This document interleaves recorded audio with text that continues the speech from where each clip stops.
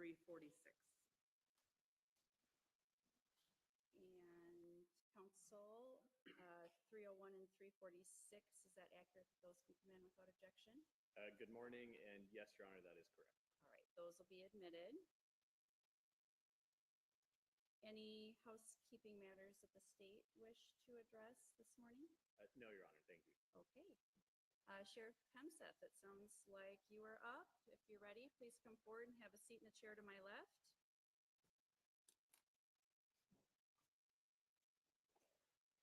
Morning. You raise your right hand. You swear the testimony you're about to give will be true and correct? Yes. Okay, go ahead and have a seat. And if you turn the microphone on in front of you there. Whenever you're ready. Thank you, Your Honor. Good morning. If I talk too fast or my question doesn't make sense, please ask me to repeat it and slow down. Sure. Could you please state your name for the record? Travis Hemseth. And Mr. Hemseth, how are you employed? I'm the Sheriff of Delaware County. And how long have you been sheriff? Since January 1st. Of 2025? Yes. And what did you do before that? I was employed with the Delaware County Sheriff's Office as a deputy. And how long were you employed as a deputy?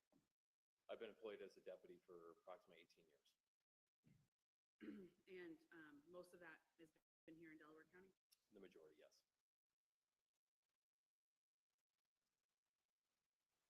Have you completed any specific trainings or certifications since you were elected sheriff and took office as sheriff? No. And can you tell me a little bit about the Delaware County Sheriff's Office evidence room?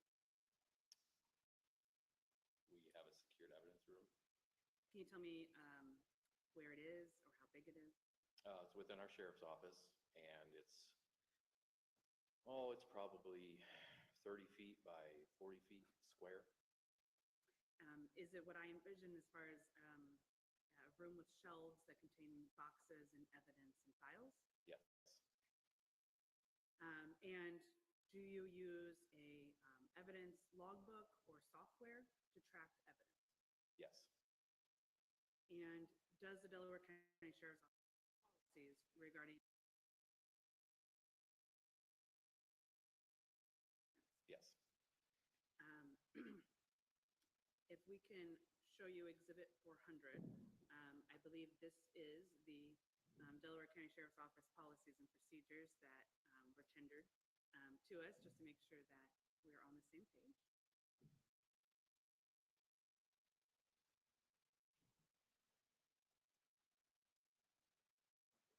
Can you see that on your screen? Yes. Do you know what that is? Rules and regulations of the Delaware County Sheriff's Office. And do you have a date on that first page? Revised 1978. Okay. And so these are older policies. And are you aware of some newer policies as well? I don't believe this is the policy and procedure from that time frame.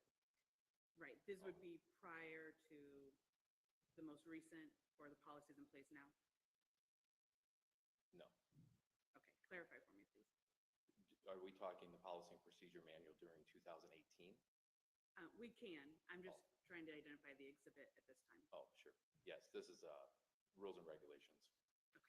And I'm going to ask our team to scroll for you until we get to the more recent version. And if I understood your answer correctly, there's a version that would have been applicable in 2018. Yes.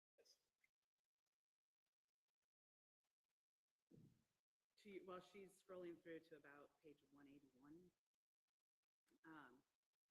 is this familiar to you, this page? Yes. Do you know if this is the page that is applicable in 2018 or today? I believe so. It looks like the same format. Okay. And does your policy and procedures manual contain direction on how to handle evidence coming in and out of the evidence room? Yes. Does it require you to complete a report? I'm not sure. I haven't read it in a while. You haven't updated them since you took over? No. What was your policy or your practice when you were an investigator and a deputy sheriff regarding evidence into the evidence room and out. Yep, so as an investigator, when we seize evidence, we will seize it, we'll tag it, we'll bag it appropriately, put the proper information on the tag, and we place it in the evidence room that our evidence technician then logs it into the system. And then if we are requesting a item to go to the lab, we would just let our evidence technician know, and then the evidence technician does the proper logging documentation, and then we do what we need to do with the evidence. Do you recall who the evidence technician was in 2018? Joe Knipper. And if the evidence was not leaving the sheriff's office, was there any paperwork completed? No, I don't believe so. You You would have to ask her. I don't know what she does on her end. Did you enter the evidence room after Mr. Mullis's criminal trial in 2019? No, You never entered the evidence room? I don't have access into the evidence room. Are you talking about our old office or our new office? I think both. Both, okay. Just after the criminal trial in 2019. Oh, yes, I did once. Okay. And is there any documentation of when you did that? I don't believe so, unless Jill had documentation. I don't know. You don't recall creating anything or signing like a check in and out sheet or anything like that? No. Okay. In your experience, is evidence handling an important part of law enforcement's job? Yes. Can you tell us a little bit about why that's important? Well, it's for chain of custody.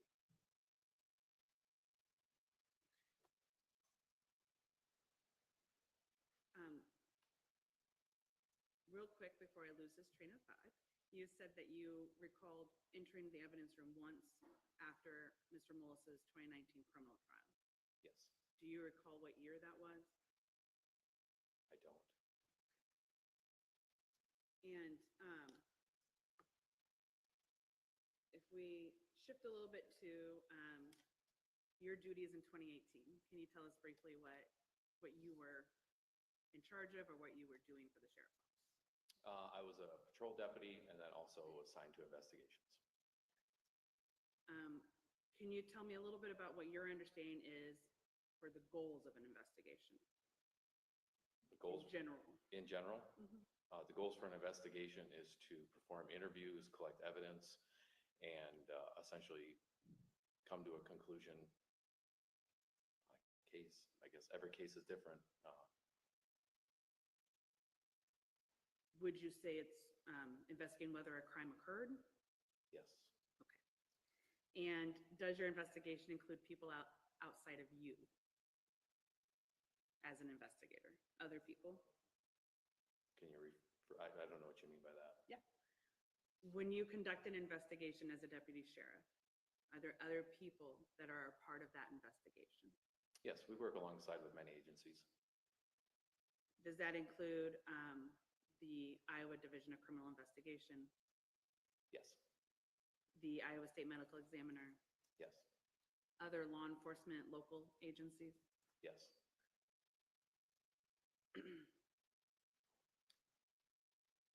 Do you also consult with first responders or medical personnel in certain investigations? And certainly, yes.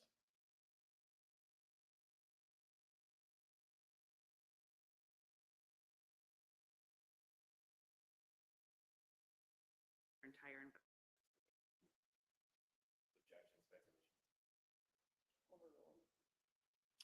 Can you rephrase that? I'm not quite sure what you mean by that. Sure. If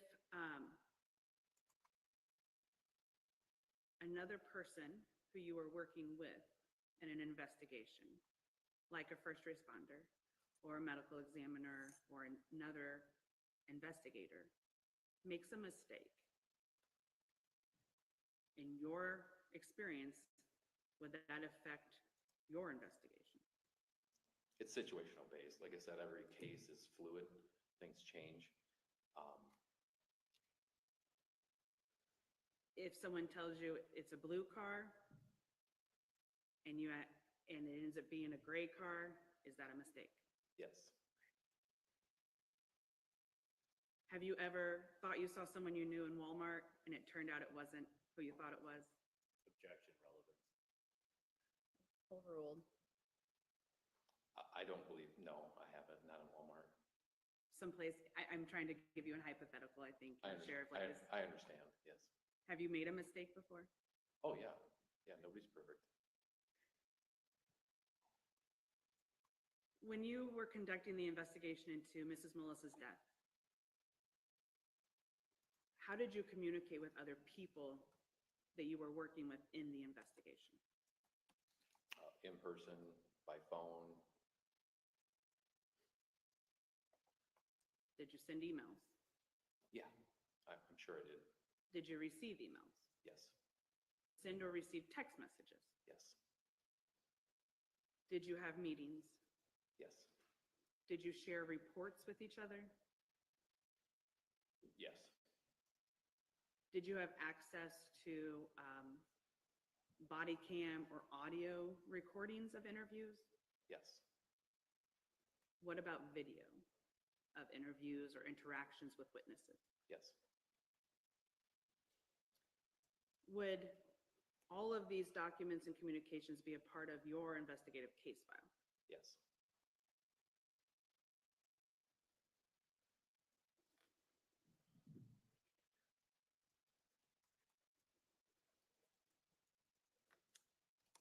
Going back to Exhibit 400, let me make sure I find the right page for you. I think it's 222. Do you recall the policy or the procedure in the sheriff's office for report writing in 2018? no, If you could take a quick look at page 222, it should be on the screen in front of you.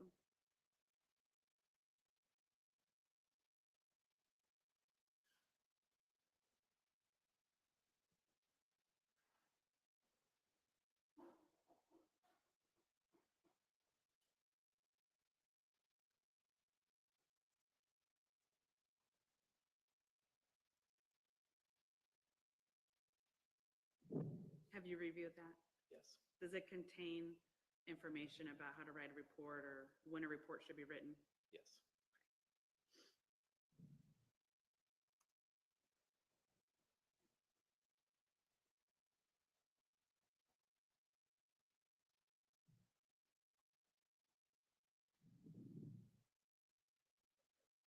Do you have an investigative technique or procedure that you use to determine how someone was injured?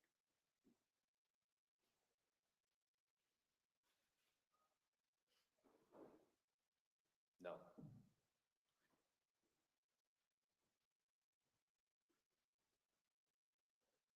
And you've testified previously regarding Amy Mullis's death in your investigation.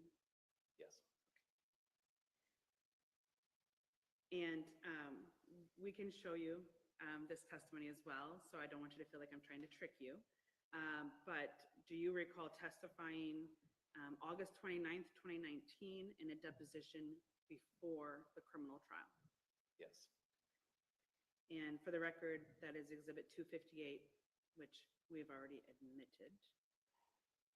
And then do you recall testifying at the criminal trial September 19th, 2019? yes, And then you've testified in 2023 in another deposition in this post-conviction action. Is that your memory? yes, And for the record, the PCR deposition is Exhibit 327.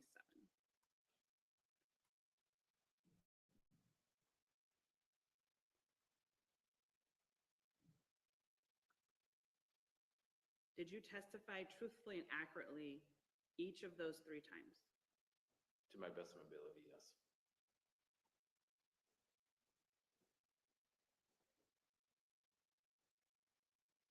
Have you learned since then that your testimony at the criminal trial September 19th, 2019 was false? don't believe so, Have you learned that you stated facts that weren't true? nothing that was pointed out to me, no, You don't recall in your 2023 deposition learning that you were incorrect about the times of Google searches? Yes, I didn't have a clear understanding of the UTC time at that time, yes.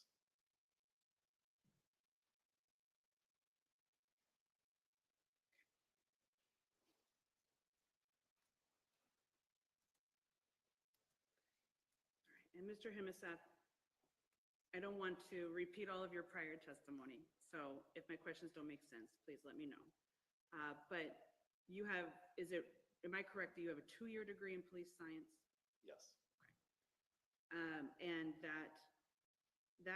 does that 2-year degree that you have cover physics? that I'm not sure. I'd have to go back and look. Do you recall learning any engineering principles in your studies? No, Anything about biomechanics in the body? no, Did you learn about accident reconstruction? yes, Would that have been focused on motor vehicle accidents?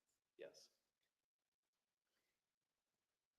And are you a lifelong resident of Delaware County? no. Where did you live before Delaware County?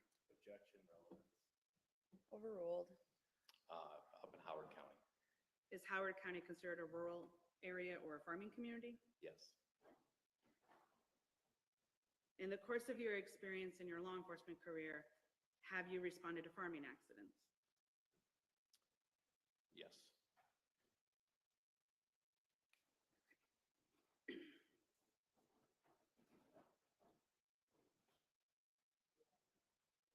When did you get involved in the investigation or learn about the death of Amy Mullis? it would have been on the evening of November 10th, 2018. Do you recall what time? I came on shift at 5, and I believe around 5:30, 6 o'clock range is when I became aware. Do you remember how you became aware? I think I read a call page, and then I spoke to Deputy Thompson. What did you do after you read that call page and spoke to Deputy Thompson? Deputy Thompson went out to the farm with me, the Mullis farm. To the Mullis farm. Yes, Do you recall approximately what time you got there? I think around 6 p.m. And this would have been November 10th, 2018, Yes, and that is the day that Ms. Mullis died. yes, And I don't want you to assume, but do you remember, was it dark outside? I believe so. Yes, Was it cold? yes, Was there snow on the ground? yes. Why did you want to go to the farm? Well, I wanted a better understanding as far as what happened. Deputy Thompson advised me of what had occurred, so I just asked him if he would take me out to the farm and just kind of walk me through it. So we went to the farm and essentially did a consent approach to the scene, you would say, or the reported area, and Deputy Todd Thompson walked me through. what he And was the doing. Mullis family gave you consent to examine the shed and the outbuildings. Yes, they gave consent to Deputy Thompson. Did you talk to Sheriff Leclerc before you went to the farm? I don't believe I did, no. You talked to him while you were there, though. I honestly don't recall if I did or not. Would you disagree if the phone record showed that you were on the phone with Sheriff Leclerc while you're at the farm? Yeah, if the phone records show it, yes. I don't recall speaking with him. So you don't recall what you talked about then? I do not, no. Is there a report that you completed regarding your activities on November 10th, 2018? I didn't have access to all my reports for today, but I believe there would have been.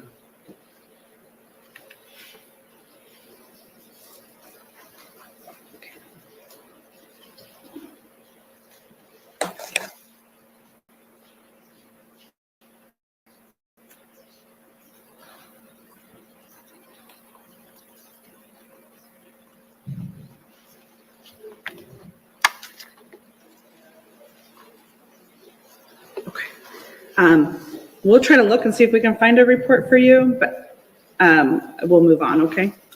Okay. Do you recall walking around the farmyard that night? I wasn't walking around the farmyard, but I was walking around the red shed. Yes. Okay. And did you see anything unusual? You'd have to be more specific than that. What do you mean by unusual? Well, you previously testified that you saw nothing unusual outside of the shed. Correct. Okay. And that included that you didn't notice any footprints or tracks. Is that still your recollection? Correct. Yes. Did you see surveillance cameras while you were there November 10th? No. How wide was the door to get into the shed? That I'm not sure. It wasn't very wide. Did you take any photographs while you were there? No. Have you reviewed the photographs that Deputies Thompson and Holub took earlier in the day? It's been a while since I've seen them, but I did see them at a later date. Would it help you if you could review those today? I have a general understanding of the majority of them. Okay. So is your testimony that you don't know how wide the doorway was to get into the shed? And not to exact, no. Not exact measurements, no. But I do believe we have photographs of that. Okay. Could you and I have walked into the shed together, arm in arm? I don't think so. If my memory serves me right, it's 2 to 3 feet wide, maybe. Did you try to move the door? I did not. How wide was the aisle or the walkway once you entered the shed? Again, off memory, I believe around that 30-some inch range. And you would defer to your reports that you had written? Well, we took photographs of the scene.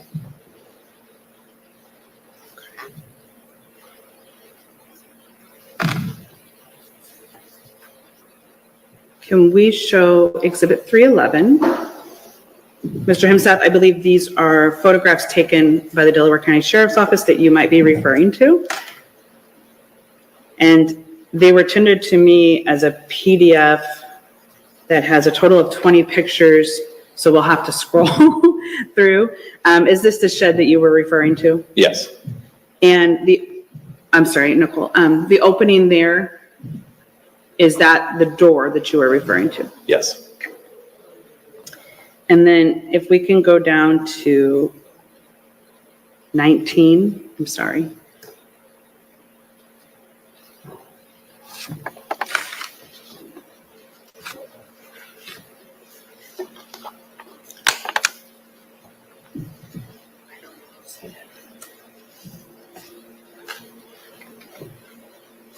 Do you know what this picture is showing us? Yes. What is it? This is that alleyway. You come into the front door and then when you immediately look left. So this would depict how wide it was. This is how you documented it?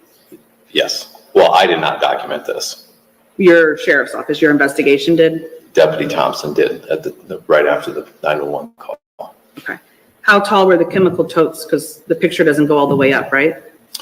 I believe they're too high because I don't think a third one stacked on top of that would clear the door clearance. I'm not Was sure it though. above your head? Yes. And how tall are you? Pretty short. I think I'm going to have to ask you to be a little more specific there. Like 5'7". Okay. So more than 6 feet? Yes. Were they taller than 7 feet? Yes. And then if we could go back up to 18. Page 18 of 311 for the record, I'm sorry. All right, Mr. Himsath, what are we looking at here in the middle picture? Yes, so you go down that alley where you've seen the corn rake laying on the ground, and then you look immediately to your right, and that is displayed just down that walkway. That's the animal carrier crate. And are these the only two places you can walk in that shed? Yes, And this is the documentation we have of how wide that area was as well. yes.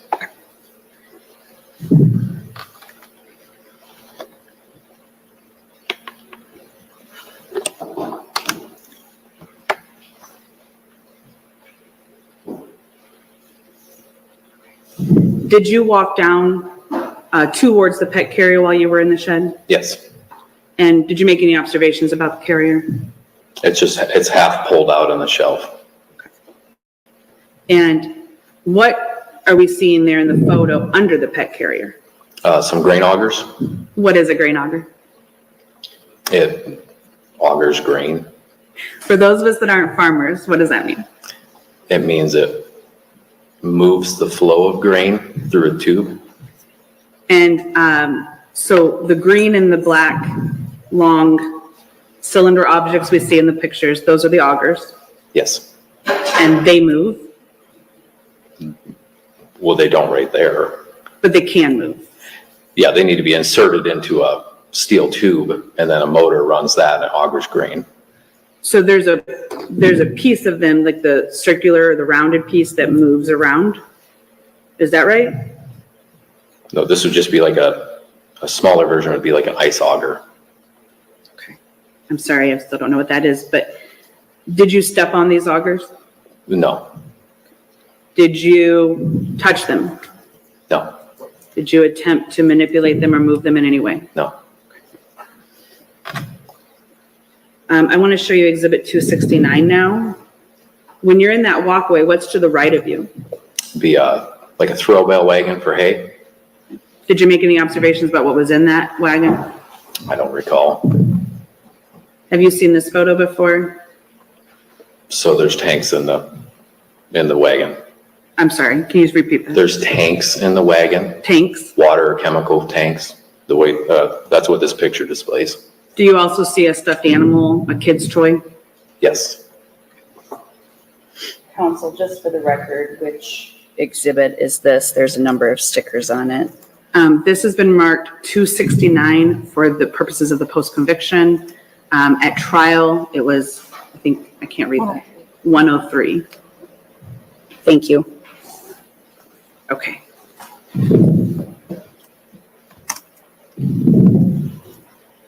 You can take that down. Thank you. Mr. Himaseth, did you talk with Todd or Tristan Mullis on November 10th? No. Did your other deputies in your office talk with them? Yes. Did you review their reports? Yes. And have you reviewed any body cam, video, or audio of those interviews? No. Did you also review a report written by the sheriff at the time, Mr. LeClaire? Yes. And I believe these have already been admitted, but I'm referring to Exhibit 201 and 221 regarding Sheriff LeClaire's report and his deposition. Have you had an opportunity to review any of the depositions given in this matter? Not of other people, no. Okay. And then Exhibit 318 is Thompson's report and 264 is Holub's report. Do you recall whether your theory when you left the farm November 10th, what your theory was regarding how Ms. Mullis died? I honestly didn't have a theory. I asked Deputy Thompson to walk me out there or take me out there and to describe what was explained to him. My next step after that was just the autopsy. When did you learn there was going to be an autopsy? I believe the next day.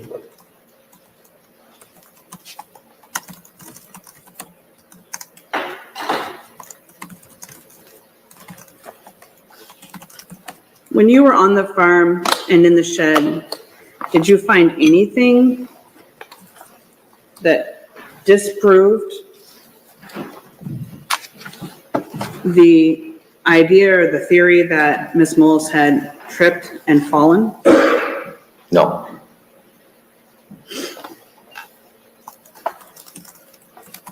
So you said a moment ago, I think, that the next day you learned there was going to be an autopsy. Do you remember who you learned that from? I don't. I'm assuming that was communicated from the hospital. Do you recall having conversations with a Mr. LeClaire? Well, we had a lot of conversations. John and I did.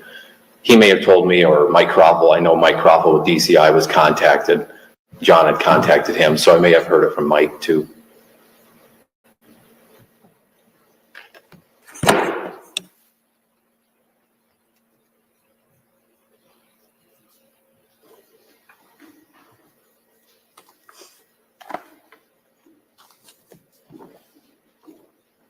So, John or Mr. LeClaire was having conversations with DCI agent Croffel, Yes. and were you a part of those, or you just were told about them? No, I wasn't a part of those. I was just told about it. What else happened on November 11th? November 11th. Yes, the second day of your investigation. I believe I came in and then I was briefed on the rest of it. We had conversations with DCI. I talked with John, and the next step was I believe I had conversations with DCI Special Agent Mike Croffel about attending the autopsy. That was the next thing I did, I believe, in the case. Were you aware that Mike Croffel told LeClaire to lock Todd into his story on the 10th? Objection, hearsay. Overruled. I learned that from reviewing his report.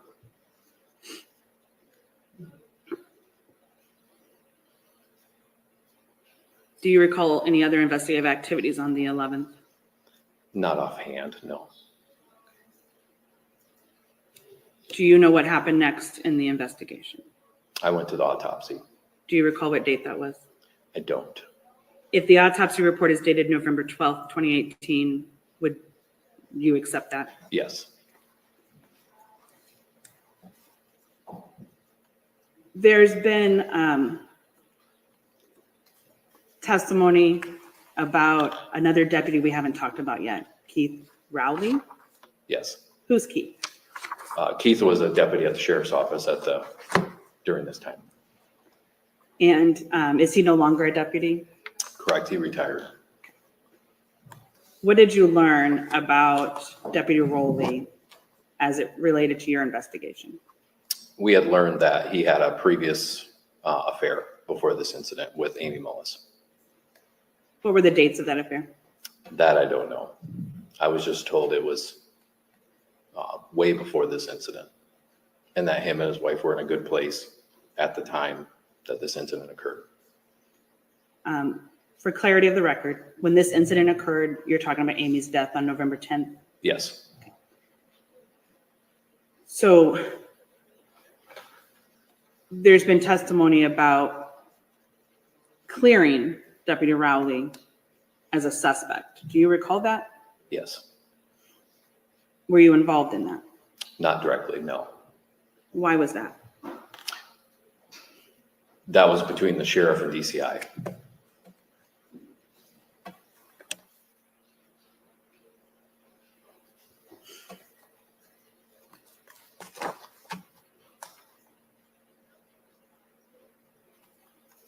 So were you indirectly involved in that part of the investigation?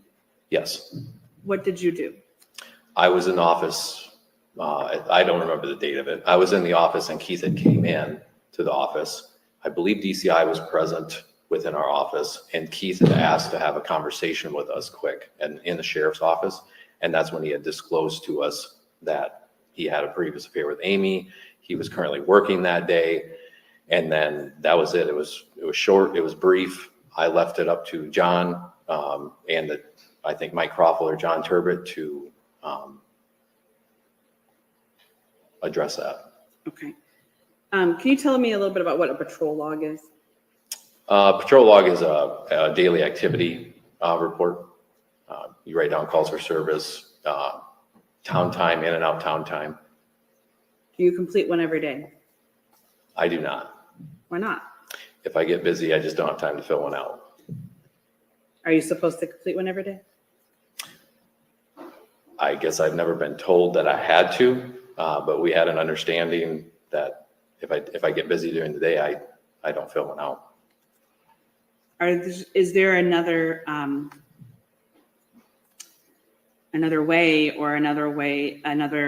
avenue to see where a deputy was during patrol? Yes. What's that? Well, there's actually, yes, we have 2 GPSs in our car, one called Mach and one called AVL. MACH. And then the other called AVL. Were you using both of those in 2018? Yes. No. Yes, we were, sorry, yes. And we have some prior testimony that that could be reviewed by the sheriff, those Correct. GPS I don't know if I should call it document. How would you describe it? I've never accessed it. So I just know it's called AVL. It's a GPS in our car. When we start our car up, it activates. And then if we shut our car off, I don't know how long it stays on. We've never been told at that time what it consists of. We just know it's a GPS system and the sheriff had access to the platform to view it. Did you retain any of that information in your file? I did not. Have you reviewed it since 2018? Reviewed what? The GPS information, data? No, it's a platform, and I was told that the software, there's a certain time period it's retained for, and then it's gone. I don't know what the retention period is. Like I said, I didn't have access to that. Okay. And we've previously admitted exhibits 208 and 209, which are patrol logs. And if we'll pull those up for you here in a moment.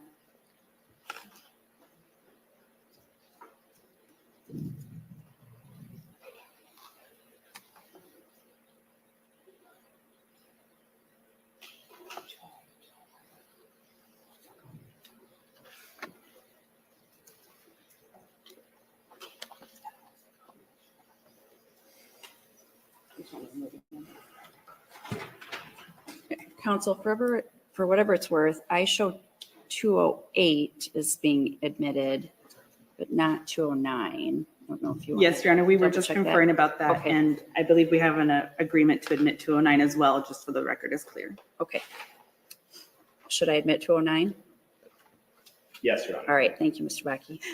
Mr. Himmelsath, on your screen, are you seeing exhibit 208? 209? I'm sorry, I can't see that clearly. All right, 208. Have you seen this before? Yes, What is it? patrol log. For who? Keith Raleigh. And this would have been in addition to the GPS information and data that the sheriff reviewed. I don't know if we reviewed it, but we have it. As far as information regarding where Raleigh was at the time that Amy Mullis was injured. Yes. And then if we can flip to 209.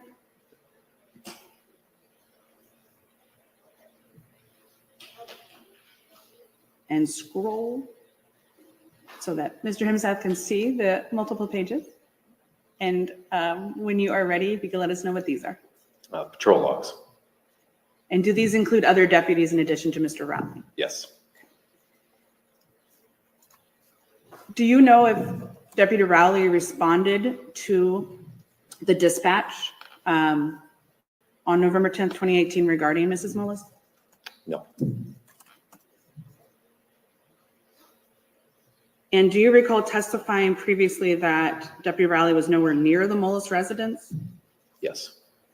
Is the basis for that statement the patrol log, and the GPS that we don't have to look at today? It's what I was told from the sheriff. So you don't have any personal knowledge about how close Rowley was to the Mullis farm? No. Do you know if you learned about Rowley and reviewed the GPS data before autopsy or after? I didn't review any of that. That wasn't my responsibility in this case. Okay, but maybe I'm misunderstanding. You said you were in the office with the sheriff while he was reviewing it? I was present after we had briefly spoke to Keith, and he had brought it up on his computer and started reviewing it. I don't believe I stayed in there the whole time. I had other avenues that I was working on, and I just had asked him, I said, please preserve that when you're done. He finished, obviously, and he had communicated with DCI that Keith was not near that location.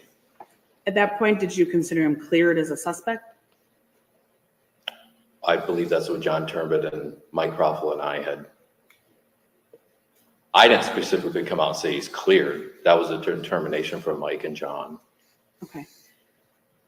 And if you're clearing a suspect, does that mean that you've already decided there was a crime? Yeah. Or a suspected crime. Okay. Let's move on to the autopsy. Okay. You would have attended that at the medical examiner's office in Ankeny, is that right? Yes. Okay. What did you take with you when you went to the autopsy? I took the corn rake and the clothing from Amy. And have you seen those since the autopsy? Yes. When have you seen them? During trial, several times, I guess. I don't know how many specific times. Okay. I brought some of the stuff up the other day in bags. Right. It was here in the courtroom earlier this week. Yes. Have you looked at it in the evidence room as well? Just once, yes. That was post-trial. During the post-conviction?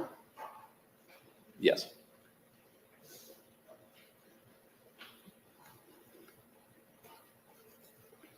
What did you do with the corn rake during the autopsy? I just brought it into the medical examiner's office and gave it to the technicians, Kelly Cruz. And were you in the room with Mrs. Mullis's body? Yes.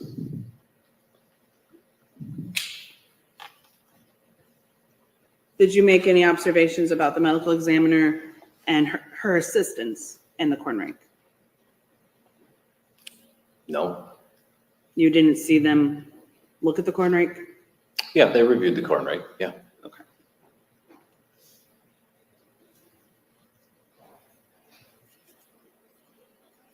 Did you come to any conclusions during the autopsy about the corn rake? I did not. I was there just solely for observation.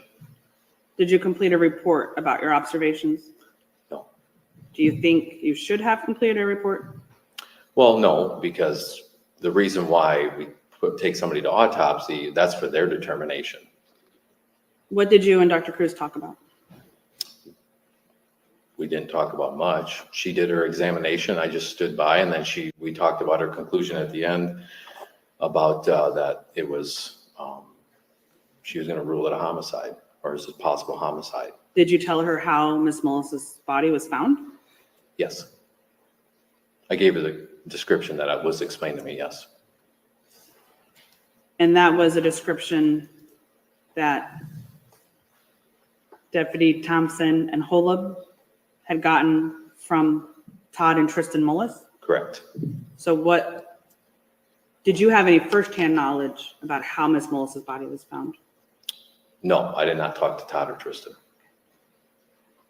Before the autopsy, had you seen any reenactment of how Miss Mullis's body was found? No. Is it possible you gave Dr. Cruz incorrect information about how the body was found? I don't believe so. I stated exactly what was described to me by Deputy Thompson.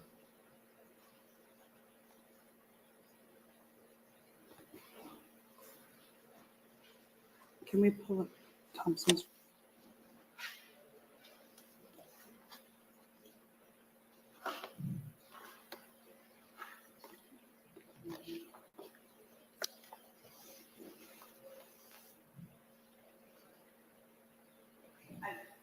I want to just give you Exhibit 300 to review, which I believe is Deputy Thompson's report. Can you let me know if that is correct?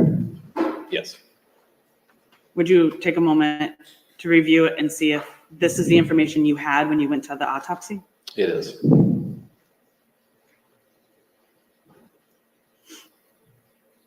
And now I'm going to switch to Exhibit 217.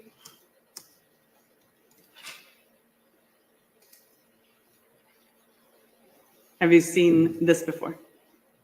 Yes. And for the record, this is also, it's in the exhibits twice, 254, I think, as part of the medical examiner's photographs.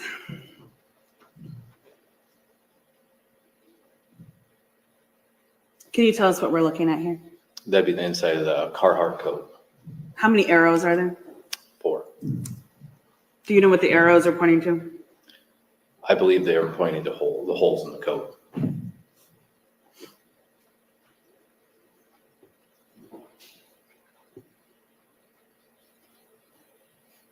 Are you aware of any photographs with arrows from the other items of clothing, the sweatshirt or the t-shirt? No, whatever photos we have would be maintained in our case file. Yes. Or at the medical examiner's file.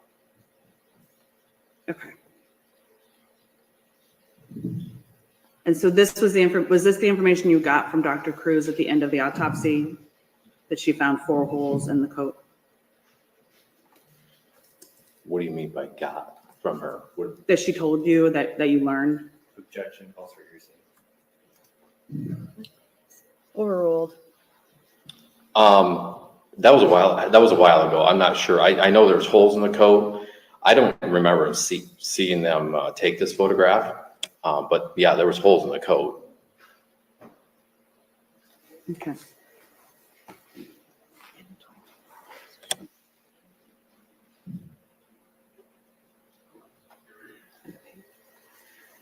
Do you recall testifying previously in 2023 that Dr. Cruz told you there were 6 holes in the coat? If that was my testimony, yes. You would agree with that? Yes. Okay. And you would agree with me that this photo only demonstrates 4 holes? There's 4 arrows. The lab techs must have taken that. Yes. Okay, we can take it down. What did you do after the autopsy in your investigation? Not in your personal life, I'm sorry. Oh, yes. I made contact with John Turbett and Mike Croffel and just explained to them that this is a potential homicide investigation. And then we proceeded with search warrants and interviews. Do you recall what activities specifically you did, like which search warrants you drafted or any interviews you did between the autopsy on the 12th and November 16th? I drafted quite a few search warrants in reference to the farm, seizing electronics, and then we did an assortment of interviews. John and I split up people and performed interviews. Who were you talking to? Quite a list. I don't know them all off the top of my head, honestly. I don't know if there was 25 or 30 interviews. I'm not trying to ask you for specific names, but could you characterize what type of people you were interviewing? Were they other law enforcement or lay witnesses, fact witnesses? Just essentially just lay witnesses. We would get information that somebody might know something. We'd go to them. We'd speak to them. And then we just move on to the next. Would these include friends or family of Mrs. Mullis? Yes. Colleagues or coworkers of Mrs. Mullis? Assortments, yes. What did you learn during that time period? To the 16th? Yes. I don't know. I don't recall. Okay. That's okay. I'm sorry. I don't want you to. Yeah, I would have to review my interview summaries. The majority of that time frame, I believe I was preparing search warrants.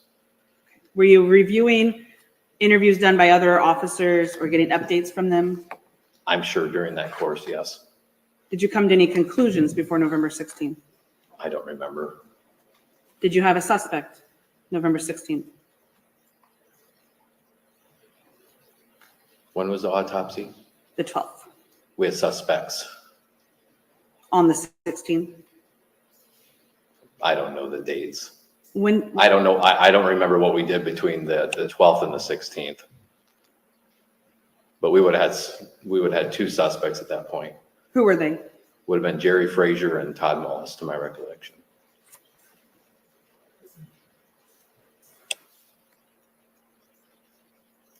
Okay. And so at that point, Rowley was not a suspect. Is that my understanding? Is that right? I don't know the date that the sheriff had told me about watching the ABL. I'm unaware of the sheriff's conversation with DCI. If you testified in your 2023 deposition that you let Deputy Rowley know he was clear November 14th, would you accept that? Yes.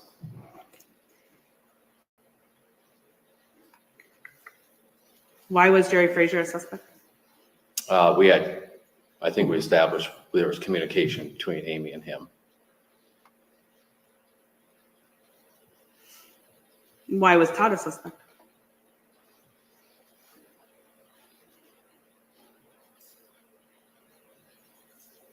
During that time period, Yes. I'd have to review my reports on that. You don't have any recollection or memory? It came out through witness interviews, like with Terry Stainer. Through the course, we started hearing about relationship problems with Todd. John and I did. Okay. And at that point, I don't know the time frames on those, but Do you recall Todd being interviewed at the sheriff's office on November 16th? that probably would have been when John Turbot interviewed him. Yes. Would you have been in the building? Yes. Did you listen or watch? Not the whole time, briefly. Did you talk with Agent Turbot before the interview? Yes. Were you aware that Turbot was going to accuse Todd of murdering Amy? No. Have you reviewed any of the recordings from that interview? It was a long time ago, briefly. If I tell you that Turbot did accuse Todd of murdering Amy in that interview, would you disagree with me? I don't know what the context of the interview was. Do you want me to try to find it and play it for you, or take time to review it? Are you wanting me to agree to that? I'm wanting to know if you disagree that Turbot told Todd or accused Todd of murdering Amy November 16th. I believe that the topic would have came up. I don't know the context of the interview. Okay, I don't know exactly what John had spoke to him about. okay. And you haven't reviewed Turbot's depositions or trial testimony, No, his reports? no. If his reports and his audio and the video indicate he accused Mr. Mullis of murdering his wife November 16th, Then that would be you accept that? That would be accurate then, yes. on November 16th, in your investigation, had you obtained any cell phone records of the victim or the suspects? That I don't know. I forget that we actually executed the warrant at the house. If I told you you executed the warrant after the interview with Mr. Mullis later on November 16th, would you agree? Yes. Were you there for that? For the warrant? Yes. Yes.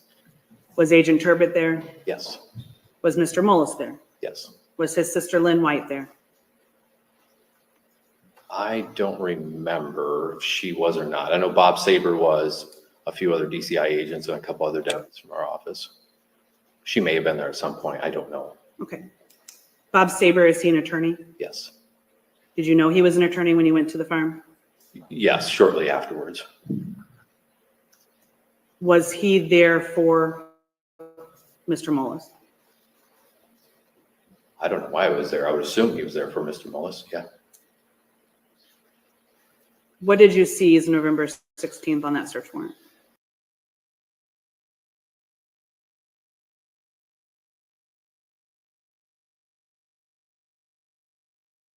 Electronics, and then we, some of them, sorry, yes. And do you recall there being an iPad? Yes, And do you recall asking for a password? I do, yes.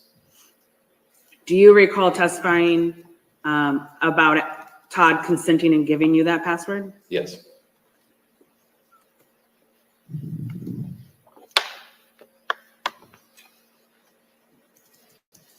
And Todd consulted with Mr. Sabers and then gave you the password. Is that your recollection? yes, Do you recall testifying at trial that Todd hesitated before giving you the password? yes. Do you think telling a jury that he hesitated had a bad connotation? Objection, this is, it's an improper question. His opinion on what the impact on the jury was is not relevant. Sustained. I'll rephrase, Your Honor. What inference were you making when you said Todd hesitated? I'm going to object again, Your Honor. This is still commenting on what the impact on the jury was. The record speaks for itself. The transcript's already in evidence. Sustained. Why did you say he hesitated? Because he hesitated. Because he talked to his lawyer? That's hesitation? I'm trying to understand your thought process there. Yeah, so I asked him for the password, and he hesitated, and then he consulted with his attorney, and then he gave me the password.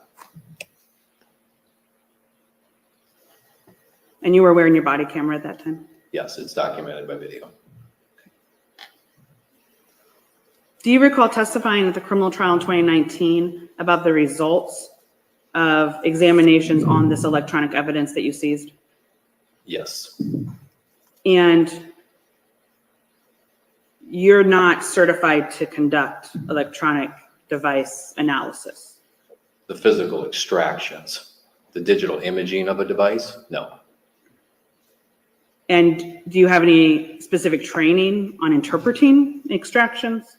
For a Cellbrite, we are provided a Cellbrite reader, and we don't need to have a certification on that. The platform is very easily navigatable, and you can't alter it. So no law enforcement has to have certification on the reader program that we are provided from we would use the word Crawley, and he's certified on Cellbrite. So he would do the examination on the examiner, and then he provides the reader program to law enforcement. Okay. But my question was, do you have any specific training on interpreting the extraction results? On the reader? Yes. No, there is none. Okay. There's no training available to you? Not that I'm aware of, no. Okay. Did you testify that the Google searches were all done by Todd Mullis?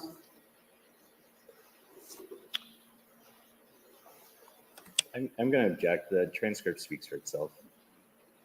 Overruled. I don't remember exactly what my transcript, I didn't go over my trial transcript, but is it possible that more than Todd searched on that iPad? Yeah, it's possible in certain categories. It's possible. But it's not reasonable in some other categories of that search. In addition to Ward Crawley, do you recall also speaking with Roman Gamble at DCI? Yes, Did that happen in 2024 it did. during this post-conviction, It did. after you learned about Mr. Castle's examination and analysis? I don't know what his analysis is. You haven't reviewed that? No. You have reviewed parts of the post-conviction filing, though. What do you mean by the filing? Well, in your 2023 deposition in this post-conviction, Just a few paragraphs. There was, to my knowledge, there was several filings, but I've only read a few paragraphs. thank you for that clarification. Your deposition made it sound like you read everything. No. Were you aware that the iPad did not have cellular data in 2018? Upon the time that we seized the iPad, I didn't know. I know the iPad is either cellular or Wi-Fi capable. I just seized the device and then gave it to Word Crawley.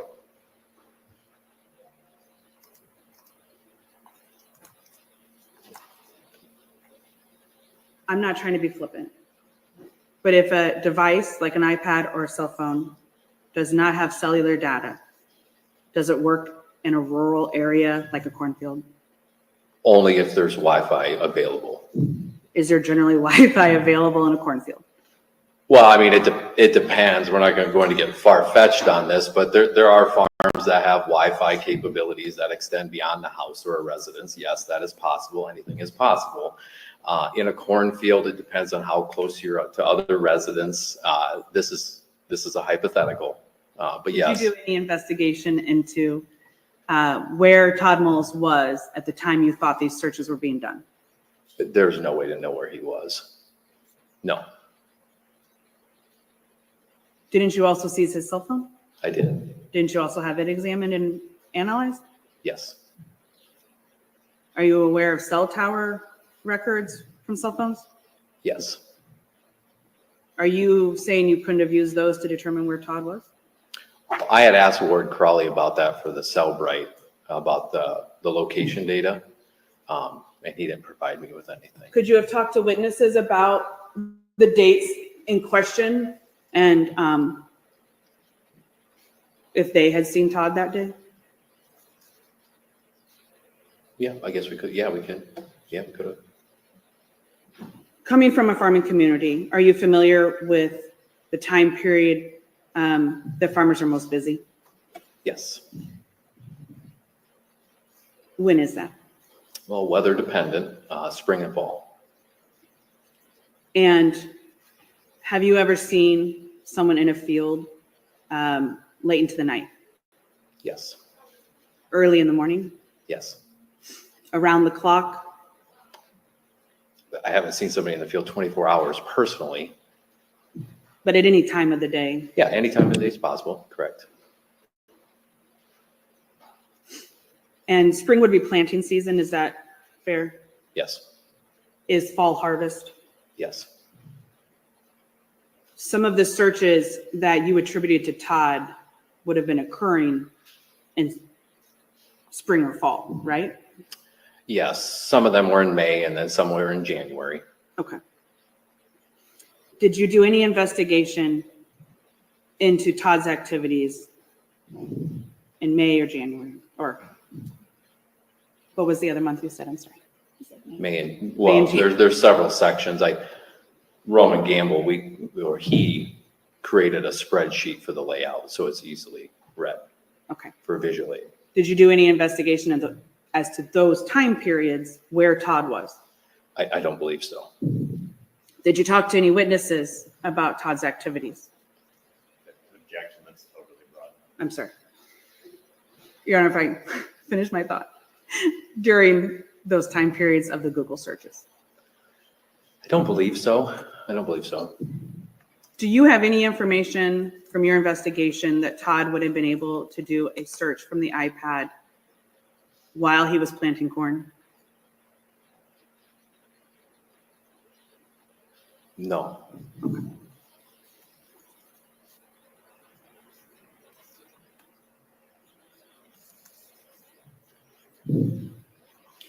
Your testimony at the 2019 trial regarding the Google search warrant return and the iPad, all of that comes from Ward Crowley's work? Am I understanding that? What do you mean by that? You testified about the timing and the content of the searches and what they were done on. Do you remember that? Yes, And you've told us that you were wrong about what UTC time was. yes, I didn't understand the time. And so you testified that some searches were done late at night, but that wasn't true. Well, correct, it wouldn't have been accurate because the conversion wasn't completed.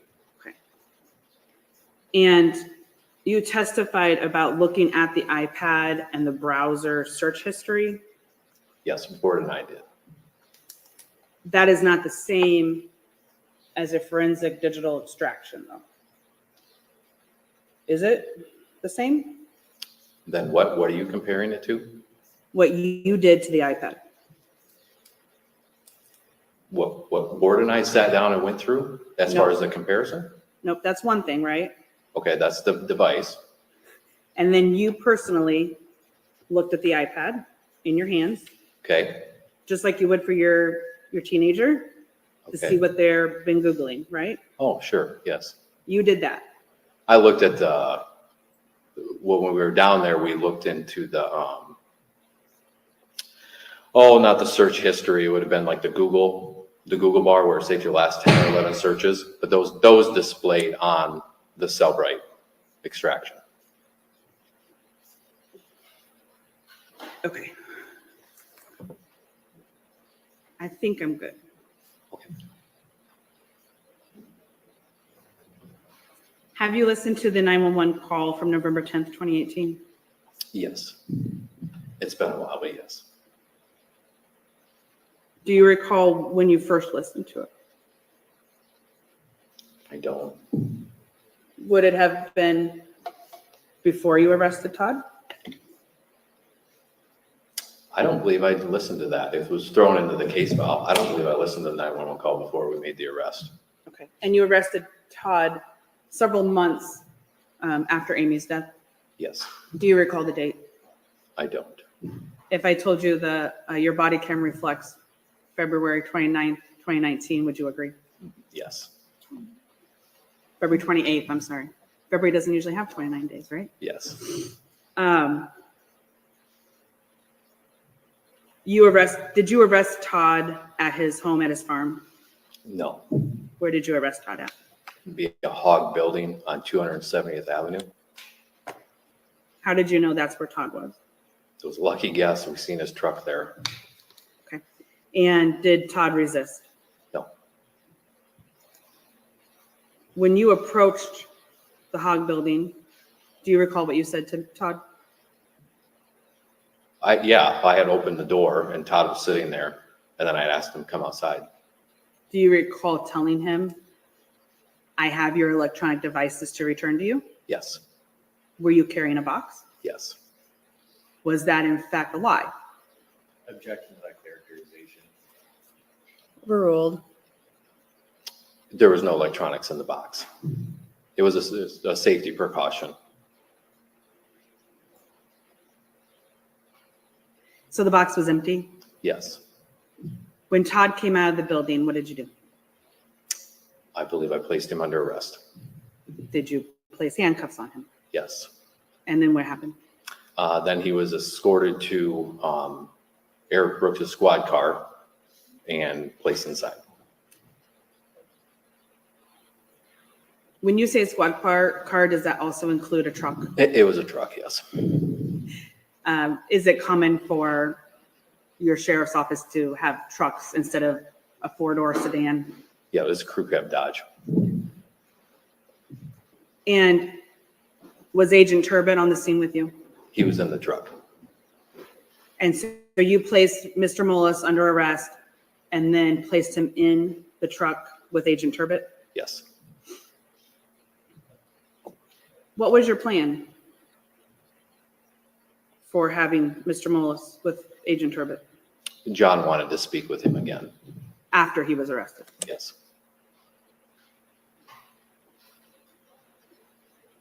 At the time you arrested Todd in February of 2019, you knew he had counsel. Did you? Well, Bob Savers. Yes. Did you coordinate with Bob Sabers so that Mr. Mullis could have turned himself in? I didn't. Do you remember discussing that with your investigative team? I don't believe so.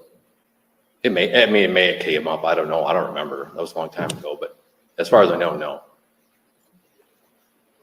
Did you consider yourself to be the lead investigator for the sheriff's office? Yeah, so I'm the lead point of contact for the sheriff's office, and John is the lead point contact for DCI. And so the two of us, we team together for the lead point of contact, yes.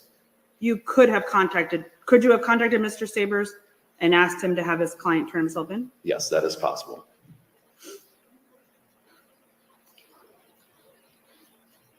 After Todd's arrest, did you read him any Miranda warnings? I did not. Did you hear anybody read him Miranda warnings? No. You knew Agent Turbo was planning to talk to him in the Yes. car? Yes. And I've seen this video, so it appears that you leave the truck and go back to the hog barn. Is that your recollection? Yeah, I think we just stand around outside. Did And you get into the truck at any point? No. At the time you arrested Todd, had you listened to the 911 call? I don't believe so. Had you listened to the dispatch recordings? I don't believe so.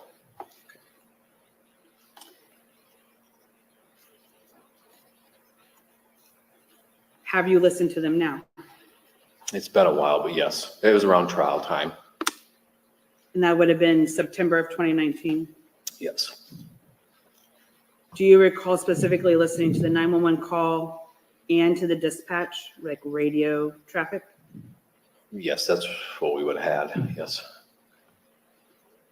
I ask because for me, they're two separate recordings and files. Do they appear that way to you? Yeah, I believe it's all one, just the 911 recording with audio, but yes. So have you ever listened to a separate recording that's the dispatchers?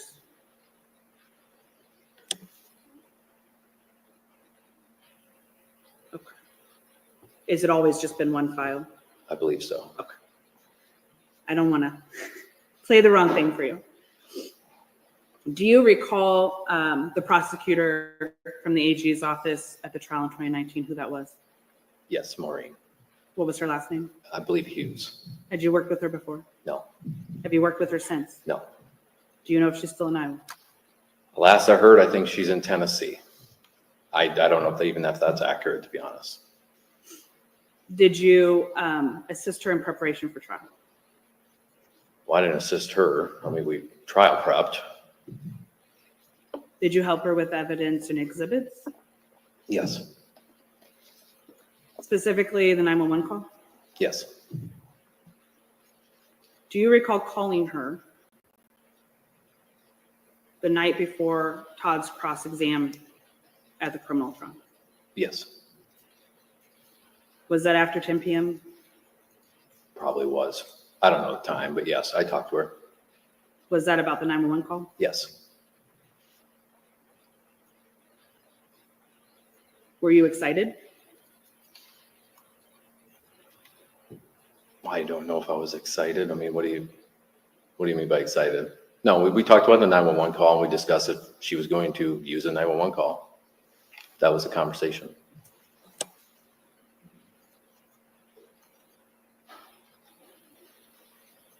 Did you learn something new that prompted that phone call? About About the 911 call?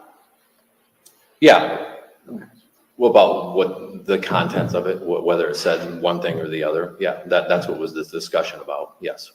Where did you learn that? I don't remember how we got that information, honestly. Did you document any report about how you got that information? I did not, no. Do you recall the name of the person? No, I don't know if somebody sent me a message or called me. I don't remember that, but essentially it was a tip. And this tip tells you there's something else being said on this 911 call? Yes. Had you ever heard that before? I've never listened to the audio before that. So you're near the end of a murder trial and you never listened to the 911 audio before? I don't. I did not listen to it. We obtained it, we put it in the case file, but I don't believe I ever listened to it.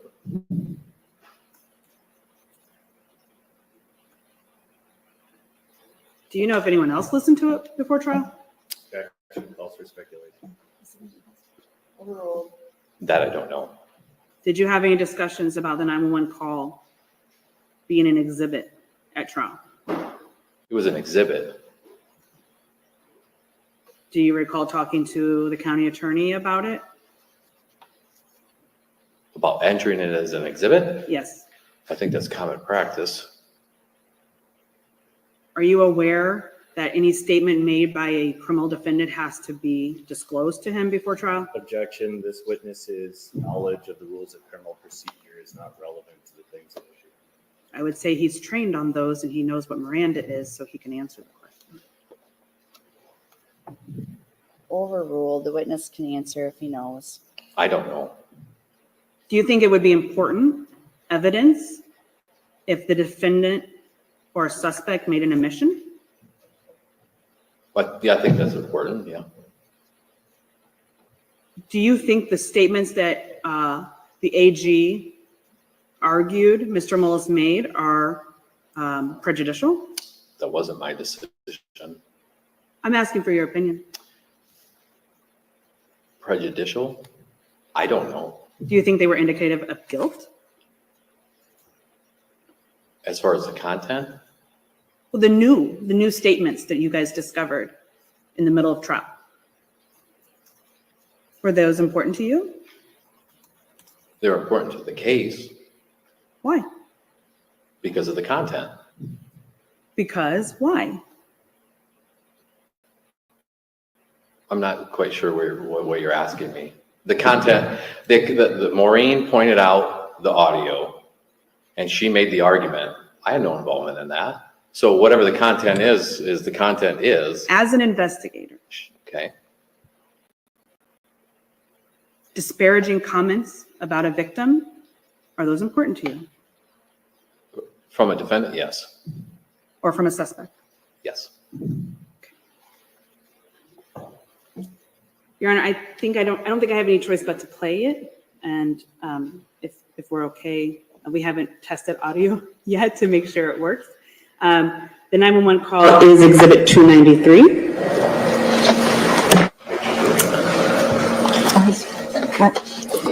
And 293 has not been admitted.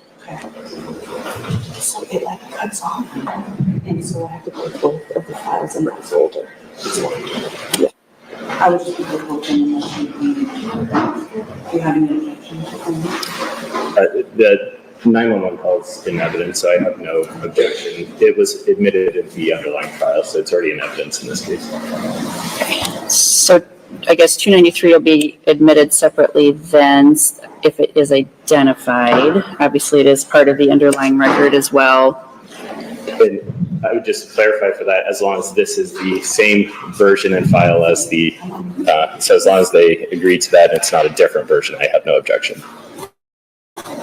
We don't want a new enhanced audio argument, I hope. And then Your Honor, would you prefer to take a break and we can play it for the state and make sure there's no problem with it? that might be the safer bet. Why don't we go ahead and do that?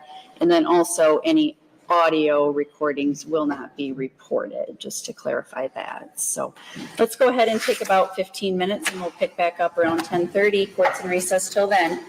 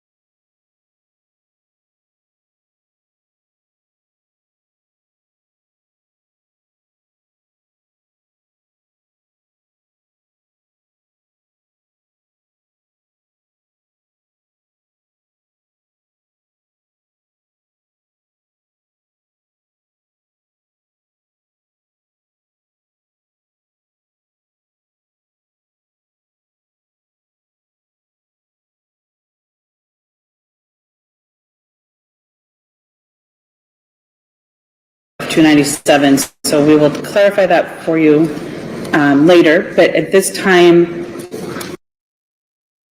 actual audio files. Were you picking back up? Okay, Ms. Nichols-Cook, we're back on the record. Were you picking back up with your audio?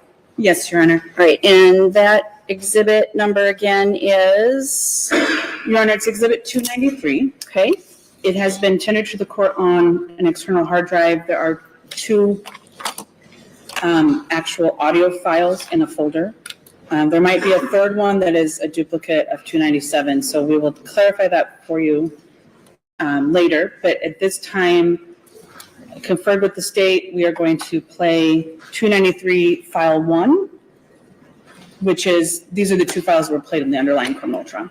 And Your Honor, as I indicated to Mr. Mullis' counsel that we're going to object to this line of inquiry. We agree that these are the same as the 911 calls that were admitted in evidence at trial, so we have no objection on that front.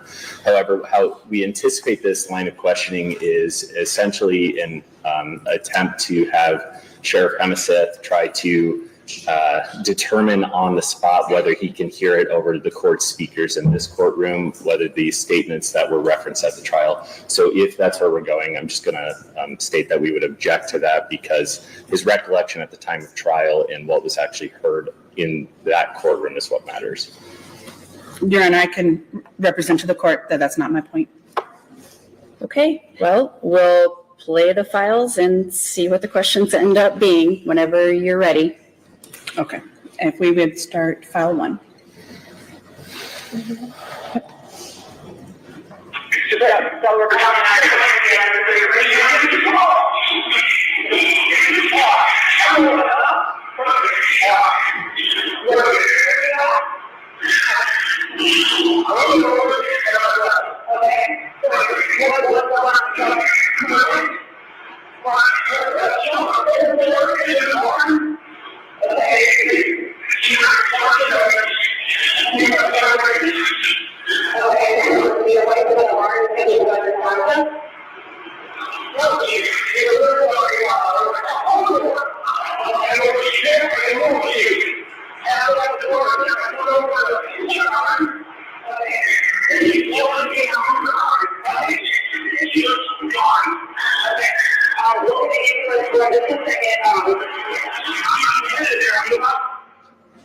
Pause it there for a moment. Mr. Emiseth, do you know whose voice you're hearing on this recording? Yes. Who is it? Todd. Mr. Mullis. Yes. Do you know who the other voices would be? No, dispatcher. A dispatcher. Yes. Okay, finish this one.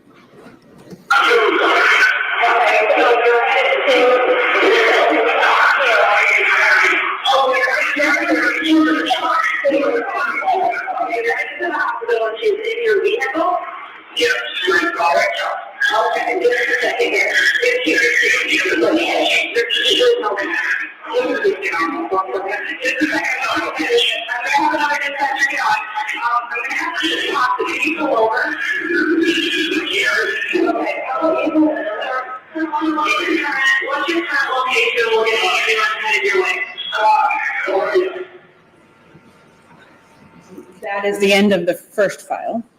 And so we will get the second file of 293 pulled up for you. Do you have an understanding of what was happening at the time of this, during this time period of the call? Sounds like he's in his vehicle. Do you know what kind of phone Mr. Mullis had? LG flip phone. For the younger people in the audience, what is a flip phone? It's a flip phone. Does it folds together? Yes. Does it have speakerphone? I believe so. I would assume. I don't know that for sure. I do not own a flip phone. Okay. We will pick back up with the second file.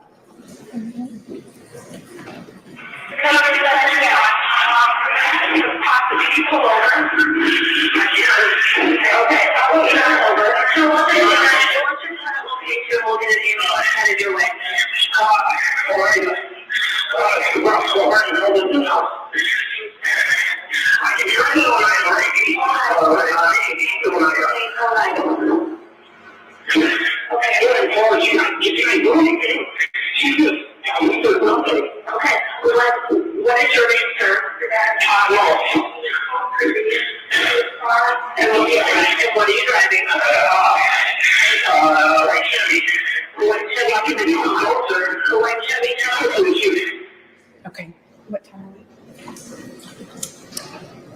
we? Okay, so we are about 44 seconds into the second file. Did you hear Mr. Mullis say anything? He's in a white Chevy. Did you hear anything else? Did you hear him ask the dispatcher a question?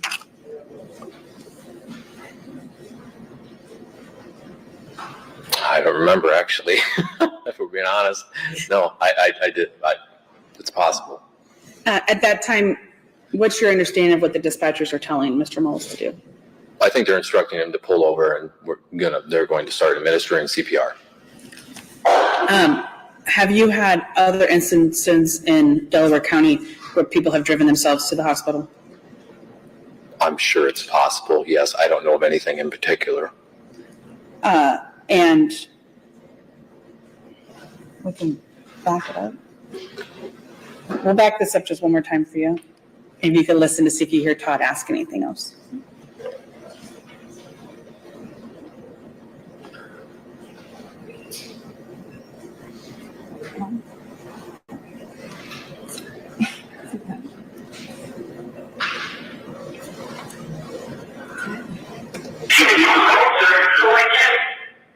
Did you hear that? No? Okay. That's okay. We'll keep playing.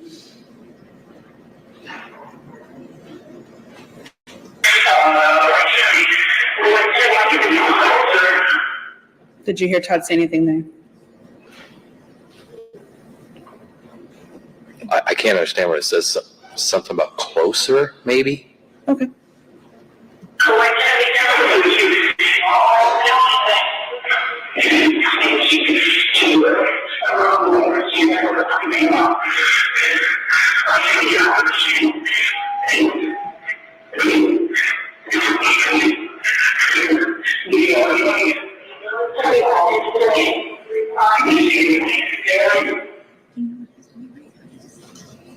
Do you know what's happening now in Todd's vehicle? I believe he's performing CPR. Do you? Would be my guess. Your Honor, can I briefly evaluate a witness for the purpose of an objection? Very briefly. Go ahead. Sheriff Hemeseth, were you on this 911 call? No, Were you with Mr. Mullis while this was occurring? no. Your Honor, I'm going to object that this is calling for speculation, and it's asking for the witness to opine to what is said and what is occurring on matters that he was not personally present for. He has no personal knowledge of it. As to the trivia questions of what's said and when, I don't see how it's relevant. The court already has the 911 call in evidence. It already came out at trial what was or was not said, and that was a weight question for the jury. So Sheriff Hemeseth's belief based on this sound system, what he is or is not hearing and what occurred is not relevant, and it's not helpful in the state's opinion to the court's ability to determine the facts at issue. Well, I would agree that I'm having a hard time figuring out the relevance at this point. I can move forward, Your Honor, if you'd like, and skip ahead. Okay, Okay. thank you. Mr. Hemeseth, in your review of the other deputies' actions in this investigation, did you become aware that other deputies responded to this 911 call? Yes, Do you know if that was Luke Thompson? it was. And if I can fast forward to timestamp 6:20, have you known Mr. Thompson for a period of time? Yes, Will you be able to recognize his voice? yes.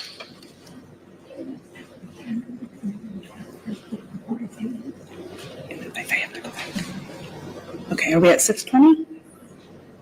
Okay, so my understanding, this is file 2 of 293, time code 6:20.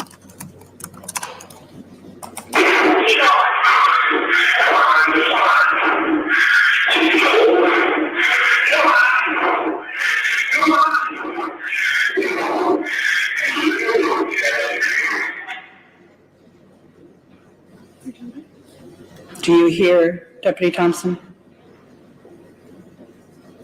Can you replay it? Yes.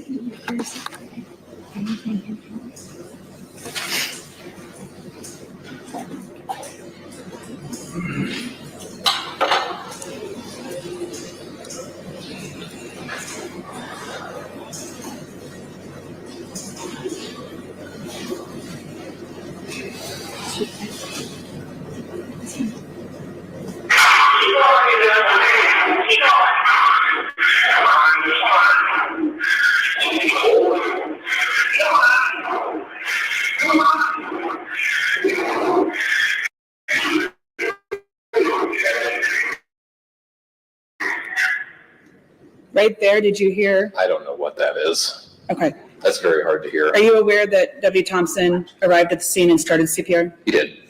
And he took over from Mr. Mullis? Yes, that's what his report said, yes. Do you hear another male voice on the, I don't know what that is. Yeah. I can't make it out from here, honestly. is it possible that that's Deputy It Thompson? is possible, yes. And that he's there at minute 6:20? Yes, that's possible. Do you recall at what point of this 911 call the tip said the statements were? I don't. If I directed you to the trial transcript, which has been marked as Exhibit 351, which should be Volume 5, page 89. I did not write down the line number. 89. If I represented to you that in the transcripts, Maureen Hughes stops the 911 call at minute 6:53 of the second tape, would you disagree? I would agree with that, if that's what that reflects. Okay. And then again, she stops it at minute 7:00. Yes. I'm going to object. The transcript speaks for itself. Sheriff Hemeseth wasn't the one testifying, and the transcript's already in evidence. Just have one follow-up question. Overruled, go ahead. Mr. Hemeseth, would these statements that you called Maureen Hughes about have occurred after W. Thompson arrived? Objection. This is, it calls for speculation. I don't think it's been established that Deputy Thompson for sure did arrive at 6:20. I believe the sheriff's testimony was it was possible. Well, yeah, I'm not sure that's really an evidentiary objection, but the witness can answer if he's able. I don't know what you're asking. If Deputy Thompson arrived at minute 6:20 and the alleged statements that Mr. Mullis makes on the 911 call are at 6:53, wouldn't Deputy Thompson have been present for them? I don't know if that's when he arrived or not, so I don't know. If he did, though. If I have a record, his patrol log, if I have another record that shows he's there at minute 6:20 of that 911 call or his testimony, he would be there at the time the tip said Mr. Mullis made other statements. I don't know.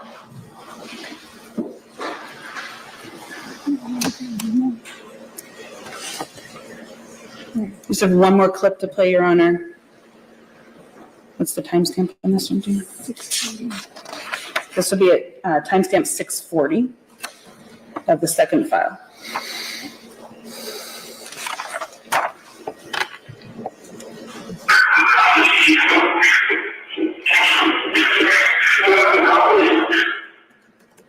Do you know what or who is talking there? I believe it sounds like Todd. I don't know. Do you know what he said? I don't know. It's hard to hear on this. Do you want her on the ground? Objection leading. Overruled. I didn't understand what it sounded like.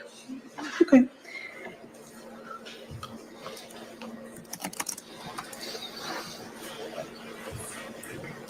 Did you do anything else? Did you do anything else after you got that tip to see if anyone else had heard those statements during the 911 call? No, I just told Maureen about it, and then that was her decision. Okay, and you were an investigator at the time, though, of trial in 2019? Yes. And you didn't ask Thompson or Holub if they heard those statements? I don't believe so, no. Did you ask the dispatchers? No. Did you review Thompson or Holub's reports about the 911 call? I reviewed the reports. Does those reports contain anything referencing a statement Todd made? No. Did you talk to any of the emergency first responders? No. Did you review any of their reports? No.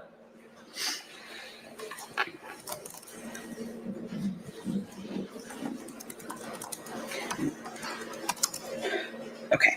I'd like to move on and talk a little bit about some 2023 activities.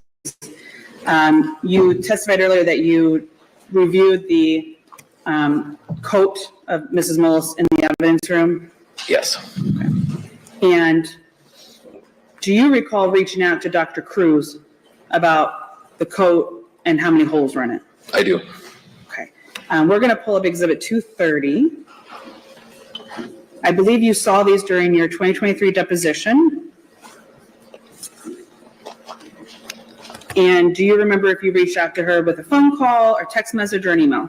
Text message. We can scroll through these because I think there's a few here. Do these appear to be text messages between you and Kelly Cruz? Yes. Why are you texting her? I text her because I read that report, that the opinion report that stated there was 4 holes in the coat, and it's been a while since I reviewed the case file, so that's the original. It's been a while since I've seen it, but that was the main topic about asking her if she was aware of that, how many holes were in the coat, and that's why I went and reviewed the coat, because I thought that was not true. It looks like in these text messages you took additional pictures of the coat Yes. and then you texted them to Dr. Cruz? Yes. You and Dr. Cruz discuss other things? As far as what, I haven't reviewed this in a while, but I believe so. Did you also send her a video regarding this case? It wasn't directly for this case. It was another individual that's very interested in this case, but it had nothing to do with this case. It was a simulation of a chemical toad, and an individual that I think you know who that is simulating falling into it. Yes.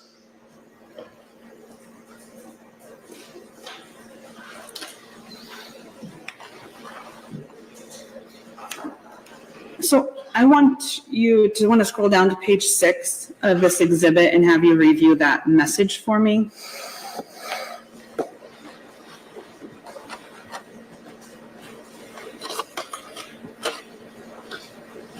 Do you know if you are the blue bubbles or the ones that appear to be gray or white?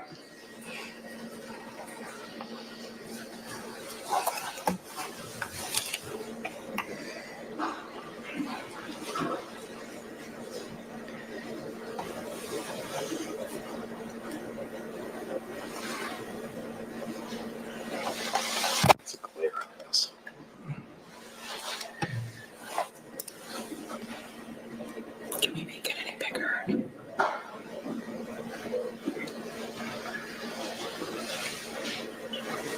think I'm the white.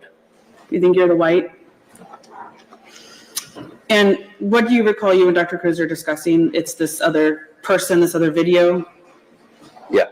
Okay. He was.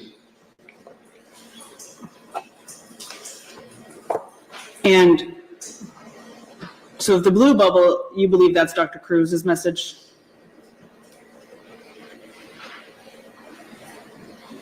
Your Honor, I'm going to object on relevance on this line of questioning. This text string that we're currently discussing, this portion of it is related to an individual who is not, as we've discussed in chambers and during sidebars, is not directly related to this post-conviction relief action, is an interested member of the public who has taken a very strong interest in the case, and the discussion pertaining to that individual is not relevant to the facts that the court needs to determine here. Can you help me understand why this would be relevant under a PCR analysis? If I could ask maybe 2 more questions, I think it will be clear. Go ahead. Mr. Himsath, the individual that created the video or that you sent to Kelly Cruz, did he have opinions about Todd Mullis's guilt or how Amy Mullis died? Oh, yes, Did he disagree with Dr. Cruz and you?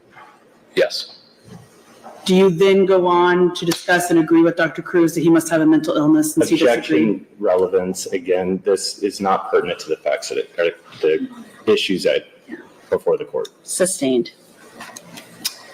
If we continue on in your messages down to, sorry. It's the first one with the coat there. Is this the message where you send her pictures of the red Carhartt coat? yes, Pink, I'm sorry. And then the next page contained 2 more images. And then what did you write?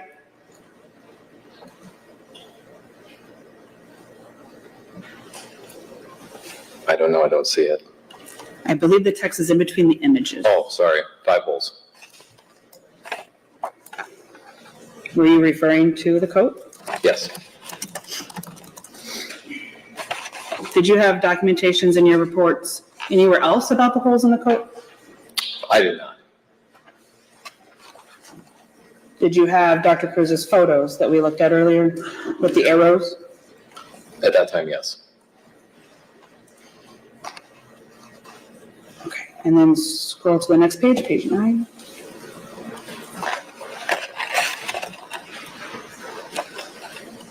You also, an article is sent. Do you know if you're sending that or Dr. Cruz is sending that?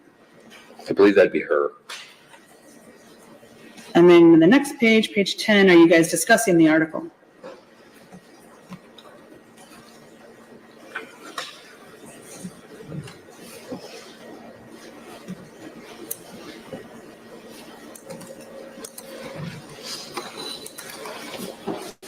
Your Honor, I'm going to object again. Sheriff Hemeseth's and Dr. Cruz's opinions about the media presentations and the filings by Mr. Mullis's counsel are not probative on any issue that is before the court for determination. They are free to have personal opinions in their lives about how they feel the process is going, but it's not relevant for this proceeding. Any response, counsel? Your Honor, I think it's relevant for a couple of reasons. One, I haven't been able to fully ask yet, but Mr. Hemeseth has done several media interviews regarding the case. The messages are illustrative of his attitude and towards the post-conviction and the actions he's taking after the filing.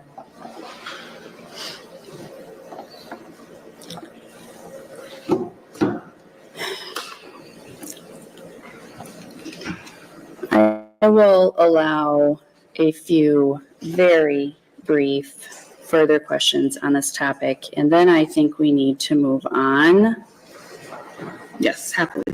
Again, this is a PCR bench trial. There is no jury here.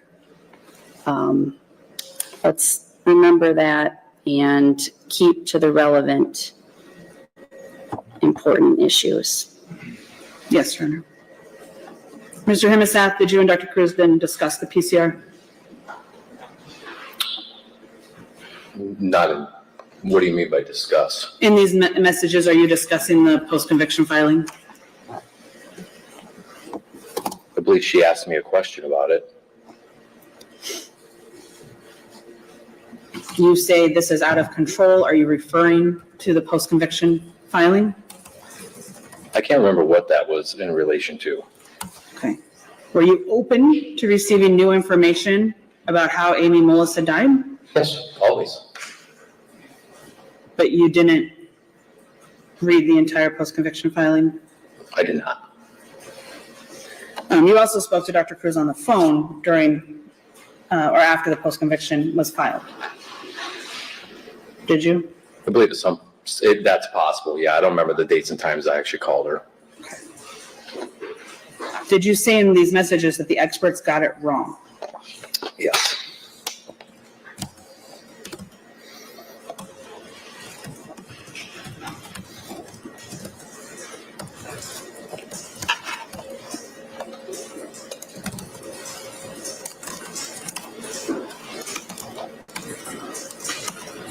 I think that's the very last page, page 11.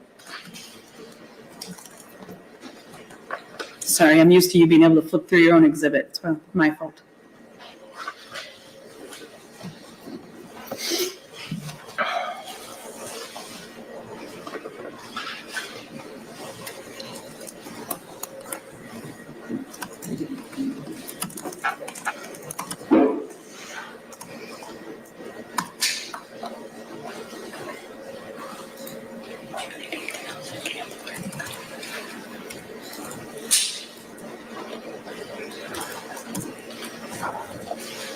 Did you say the experts got it wrong? Someone got it wrong? Oh, I already answered that, yes. Oh, I'm sorry.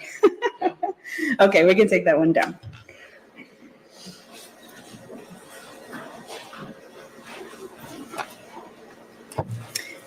If the medical examiner's office missed something and were wrong that Amy Mullis' death is a homicide, would that change your investigation? Well, it would depend on what they miss. That's a pretty broad question. If she's wrong and it's not a homicide, does the rest of your investigation prove murder? I believe it does.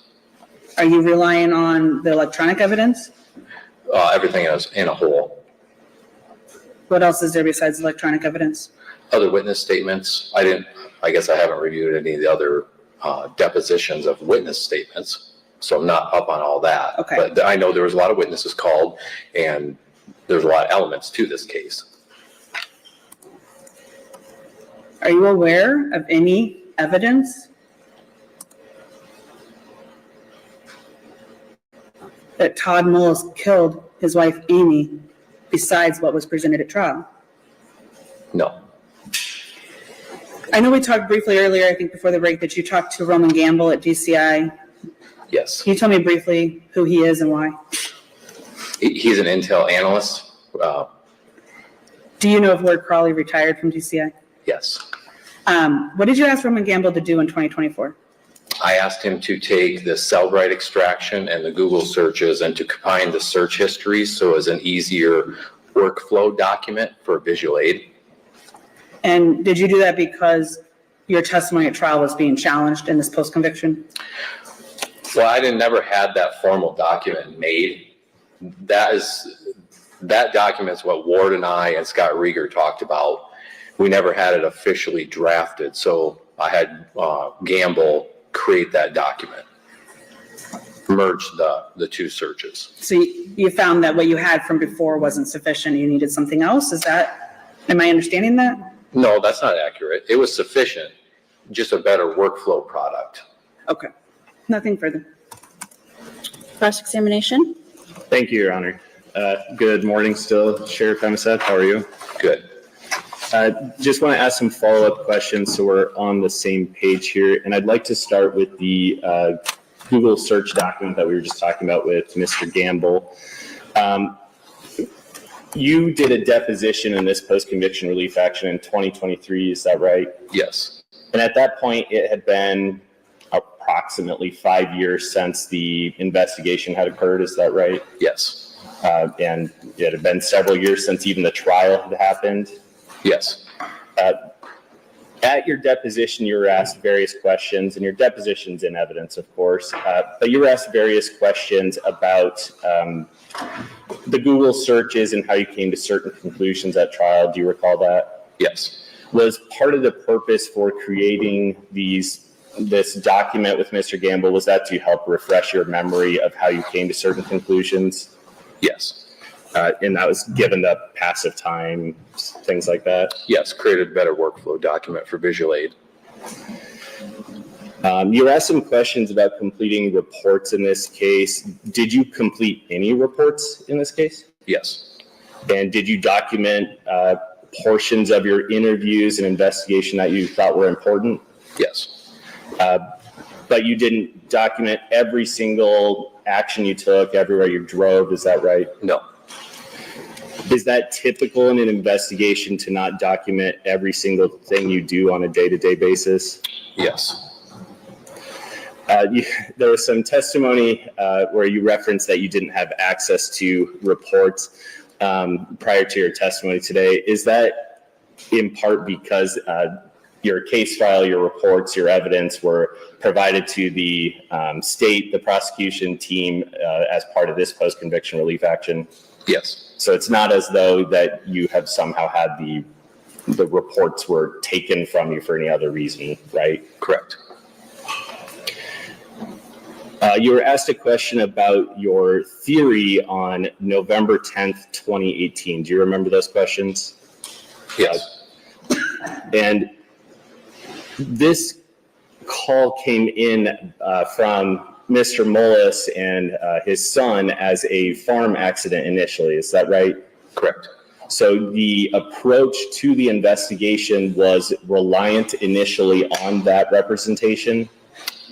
That's what the deputies had told me, yes. So was it only after the investigation and the autopsy, those results and information that led you to determine that the investigation pivoted from an accident to a homicide investigation? Correct. So any steps you took in those initial hours and days were a result of how it was reported to you. Would that be fair to say? Yes, You were asked questions about former Deputy Rowley. Can I clarify, was it your understanding that Sheriff LeClaire, your predecessor, had confirmed via the, I think you called it the AVL system, or the GPS, that Deputy Rowley was nowhere near the Mullis farm? correct. And when you say that Rowley was cleared, you don't recall specifically the exact time frame of when that AVL data was reviewed, do you? No, I don't. And the AVL system, Sheriff LeClaire is the one who reviewed that? Yes, he's the only one that has access. But you were aware in the flow of the investigation that Deputy Rowley was confirmed to not be in that area? Correct. And for whatever reason, that wasn't preserved, but it doesn't mean it didn't happen, right? Right. There were some questions about the autopsy, and you were asked how many holes they found in the coat or clothing. Do you recall that? Yes, And you had prior testimony where you were trying to recall how many holes they observed at that time. Do you remember those questions? correct. And you thought it might have, your recollection at the time of your deposition was you thought maybe they had counted 6. Do you remember that? Correct. Would it be fair to say that regardless of your memory, that you would defer to the notes and the subsequent viewing of the clothes for what the evidence actually shows? Yes, So if the evidence shows there's 5 holes in the clothing, you would defer to what that shows? yes, Regarding the Google searches, you were asked some questions about the harvest season and when planting is. And there was some, actually first, let me go to, there was questions about UTC time, which I believe is Universal Time Code. Does that sound right? universal coordinated time. Thank you. The purpose of your investigation with the Google searches was not to determine what time the searches were, was it? No, it was specifically the content. So that was your focus, was the content of the searches? Yes, You were also asked a question about Miranda warnings. And to be clear, you were not in the truck with Agent Turbot and Mr. Mullis, right? no, So if Agent Turbot had read Mr. Mullis his Miranda warnings at that time before asking any questions, you wouldn't have been personally aware of that? I would not have been present. And The only other person in that vehicle besides those two is a former deputy who is unable to testify for other reasons, right? I don't know if he was in the vehicle there, but yeah, you are correct. And that's because he has passed away? Correct. Thank you. I have no further questions. Thank you, Sheriff. Any redirect? I think very, very briefly, Your Honor. One quick follow-up, Mr. Himseth, regarding the Google searches. You just said that you were only concerned about the content of the Google searches. That was the main focus, is content. Did you do any investigation to determine who created the searches or did the searches?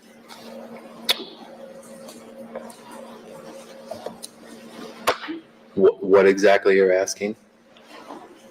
I'm trying to understand that you were investigating the content. Yes. Did you do anything to investigate who made the search?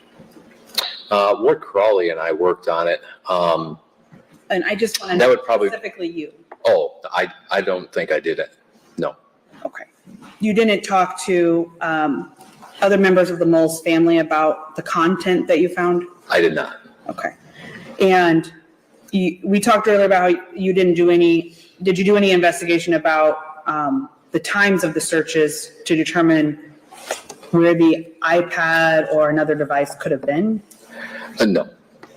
Or the people that had access to those devices? Right. Okay. Do you recall testifying at this criminal trial that you didn't have any other suspects outside of Mr. Mullis and Mr. Frazier? I don't remember that. Okay. Did you mention Deputy Rowley in your trial testimony? Objection, Your Honor. I believe my recollection is there was a subject of a motion limine for the trial. Please correct me if I'm wrong, but I believe it was subject of motion limine to limit the testimony of specifically involving the Deputy Rowley issue. So I don't want Sheriff Hemseth's testimony to be mischaracterized. I'm happy to defer to the court on what the transcript says and rephrase my question if that would be helpful. That's probably the quickest way to solve the issue. I'm looking at the motion in limine, but. And sorry, Your Honor, to clarify, motion limine from the underlying trial. Oh, okay. Then it would be definitely the quickest way to solve the problem. If you don't mind, Ms. Nichols-Cook, we'll handle it that way. Mr. Hemseth, did you testify at the criminal trial about Deputy Rowley's affair with Amy Mullis? No, I was never asked that. Were you told not to mention his name because of a motion in limine? I don't think so. Don't remember. Okay.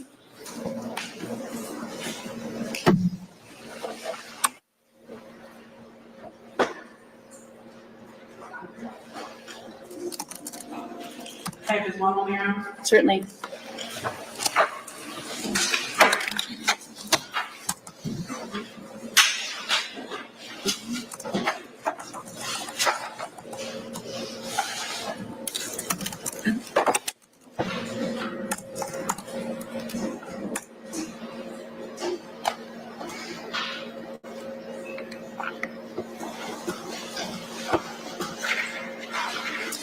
If I may show you one more exhibit and we'll pull up 371, I just want to confirm that this is the Gamble chart that you were talking about. And I believe Mr. Gamble's going to testify later, but just so that you and I are on the same page.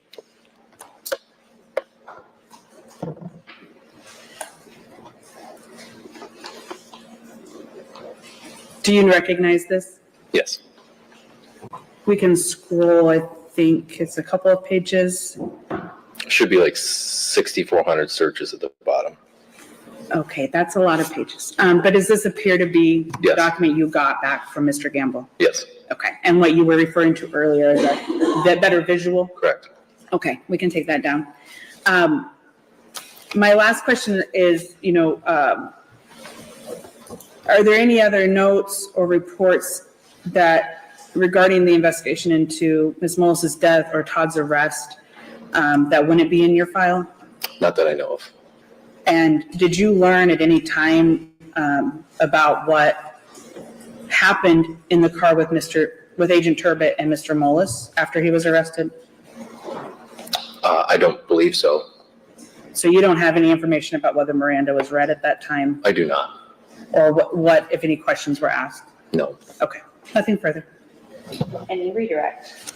Yes, Your Honor, but I'll try to keep it limited to 2 questions, which I'll regret in a moment.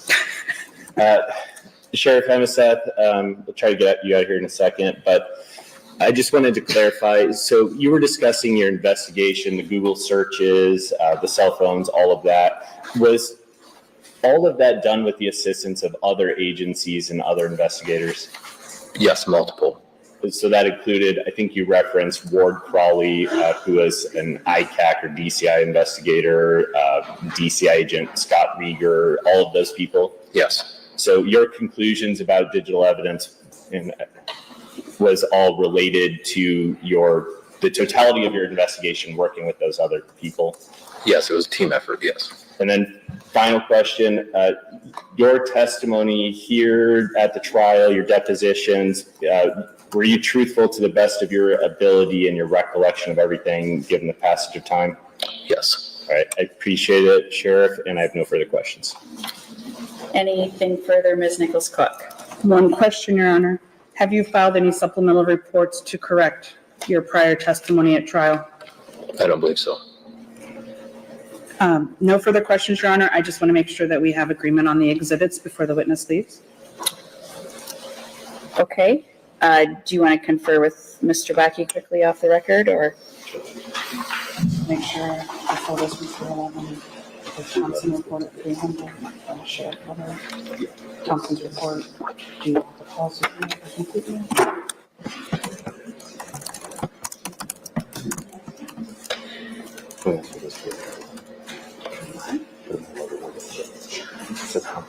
On policy? The dispatch audio.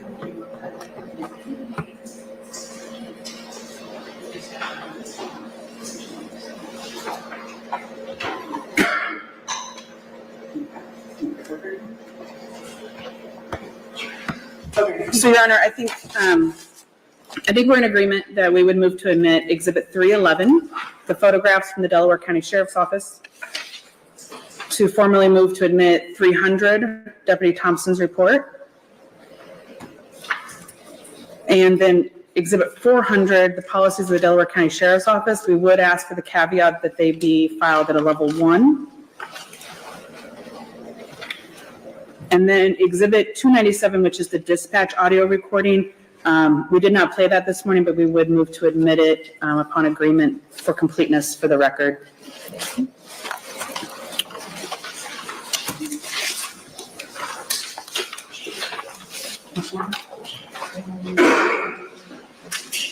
Mr. Bakke, any objection to those exhibits? No, Your Honor, thank you. All right, they will be admitted. Thank you, Your Honor. Great. Anything further then for this witness, or is the sheriff free to go? He is free to go. Thank you, Sheriff.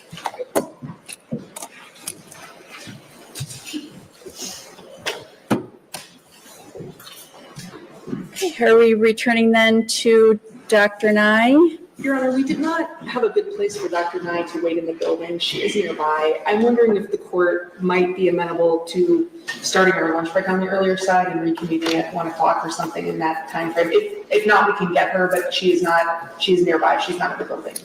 That's fine. We can take our lunch at this time and plan on resuming then at 1 p.m. Court is in recess until then.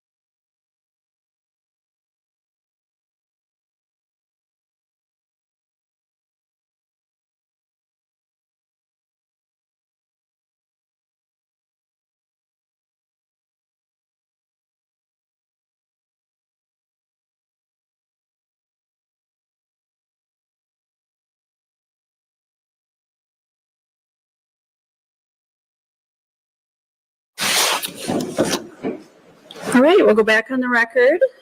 Ms. Thompson, are we picking back up with Dr. Nye? We are, Your Honor. Dr. Nye?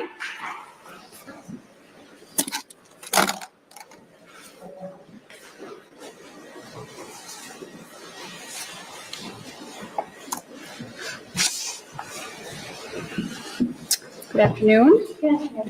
I'll swear you back in since it's another day. Do you swear the testimony you're about to give will be true and correct? I do. Go ahead and have a seat.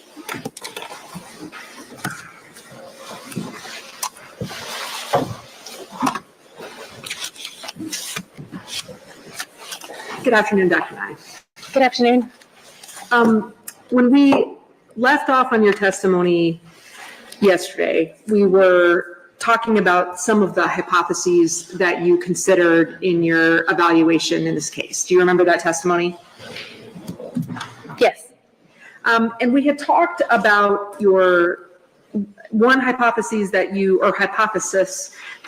considered, which is that the hypothesis that these wounds that we've been talking about and Ms. Mullis's injuries were caused by someone swinging this corn rake into her body. Do you remember those questions in your testimony about those issues? Yes. I want to show you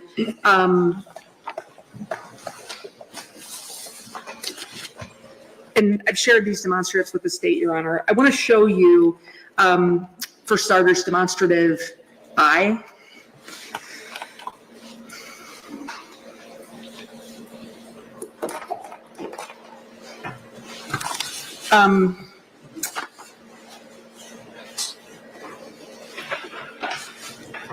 Can you rotate this 90 degrees?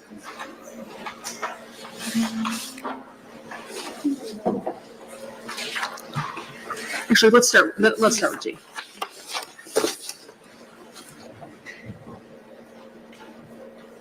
Do you see the figures on image G in front of you, Dr. Nye? Yes. And do these figures help you explain your testimony as to why you disproved the hypothesis that someone could not have swung the corn rake into Ms. Mullis's body? Yes. Can you explain how how demonstrative G illustrates that?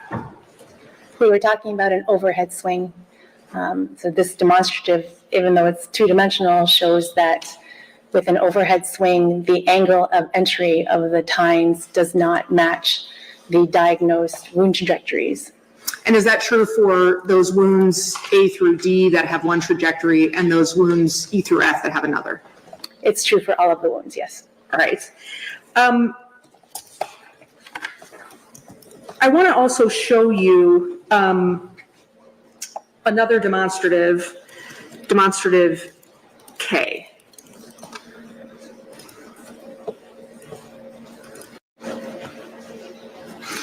Do these images also help explain your testimony that you disproved the hypothesis that someone could have swung the corn rake into Ms. Mullis's body? Yes. And can you explain how? Similarly as the other diagrams do, this essentially is showing an overhead swing, and in various positions of erect to bending over to lying on the ground, the rake entry of the tines don't match the physical evidence, being the wound trajectories.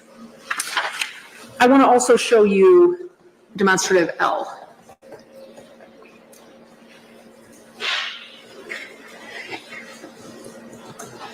Does this demonstrative help illustrate your testimony from yesterday that someone could not have swung, that you disproved the hypothesis that someone caused these injuries or could have caused these injuries by swinging the corn rake into Ms. Mullis's body? Yes, this is in reference to the lateral swing. And how does this image illustrate that concept? Swinging it sideways doesn't generate the wound trajectories diagnosed by Dr. Cruz. One question I wanted to ask you yesterday, and I know that we talked some about different positions with respect to your testimony about this hypothesis. Would it have been possible to create the wound pattern and the wound trajectories that Ms. Mullis had if the person who caused these injuries was sitting or kneeling? Sitting or kneeling behind them, you mean? Let's start with that. Would that have been possible? So looking at the length of the rake and Mrs. Mullis's anthropometrics and the location of the injury, that would not match, no. And what about if Ms. Mullis were kneeling or sitting? Would that be possible? Same thing, the angle of entry wouldn't match the wound trajectories. Thank you. I think we can take that image down.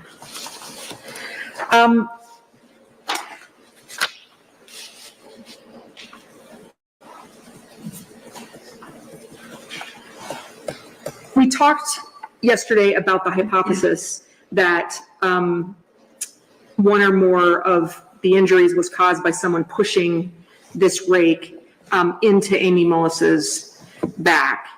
And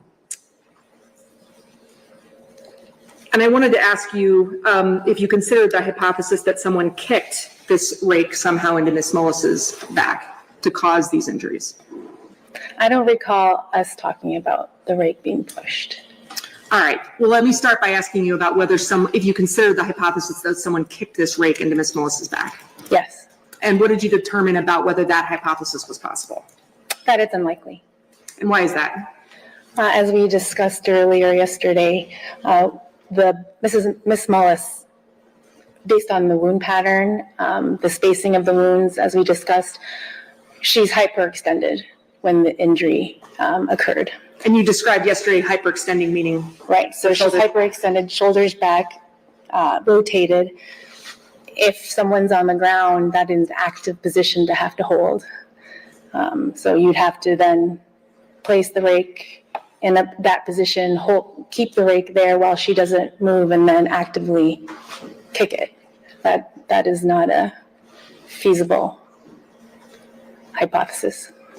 So a second ago, I want to make sure that I spoke correctly. We had talked about the hypothesis that someone pushed Ms. Mullis onto the rake. That's what we discussed yesterday. Do you remember that testimony? Yes. All right. I do want to discuss with you this other hypothesis, whether someone pushed this rake into Ms. Mullis's back, meaning they held the rake and pushed it into her. Did you consider that hypothesis? Yes. And were you able to prove or disprove that hypothesis? I was able to disprove it. How? That comes into now, if we give the mechanism of the injury, meaning the rake was in the appropriate position to cause the diagnosed wounds, keeping in mind that she's hyperextended, the rake has to be angled obliquely to her body, and the rake handle is essentially parallel with the long axis of her body. Then you have to consider, as I talked about, magnitude. So I considered magnitude at that point. Did you, and so what were your conclusions about whether it would be possible to have the magnitude of force necessary to cause those injuries through that mechanism? There is not enough force with this blunt object to push the rake into Ms. Mullis's body. How do you know that? Based on my investigation. And what about your investigation led you to conclude that? Biomechanical and scientific literature that talks about the penetration threshold for blunt objects into the body. And what does that literature say about that topic? What it says is I need about close to 75 pounds of force for one of these tines to enter the body without the clothing. When you add on the clothing, then we're over, 90 pounds. And then the fact that there's 3 tines going in, then you have to distribute the forces, so you're multiplying that now by 3. There is biomechanical literature that talks about the push force, and there's different kinds of pushing. If you're holding it against a body and you're constantly pushing, or you're actually pushing with acceleration. So if you use the pushing with acceleration, that's a more severe scenario compared with the constant push, because now you're adding acceleration in. The maximum push force by males is about 138 pounds. So that is not enough force to penetrate the clothing and her body. And again, is that true whether someone is applying the constant pushing that you described or doing the pushing with acceleration? That is true, because if it doesn't meet the threshold with the acceleration, it's not going to meet it with the constant pushing.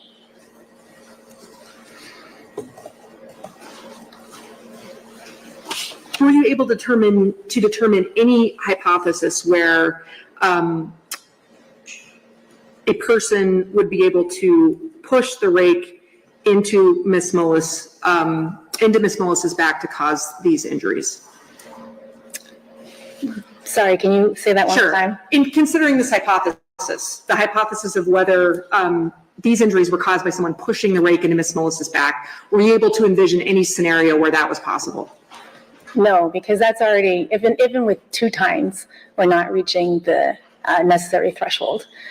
So again, I said a very, very conservative minimum. It's greater than that, is 90 pounds. Multiply that by 2 times, and that's going to be more than 180. And the very maximum push force is less than that.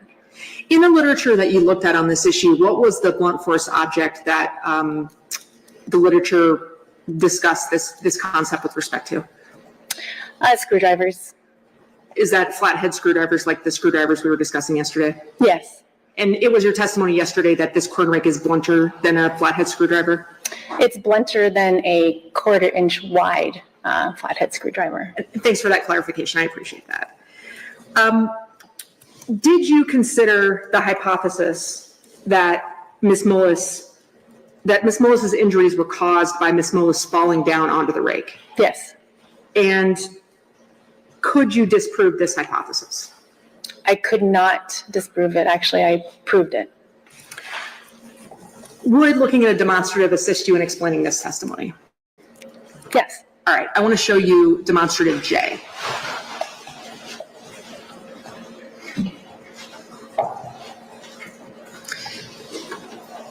Can you explain how it is you determined that you could not disprove the hypothesis that these injuries were caused by Miss Mullis falling down onto the rake? So again, we talked about yesterday how lining up the rake with wounds A, B, and C, and D, we know that A, B, and C occurred first from the analysis that I talked about yesterday. So lining up the rake with the rake lying flat on the ground tines up. If you line up those tines with the wound paths, that demonstrates that when she falls, that this generates the mechanism necessary to cause the injury. So now that I showed mechanism, then I analyzed force. All right, and I want to get to force in a minute, but just sticking with mechanism for a second. You talked yesterday in your testimony about the concept that if someone had pushed Miss Mullis, so stood and pushed her onto the rake, there would have been rotational forces that would have sent her at least somewhat in a horizontal direction. Do you remember that testimony? Yes, it's rotational as well as horizontal velocity. And thank you. Why wouldn't that concept have prevented Miss Mullis from falling down onto the rake in the way that you're just describing you could not disprove? Well, when you have horizontal and rotational acceleration that pushes the body across, basically, if you think about parallel to the floor and rotating about that axis, when you contact the rake, because the rake is top heavy, it's going to flip. In the falling situation, when somebody falls from standing height and falls backwards, her body will contact the tines first, and then her lower body essentially pins the rake down with the rake handle down, which prevents it from flipping. We're talking about a 4-timed rake and 6 wounds. So this hypothesis requires Miss Mullis to have fallen on this rake more than once. Isn't that right? Yes. How could that have occurred from a type of force and direction of force perspective? Well, as discussed, the A, B, and C wounds are created first because we've excluded that E and F and D being created first for the reasons we talked about. After A, B, and C are created, if you're, her trying to get up, she could roll to her right. The rake handle prevents her from sitting up straight, so sitting on her buttocks because it's too long, it's longer than her torso. So for her to get up, she'd have to roll over. And if you roll over to your right and not to your left, because otherwise you're rolling over the rake, if you roll over to your right, essentially you're causing tensile loading, and you can pull out that time 3, which is in wound C, because it's not as deep as A and B, right? Remember that wound C is 3 and I think 1/2 inches deep. So if you can pull wound time 3 out of wound C just by attempting to get up and maneuvering, trying to get the rake out of her. The rake stays in the clothes at that point, and in her movement, the rake then moves within the clothes, causing the abrasion above wound D. Even if she gets up onto her hand, she doesn't have to get all the way up to standing, not even to her knees yet, getting up to leaning up on her hand and then falling backwards to get wound D. I want to stop you right there where you've caused wound D, and I'm going to show you another demonstrative, which is demonstrative F.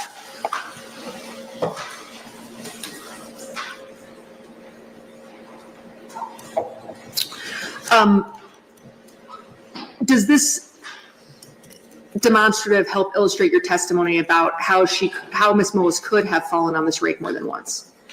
Yes. And can you explain how it does that? Yes. So basically, her pulling on the rake handle to try and extract the rake from her body reorients the tines upward.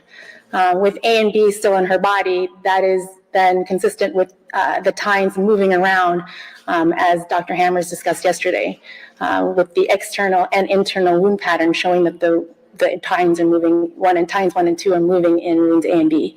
Once you reorient the rake and she falls on it, then you have the mechanism to generate E and F. From the data that you had from Dr. Cruz and Dr. Hammers about the pattern of wounds A for F, did this hypothesis match?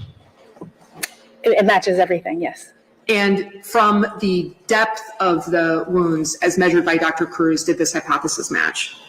Yes, the A and B are deepest, and they stayed within her, and E would be the next deepest.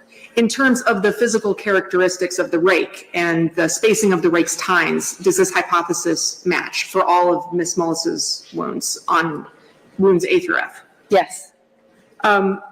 You had talked earlier about Ms. Mullis's clothing. From your investigation and analysis of the clothing, did this hypothesis work? Yes, with the less holes in the clothes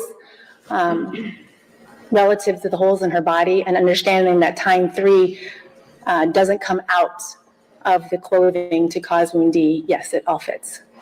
And from the issue that you were discussing a minute ago of Ms. Mullis's back being hyperextended, at least on the right side, does that fact and that concept, does that fit with this hypothesis? Yes, even when you move the rake in this position that we see here, you reorient the rake handle down by her left hip, trying to extract it. That'll cause, again, the back skin to basically compress together. From your review of the layout of the shed and the physical characteristics of the shed, did this hypothesis fit? Yes. How? The small spacing, there's not a lot of room in there. So we talked about that for the swinging scenarios, but there is enough room to fall and refall on this implement. Were you aware of evidence in the record that there was blood on Ms. Mullis's hand and blood on the handle of the rake? That's what I reviewed in the records, yes. And did that information fit with this hypothesis? That fits with this hypothesis, yes. How does it? So she has to grab the handle to reorient the handle in the manner that we see in this figure in order to sustain E and F. So grabbing that handle with blood on her hand would transfer to the handle. You told us a moment ago that, and I think discussed this yesterday, that first you have to determine the type and the direction of the force to determine if those mechanism issues fit with the hypothesis.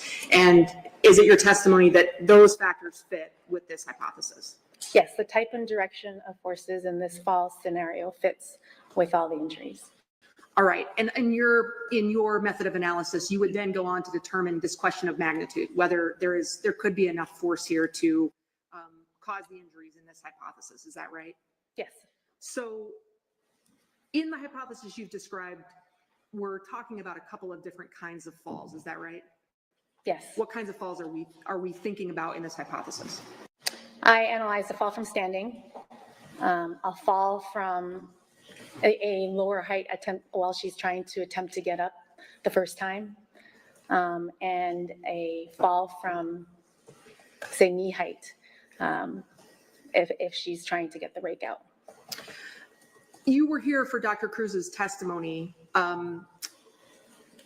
that she did not believe that a fall could be enough to cause these kinds of injuries. Did you hear that testimony?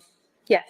From a magnitude perspective, whether the fall from standing, a fall from kneeling could cause these injuries, what is your conclusion as a biomechanical engineer? That there is sufficient amount of force. And how do you make that determination? Using engineering and laws of physics. And can you tell, did you have to perform calculations to figure that out? Yes. So tell us what you did to make that determination. So the fall height, calculating a fall height from standing height, you consider conservation of energy principles. So the gravitational potential energy has to equal the kinetic energy. So the law of conservation of energy states that energy cannot be created or destroyed. It can only be transferred from one form to another. So at the height of the fall, that is the potential energy. And as she's falling, you can calculate the kinetic energy using rotational energy combined with linear energy. Once you have that, you can isolate for the velocity, and then estimating a stopping distance, you can calculate an impact force. And to make those determinations about what those different factors were that go into this consideration, were you relying on principles of engineering, biomechanical engineering in your field? Principles of fundamental engineering and science, yes. All right, and so for the fall from the standing height first, would the force have been of a great enough magnitude to allow Ms. Mullis to be impaled on this rake? Yes. And what about from the lower height that you described, from being on her knees? From you mean the first time she tries to roll over, or which one? So in the hypothesis you've described, the first time that Ms. Mullis would have fallen on the rake in this hypothesis, she's falling from a standing height. Is that right? Yes. And for a later fall, I think as you described, she would be falling from a lower height. Is that right? Yes. And so what about from that lower height? When you did this calculation about the magnitude of the force, would there have been enough force generated in this hypothesis to have caused these injuries in the way that you've described? Yes.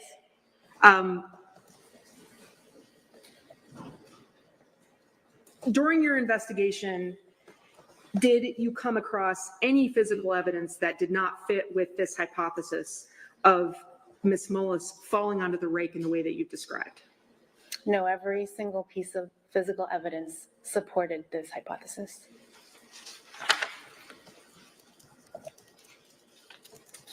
Just one moment, Your Honor.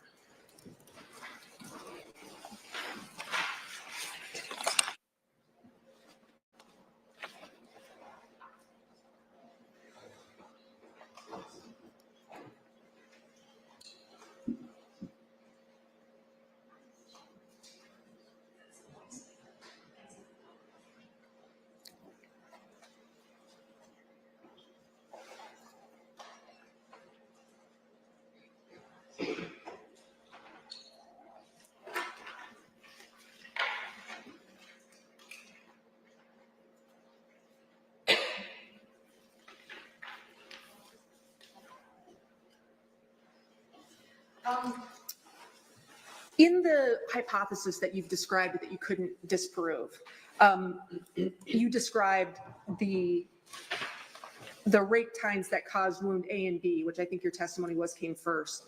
In this hypothesis would have stayed in Ms. Mullis's body as she tried to get up. Is that right?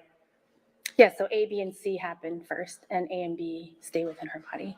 All right, and taking that factor into account, that the hypothesis that's how, of testing the hypothesis of how this has occurred, you were able to determine in that scenario that there was enough force to have caused first the fall from a greater height and then the falls that you described that would have been from a lower height. Yes. Now, you heard Dr. Cruz's testimony earlier this week that she did not perform any experiments in reaching her conclusion that a fall would not have made these injuries possible. Did you hear that testimony? Yes. Have you conducted an analysis that allows you to reach the opinion that that hypothesis can't be disproven? I've done an investigation that not only can't disprove it, but actually proves it. And have you worked with forensic pathologists in conducting biomechanical evaluations in other cases? Oh, yes, for sure.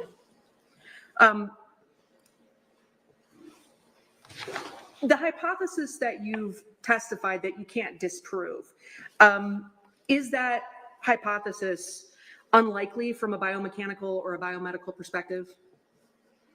No, it's completely feasible. We've analyzed all the work that went into this investigation to consider all the physical evidence, including the diagnosed wounds externally and internally, the measurements and dimensions and geometry, and again, intrinsic properties of the rake.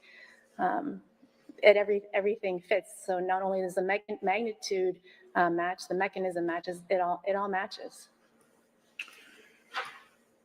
Just one moment, Your Honor. It's not far-fetched at all. I'm sorry, one moment. Just two other questions, Dr. Nye. Is there anything in the opinions that you've given here yesterday and today in your testimony that is based on new science that's been developed since 2019? No.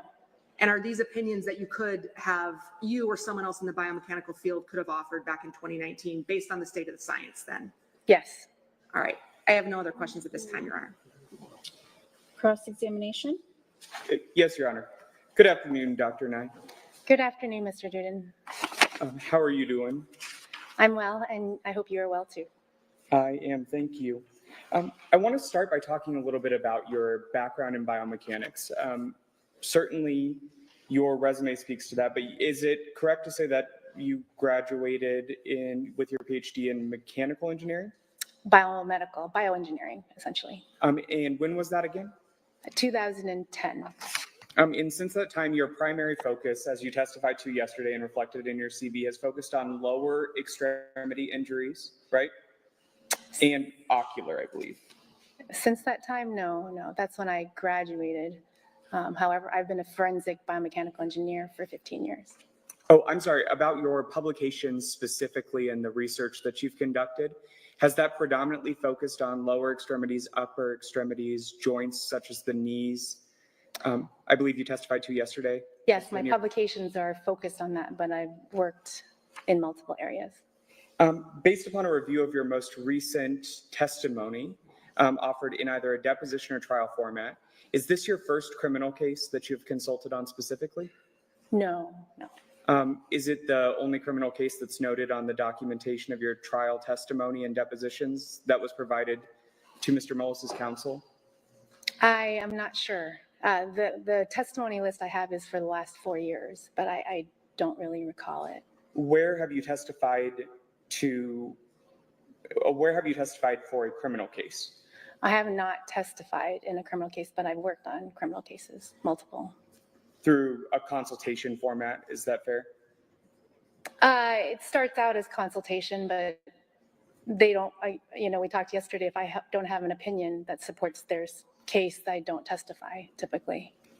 So when you first came into this case, it was to review Dr. Bowley's report, right? I was a peer reviewer for Dr. Bowley, yes. And in that sense, you simply reviewed her report and then double checked it, in your opinion, is that fair? I think I work alongside, I basically listened to her her investigation along the way to make sure that she was following the scientific method and applying the laws of engineering and physics appropriately. So your own investigation came after, however, correct? That is correct. And so as it relates to your investigation and your biomedical evaluation, was that first in September of 2023 or June and July of 2023, I believe? I don't remember timing. I'm sorry. Okay. When you undertook your investigation, you visited the farm, fair? I visited the farm. How wide is the space of the red shed where the incident occurred? Based on the police documentation, the pathway when you enter the door to the totes was about 2 feet. And then when you walk along, you turn 90 degrees and you enter the pathway where the augers and the pet carrier were, and that was noted to be about 3 to 3.5 feet. Did you take your own measurements when conducting your investigation? No. So no supplemental measurements were taken of the space in question? No, from what I understand, they had taken, since the incident, it's an active farm, so they had taken things out and put it back in. So I had the documentation right after the incident from the police department.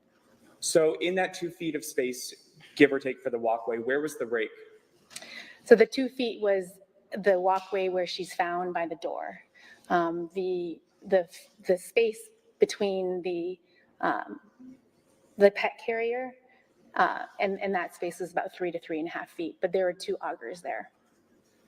So where was the rake when she was impaled? That's my question. On the floor, in the area of the pet carrier is what I believe. Okay, and where's that documented? Do you recall? It's not documented there, but that's where the rake was found. I have no other documentation that indicates that the incident happened elsewhere. Well, to be fair, the rake was found in her back, right? Well, the rake was found in her back, but the photos have the rake on the ground in the shed. So the location of where you believe she first became impaled in the rake with the corn rake was back by the pet carrier. Is that fair?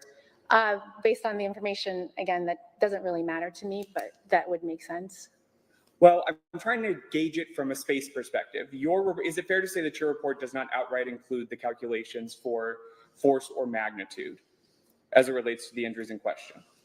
No, they do. Your report details the force and magnitude measurements? The actual dated report? No. I don't know, actually. I believe it's in front of you. Okay. You can take a look as Thank well. you. It's hard to remember because I have my notes file.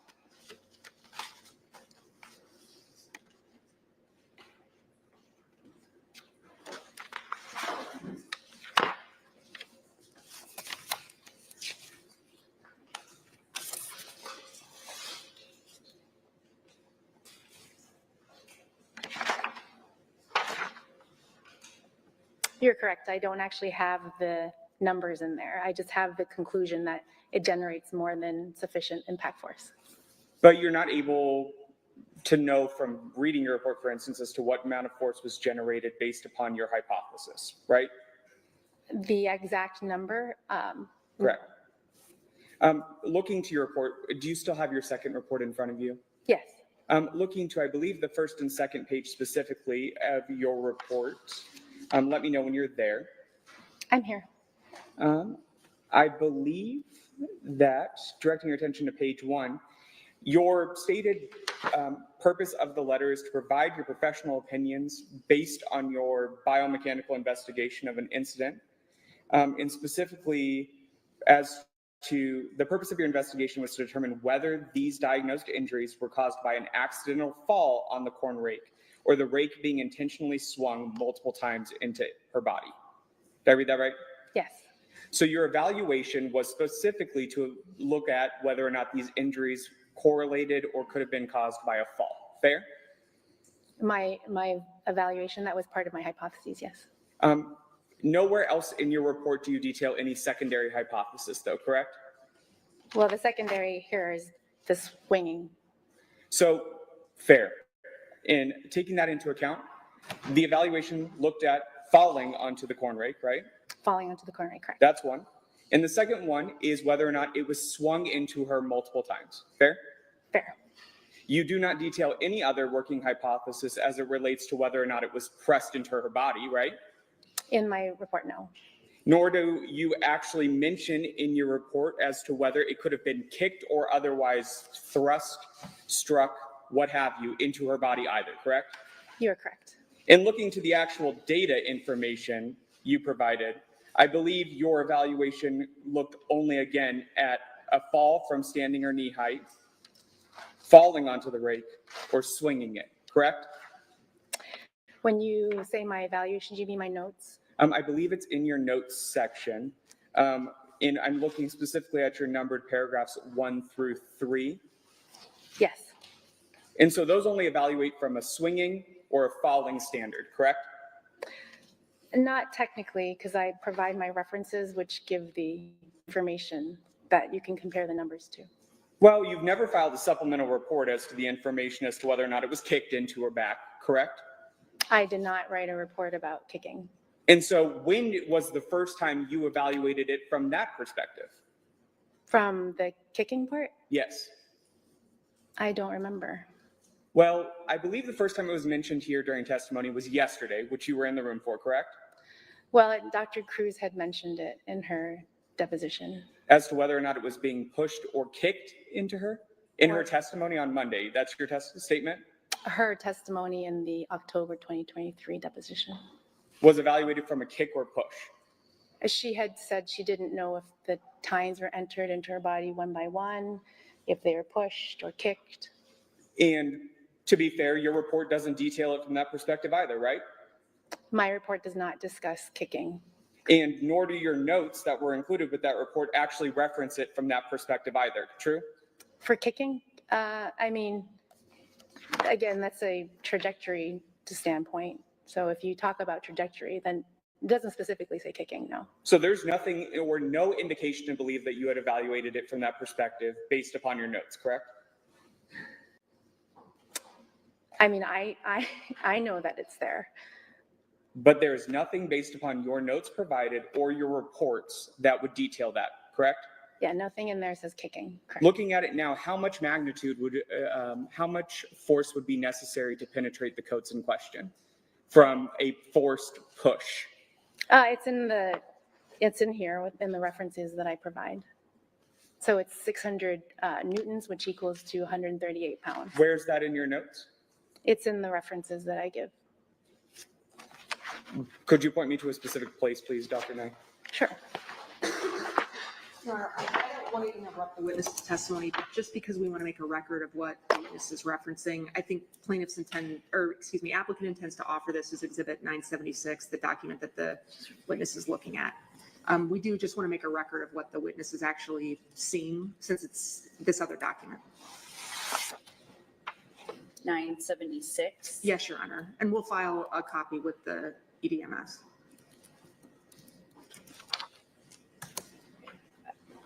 Mr. Duden, did you have any objection to that plan? I have an objection to admitting the entirety of what would be admitted as 976, Your Honor, as it contains hearsay from other reports and would constitute an evaluative process. As for an improper evaluation, as for the actual calculations or page reference that we've spoken about so far, I have no issue, Your Honor. All right, well, maybe on the next break, we can talk about what exactly 976 would constitute, see if you can come to an agreement on that. If not, we'll go from there, but I'll hold off on admitting that for now. We'll circle back. I think there was a question pending for Dr. Nye. Do you remember? Yes. Okay, you may go ahead and answer. Sure. It's reference 5, Nolan, the first Nolan. Of your supplemental notes or of your report? Of my notes. The last page, I have my references listed. And number 5, the reference number 5 gives you the max push force. For stabbing attacks, correct? Well, if you read the paper, it includes pushing. Well, I'm just looking at it. It's forces generated in stabbing attacks is the one you're referencing, correct? Oh, do you want the title? Forces required for a knife to penetrate, forces generated in stabbing attacks, an evaluation of the utility of mild, moderate, and severe scale. Where would your notes indicate specifically other than a citation to an article on stabbing? Well, if you go to the article and you get the value that's listed there, they basically compare stabbing to blunt activities, including But that's not included. double hand pushing, and then you compare it to the calculations that I provide. It's not included in your calculations though, correct? It's not a calculation, it's the number that's listed in the reference. It's not noted as a number or otherwise in your actual notes or application of this case, correct? No, the reference is noted. And I believe you testified yesterday, you disagree with the category to say you would believe that this isn't a stabbing case, correct? This is not, she was not stabbed. Does not generate sufficient force. So there's no way to know based upon that citation alone, in your reports, for instance, that that would be the force required to penetrate the skin here, correct? Objection, Your Honor. There's no way to know the force required to. Yeah, there was an objection. The objection's overruled. The witness can continue to answer. I'm sorry, can I get that question again, please? Sure, and I'll rephrase it. Nowhere in your report is that mentioned from a numerical perspective, right?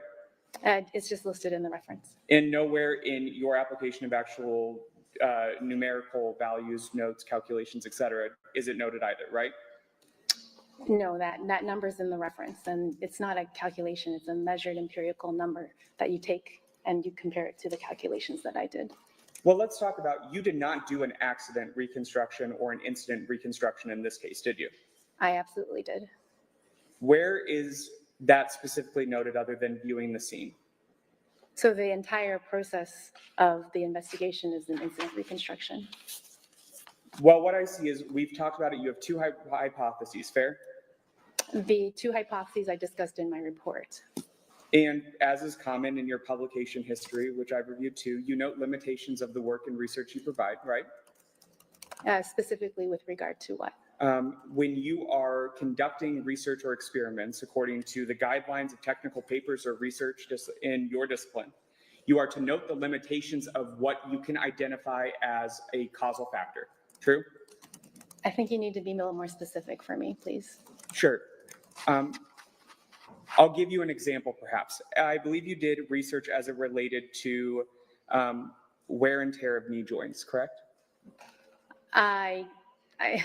That's not exactly, I think you need to be a little bit more specific or accurate. I'm not quite sure what you mean. Is it part of the scientific process to note the limitations of what you are testing? Yes, that's why I do conservative calculations. That is not noted in your report either, though, is it? It is. If you actually look at the calculations, you'll note that it's conservative. For those that are just reading your report, Dr. Nye, it would not be known, though, would it? Objection, Your Honor. On what grounds, Your Honor? As to who would read it, it depends on who the person is that's asking her to speculate on the knowledge of a reader. It's filed in a legal proceeding, Your Honor. Overruled. The witness can answer if she's able. I mean, anybody who knew basic physics would know. About your noted limitations as it applies to this case. About my calculations being conservative, yes. But that is, as I've said and asked, not noted in your report specifically, is it?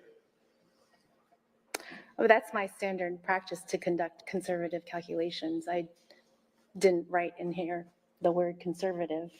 Well, I appreciate what your standard practice is, but what I'm noting is that in your report, we wouldn't know that, would we, Dr. Nye? I believe that you would if you look at the numbers and the calculations. Which are not present in your physical report, are they? They're not in my dated report. The study of biomechanics for injury biomechanics, is the study of the failure of biological systems. Is that fair? Yes, biological material. And biological material in this case would be the body caused by the corn rake penetration, correct? So tissues, yeah, we talked yesterday. Injury is defined as a failure of biological tissue. And I believe as you described yesterday, your opinion here is that the tissues failed by compression due to puncturing or the penetration wounds caused by the corn rake? Tensile overload. And tensile overload would be the compression of the skin at odds with the corn rake, fair?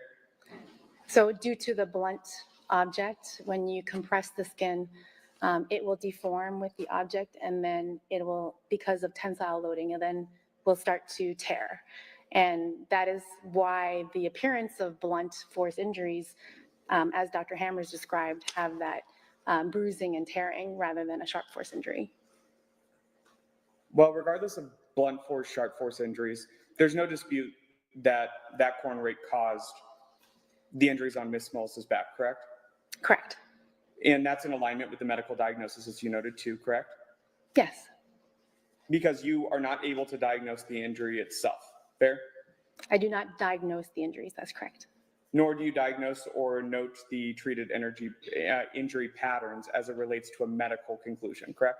I do not treat injuries, that is correct. So the pathological diagnosis here was not being made by you, fair? Right, I don't diagnose and treat, I'm not a medical doctor.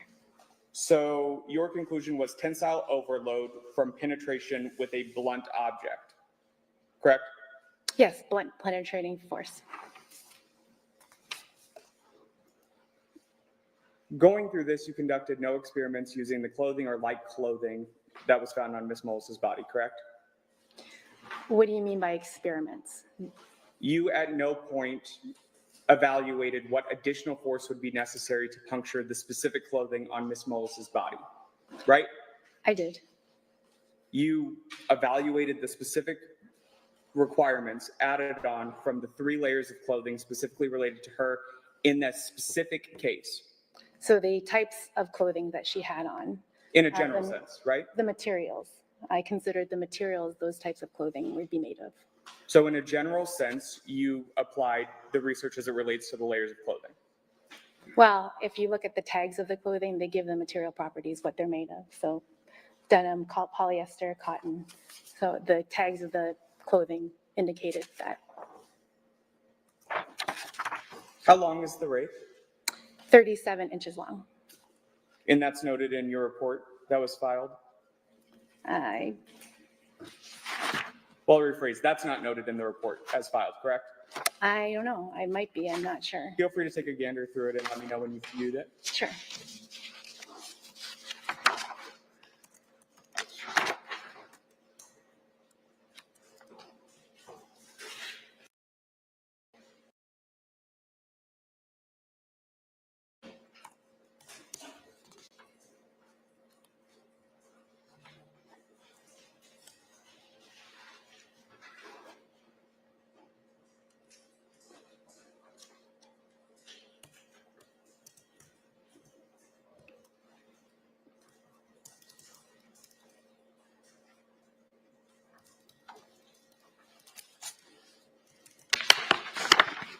Yeah, I don't think I wrote the 37 inches long in the report. And did you document the length of the tines in your report? Would that be the same question if I wrote it in the report?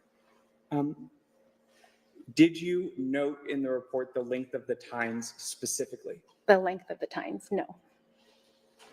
Or the gap spaces and angles of the tines at issue? I did not put the specifics of the rake in the letter here, this letter report. Because none of the calculations or information is documented in your written report, right? None of the calculations? Correct. So just the conclusions of the calculations. And your conclusion is that it would be impossible to cause the injuries at the hand of another in this case? So to a reasonable degree of biomechanical certainty, more likely than not, it is unlikely.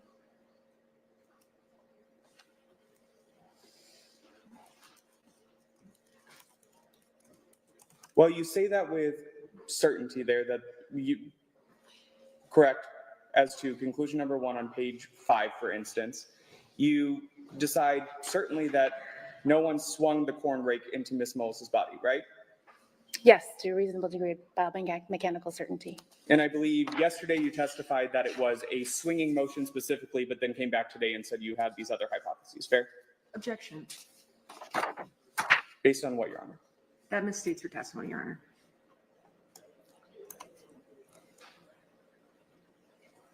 Kelly, can you read me the question? And I believe yesterday you testified that it was a swinging motion specifically, but then came back today and said you had these other hypotheses there.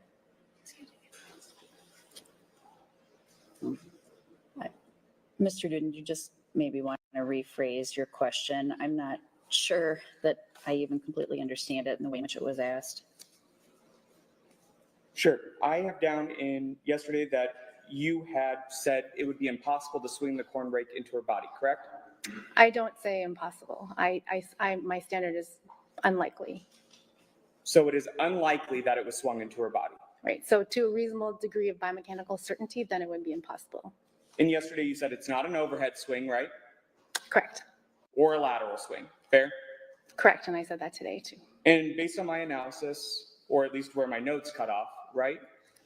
Your first mention of kicking, pushing, or otherwise was said today, fair?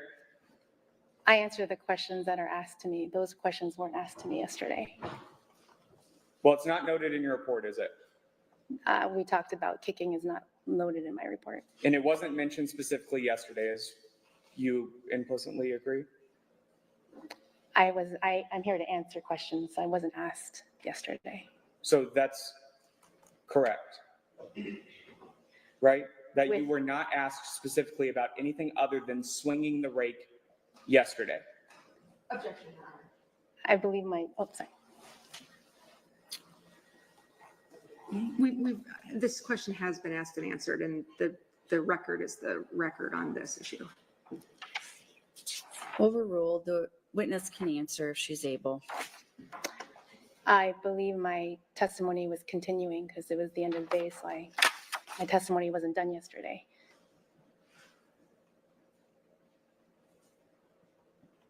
You mentioned that there would be not enough force to push into the body because the literature supports this conclusion. That's what you said today, yes? Yes, the literature indicates a maximum two-handed push force for males. And by the literature specifically, you're only referencing that one citation that doesn't reference it outright? It does reference it. Well, we wouldn't know, right? You would agree that it wouldn't be noted in your calculations. Again, we've talked about this part already. Well, I listed in my report, it's provided in my report, in my notes.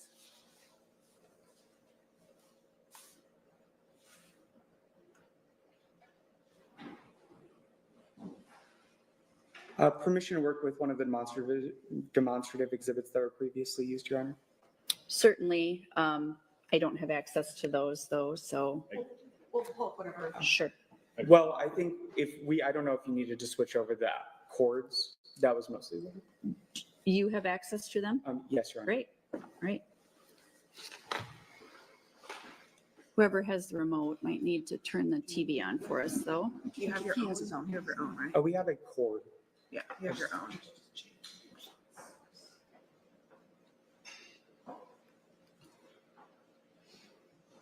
Is that you guys? All right, perfect.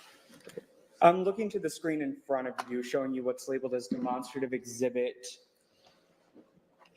J, I believe. This is the demonstrative you worked with previously with Ms. Thompson, correct?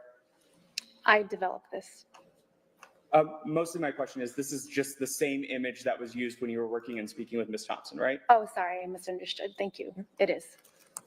So you're familiar with this because, as you said, you created it, fair? Yes. This is what you stated on, I believe, your direct examination was the likely scenario of the initial impact, or the initial time impact. Is that fair? Well, it's a two-dimensional, as I said before, so it doesn't show the 3 dimensions. But I believe, as you stated, this would speak to the trajectories at issue, correct? Yes, for A, B, C, and D. And this is, as you stated, would be the first injury. I believe you called them wound patterns. Is that fair? I don't want to misquote you on that one. First set of puncture wounds that occurred during this incident, correct? So A, B, and C occur first. So looking at this, this would be the initial impact for the through and through injury, the one that resulted in the puncture that came out this front side of her chest, right? Again, this is a two-dimensional profile view of a static torso with no head, no arms, no legs. So it can hyperextend, but yes. Permission to approach, Your Honor? May. I'm going to show you what's previously been marked as State's Exhibit D in this case. Here you go, Dr. Knight. Thank you. What is this a picture of? This is a picture of a gel torso. And are you familiar with this image of a gel torso? Yes, You took this picture, correct? yes. And it was during your research and experiments as it related to this case, true? No, my research and experiments and testing and my opinions had already been formulated when I took this picture. These were subsequent experiments undertaken for purposes of this case, true? It was not an experiment. I already had my opinions. So this is you working with the gel torso, correct? Yes, And you recognize it because, is that your hand in the image? that is correct. And you took the photograph, Yes, and it's a fair and accurate representation of your work with the gel torso as it relates to this case, fair? yes. Your Honor, I would move to admit State's Exhibit D. Letter D, D, yes. isn't that in already? I believe it was not stipulated to its Oh. admission previously. Okay. D and E remain pending. Any objection to Exhibit D? For, in terms of authentication and foundation, no, I think it depends on the purpose for which it's being offered, which I mean, we would reserve a right to argue its relevance, but in terms of, I believe that the state has authenticated it and laid the foundation in the way that, the way that the state just described it. Okay, D is admitted. This, permission to publish, Your Honor. Yes. Thank you. So this is looking at a copy of State's Exhibit D, which was just admitted. This is the gel torso work that you were doing, yes. and that's for this case specifically. It was for this case, yes. And that relates to a female gel torso, is that fair? A attempted model of a female torso, yes. And the image shows that it's being impaled by a model corn rake, is that fair? A purchased corn rake, yes. And that corn rake was used to be of similar shape or spacing of the tines as it relates to the one at issue in this case? Yes, So when the impaled wound trajectory is done on the gel torso here, that's to mirror the initial strike or the initial fall, as you would say, for Ms. Mullis? yes. It was to try and replicate or demonstrate here wound A. And was wound A, if you recall, the one that came out the other side of her chest? Yes, Your report nor any of your data collection references her range of motion, though, correct? her range of motion. Correct. No, And it doesn't factor in as more of a dynamic variable, whether or not, I guess, the range of motion of her shoulders or arms, fair? does not talk about what her range of motion is. In fact, your report doesn't evaluate what would be necessary or how she would be able to remove the corn rake at issue here by reaching behind her. Is that correct? So you're just grabbing the rake, you're not trying to grab the tines. But So in the theory in question here, your posited way that this occurred, Ms. Mullis reached behind her and removed the rake. Is that correct? she did not remove the entire rake, no. But she was able to generate enough leverage or force to remove part of the rake. Is that fair? That's what happens when you grab the rake handle, which is essentially right at her buttocks. So just reaching, touching, even scratching your hip. You can After reach- it had gone through her full chest cavity. Yes, that's I showed you in that previous diagram. But you didn't evaluate her range of motion specifically, correct? Your Honor, I don't know that the witness had finished her answer. There's a question pending. The witness can answer that. Please, counsel, just let's try to let the witness finish her answer before you ask your next question. Is that okay? Sure. Okay. So as that diagram previously showed you, when the rakes are lined up with the horizontal trajectories. The rake handle essentially is against her body or against her buttocks. So essentially you're just kind of scratching. You can reach back and grab it, it's touching you. And pulling it in that manner of the second diagram where you grab the rake or reoriented, that essentially, because the rake is stiff, it creates a leverage to pull out one of the tines. And the tine that it pulls out is not deep, relatively speaking. That's why A and B stay in. Is range of motion an important factor as it relates to biomechanics? It depends. If I'm talking about a gymnast and someone doing, the splits or something, but this is not what we're talking about here. Is it a relevant human factor as it relates to the evaluation as per the sources you've included in your report? It wasn't something that was questioned because I don't have information that she's a manual laborer. She was doing manual labor that day. She can reach down and tie her shoes. So I apologize. And I understand that, but you didn't evaluate from whether or from what perspective the ability to reach behind her or her range of motion to be able to reach or contract, correct? it did not seem like a far-fetched ability to be able to reach back and scratch her hip. Despite it being an instance where she was already impaled? Yes, it's essentially touching her against her buttocks.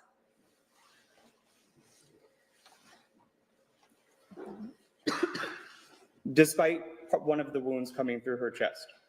So she's grabbing, yes, she can reach back and grab the handle. It's just right by her body. It's not in some obscure, 10 feet above her head kind of location. Well, you would agree that there would be some force necessary for her to generate, to be able to pull it out of her body after being impaled through and through, right? Yes, that leveraging, again, grabbing the handle and pulling it down by her left hip and the handle forward, that creates leverage, which causes tying 3 to come out. But you would agree that there's a calculation or a way to evaluate leverage as it relates to the human body, right? I don't need that. That's not necessary. But my question was that there is a way in biomechanics to evaluate that, correct? You can evaluate torque, sure. And you did not include any mention of torque as it relates to her ability to rotate, correct? Because it's unnecessary. And yesterday, though, when you testified, I believe, you mentioned torque and the ability to twist and the inability for, you disproved whether or not she was able to push the rake out, is that fair? Or I'm sorry, or pushed onto the rake. Is that correct? I'm not quite sure what you mean. You have to clarify for me, please. You testified yesterday that you considered the hypothesis as to whether someone pushed her onto a rake somehow, and you said you disproved it. Do you recall that? Yes, if they forcibly pushed her, yes. And you said because a push on the shoulders, it wouldn't be a possible solution or scenario here because of torque and twisting, and it would flip the rake. Because of rotational acceleration and horizontal velocity. But you did not include that scenario as it mentioned in your reports either, correct? I did not write that in my report. And so when torque was relevant to disprove a hypothesis, it was a relevant consideration? I didn't need to calculate it. What do you mean? How would it flip the rake? Because the rake is top heavy, and when you have horizontal motion and rotational, when you impact the rake in that position, it's going to cause the rake to flip upward, meaning the handle comes up to the ceiling. Even when the handle is flush against the ground? When you impact that rake with that kind of force, that kind of horizontal and rotational motion. Well, I guess I'm confused here. So she can fall back onto it, right? Yes. But she can't be pushed with equal force at the shoulders onto that rake and caused to fall on it. So again, this is talking about a push, an external load applied to your top of your body. When you fall from standing height, you don't have an additional external force applied to the top of your body. So here, let's talk in the hypothetical then. let's say equal force was applied to both shoulders at the top part of a person's body. Oh, I apologize. Let's say equal force was applied to both shoulders by an external force, or a person, let's say, to the top part of their body, causing them to fall backwards. Would that flip the rate? So this is an aggressive push that would generate a horizontal and rotational acceleration. But merely falling back on it in the presence of an object, causing it, say, an auger, wouldn't cause that imbalance? No, again, this is not a external force applied to the body above the center of mass, forcing it to horizontally travel and rotate. In those calculations, again, aren't in your report or in your notes, right? They're unnecessary. I don't need to calculate that. Well, there is nothing documented noting you considered that from a perspective of a hypothesis to rule it out if you were just reading your report and notes, correct? That is correct. So going to, again, demonstrative J, this is something you created, correct? Yes, And this would be the likely wound scenario of A, B, and C per your testimony in 2D format, right? ND. In D, in the two-dimensional format, right? In the two-dimensional format, that is correct. But, so this is your probable statement as to what occurred here. This is what happened. She fell on the rake. If I rotate this image 180 degrees, Sure. does this not supposedly generate the same injuries in question? Yes. It does? Well, you have to look at force, but that is the mechanism. Strength is a component of force evaluations in biomechanics, correct? One's strength when acting upon an object, for instance. Yes. Did you test or have any outside information about Mr. Mullis's strength patterns or his ability? No, that's why I use the maximum forces available, so such as a push in literature. And again, despite it not being documented there, taking you at your word for that, what is his maximum strength ability? So again, it's in literature, the very maximum reported force for a two-handed push for males is reported in literature. What is that? It's 138 pounds. How many pounds of pressure or force are required to be exerted to puncture the skin? For one time? Is that your question? Sure. So one time for skin on the back is approximately close to 75 pounds. So one time in this instance, Mr. Mullis would have the force capabilities to be able to puncture the skin with one time. With a push, but we know that the rate can't be entered one by one to cause this injury pattern. What's required for 4? Well, it's 3 that goes in. What's required for 3 then? And you consider the clothing. If you consider the clothing, then we're up near between 300 to 340-ish, depending on the conservativeness. And again, what was his strength pattern or ability that you say you considered at a maximum scenario? 138 pounds for a two-handed push.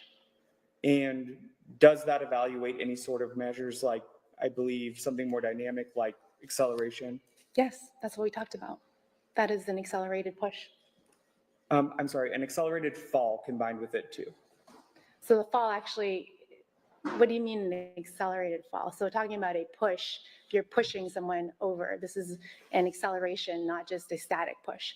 So we talked about having the rake against someone's body and you're statically pushing it at a constant pressure, or you're applying acceleration. So when you apply acceleration, it's a more severe scenario.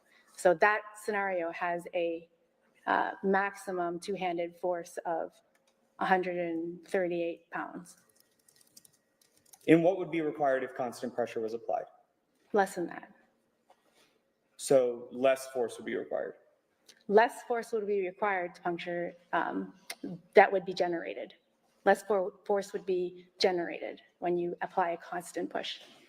So it's your testimony that if Ms. Mullis was, say, face down on the ground, for instance, and someone pushed the corn rake into her back, that's not possible? You would not penetrate the clothing and the skin, no. And you hold that opinion to a reasonable degree of certainty? Absolutely. You also, though, didn't factor in her other wound patterns, correct? I believe yesterday you said you were only retained to consider the penetration wounds specifically, right? I was asked to focus on them because there are explanations for the other wounds. Well, you provided no explanation in your report for anything else, right? Right, I was asked to focus on the penetration wounds. So you didn't consider it from the perspective of the wounds on Miss Mullis's knees, hands, or chin? Right, so actually if they fit my scenario. So going up on her knees, trying to extract the rake, being on a concrete gravel type ground as in the shed is available, that would generate the mechanism to cause those injuries. Just pushing onto her hands and knees? Well, crawling, she's crawling. And the strike on her chin, how was that caused? So again, that was from Dr. Hammers and to discuss. And I believe, though, the standards for biomedical or biomechanical evaluations say that you're supposed to accept the treating physician's diagnosis? That I do not, I don't diagnose and treat, therefore I don't dispute diagnosis. I apologize. In your report, I believe it's noted specifically that you're supposed to look to the treating physician or treating provider's diagnosis. Is that fair?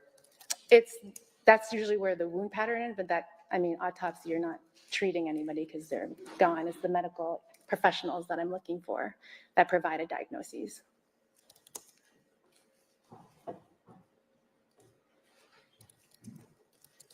Just to quick summarize your evaluation and opinions here as it relates to this instance specifically. Your calculations are not noted in your reports. The conclusions of my calculations are in my report. I'm asking about the facts and data that would lead you to those conclusions are not specifically enumerated in your report. Fair? So the calculations, the foundation for them are included and the conclusions are included. You took no measurements specifically of the location or space? Because it had changed and I had a diagram from the police department right after the incident. And you did not document specifically, you're assuming that the rake where it was discovered by law enforcement or noted by law enforcement was in fact where the rake was to begin? No, I did not assume that. I had no other information to indicate that the incident happened anywhere else other than the shed. Despite knowing that the rake had been pulled out by Mr. Mullis, right? Because that was what's available in the information, that the incident happened in the shed, but even if it didn't, it wouldn't change my opinions. The location inside the red shed where the incident occurred and the physical limitations of the space wouldn't change your opinions? If they happened elsewhere outside the sheds, that would not change my opinions. I'm not exactly, maybe I'm confused at what you're asking. It seems like you're questioning whether the incident happened in the shed, and I'm just a little confused by that question. If the incident did not occur in the shed, would your opinion change? No. And if the location of where the incident occurred wasn't near the pet carrier, for instance, would your opinion change? No, because it's again based on the physical evidence of the injuries and the rake. Everything else is supportive. So no environmental condition would change the opinion of your statements here? I'm saying that I considered the spacing, but even in that limited spacing where I know that a lateral swing can't happen, I still analyzed it. And I analyzed an overhead and I analyzed different positions. And all those positions can happen in a location other than the shed. So I considered alternative locations as well. But what comes down to it is the physical evidence and including the rake and the injuries themselves. With the assumptions that you knew where it occurred in the shed, or no? There is no assumptions here. Yesterday, I just want to confirm, your testimony was that you can't analyze every scenario or every incident in a case. Is that correct? That would not be reasonable to do. Again, like I said yesterday, there was no information that there was a trapeze available. If there's something that gives me more information, I'm happy to analyze that scenario. It's my job as a neutral party to consider, analyze, and evaluate new evidence. And last thing I want to talk about, I understand the statement was that you're salaried by Robson Forensic. True? True. But you've been compensated by Mr. Mullis's team or the fund for which is providing for him? No. You've received no compensation? My salary stays the same whether I'm here or not. Well, I will re-clarify. How much has Robson Forensic been compensated to provide for your testimony and your ability to be here? I have no idea. What's your hourly billable rate? I think it started at, I believe Robson billed me out initially at $640. And that's $640 an hour? That is correct. And based upon an estimate even, how much has Robson Forensic been paid for your testimony here today? How many hours of work have you conducted? I have no idea. You have no rough approximation of how much work you've done in this case? I do not have an idea of the number of hours or the amount. I have a lot of cases and those are not things I keep track of. That's something accounting keeps track of. Well, my understanding is that you bill your time and enter that time to be billed, correct? Yes, if you would like Robson, you can ask Robson for that information. That's completely fine. I just don't have it on memory right now. And you don't have any approximation of the hours? I mean, it definitely more than 10. I mean, but I don't have I didn't count. Is it $640 an hour to have you be present in travel for trial, for instance? They bill me hourly, flat rate, yes. So you being here present for trial over the course here, I believe we had previously discussed that you'd been here since Sunday, is that right? I arrived Sunday night. Since arriving on Sunday night, have you been, do they bill for every hour you've been present, or how does that work? No, I bill for time that I'm in trial. So for the rough 7 hours or 8 hours a day, you've been billed at $640 an hour by Robson? So they bill me hourly and I bill for the time that I spend here, yes.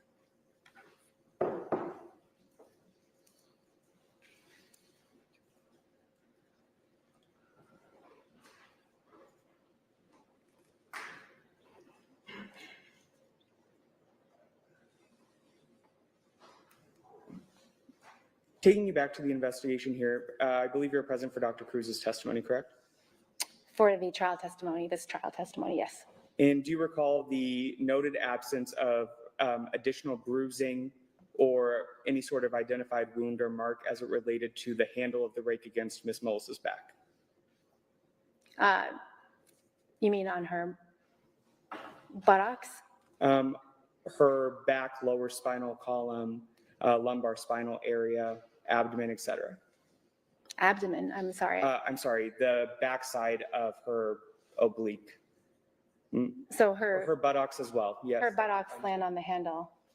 That What was that? I'm sorry. I her didn't. buttocks land on the handle, which prevents it from flipping.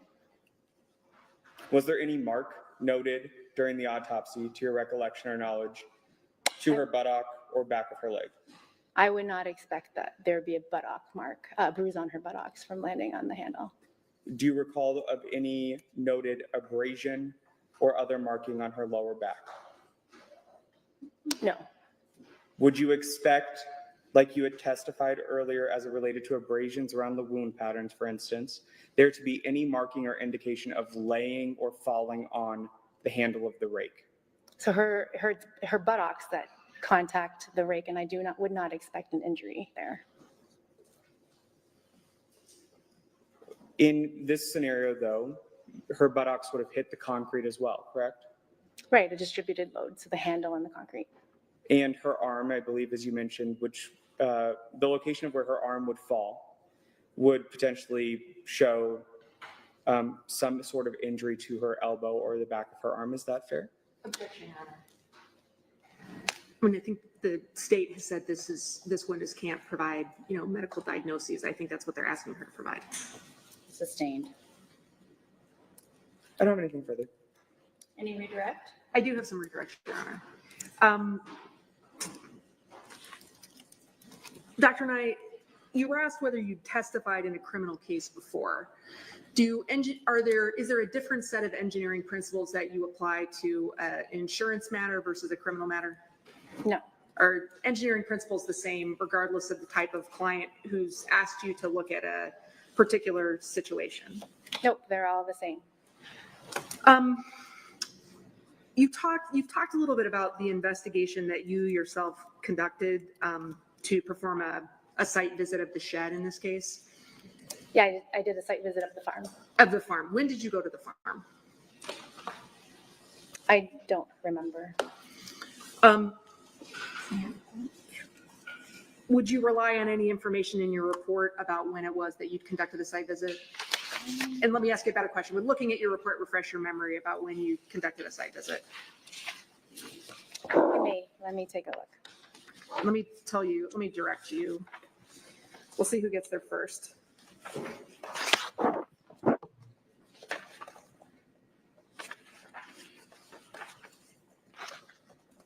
Oh, September 18th, 2023. Does that sound right? Oh, that's the clothing. Yeah, okay.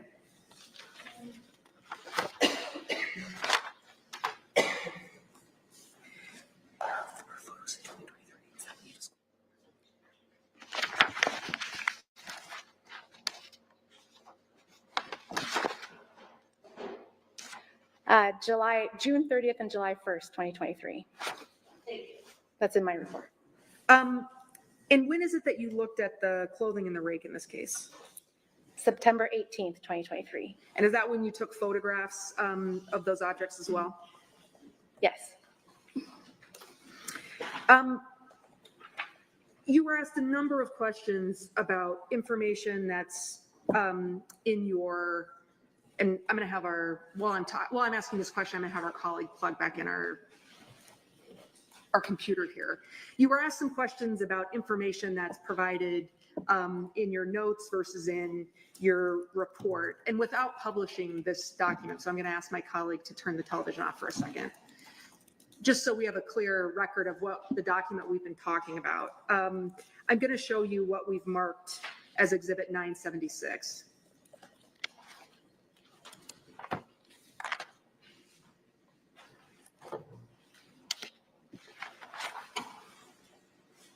And I know there are that we've addressed some questions, Your Honor, about the admissibility. I just want to establish with the witness that the document that applicant has marked as 976, just what that document is. So without publishing this document, I'm just going to ask you. And right now, just the witness and myself can see it. It won't be displayed on the big TVs. Correct, Your Honor. That's what I'm seeking to do. I see it. All right. I'm going to have my colleague just scroll through what's on the monitor in front of you. And the question I'm going to ask you is if the document that appears in front of you that's been marked as Exhibit 976 is a complete copy of your additional notes that you provided related to your work in this case.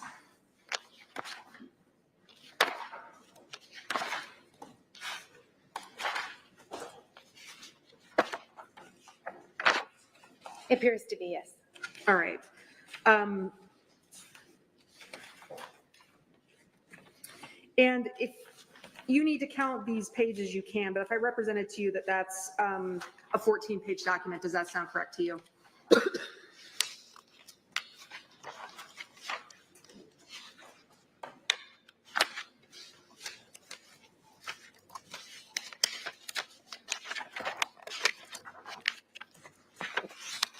Yes.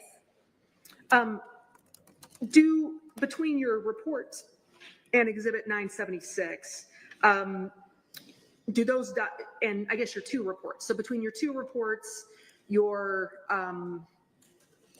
me start this question again.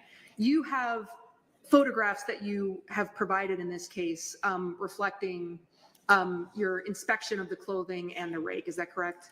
Yes. And did you take photographs that included a measuring, a ruler in them to measure, that demonstrated your measurements of the tines and the length of the rake and the tines of the rake? Yes.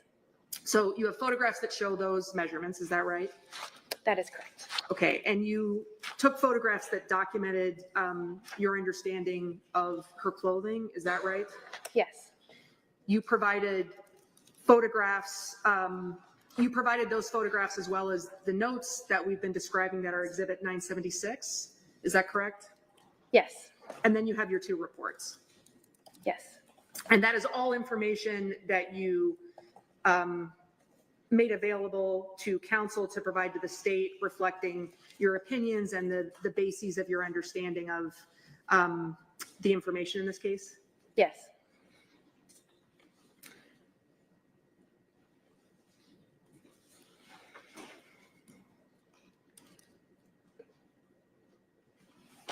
Just briefly, since 976 is still in front of you, I'm going to have my colleague direct you to the last page of that document, which is page 14. I'm here. All right. You have a references section on the last page of 976. Yes. And I think you were asked some questions about reference 5. Is that a complete reference for, is that a complete citation for the reference material that you're alluding to in reference 5? Well, I didn't allude to it. I stated it. But all my references are complete, even with page numbers. I appreciate that clarification. If I was going to go to a journals database, a medical journals database, using the information you've given for reference 5, I could pull up that article. Objection, reading. Let me ask, I'll withdraw the question, Your Honor. Okay. Using the information that you've provided for reference 5, could you pull that cited reference up in a medical journals database? You could, but you can just go to Google. If you just type in Nolan and then forces generated, it would pop up. It's widely available to the public. Is that true for the other references that you've identified on page 14? That's why I provide complete citations so someone can go get them. Anybody can get them.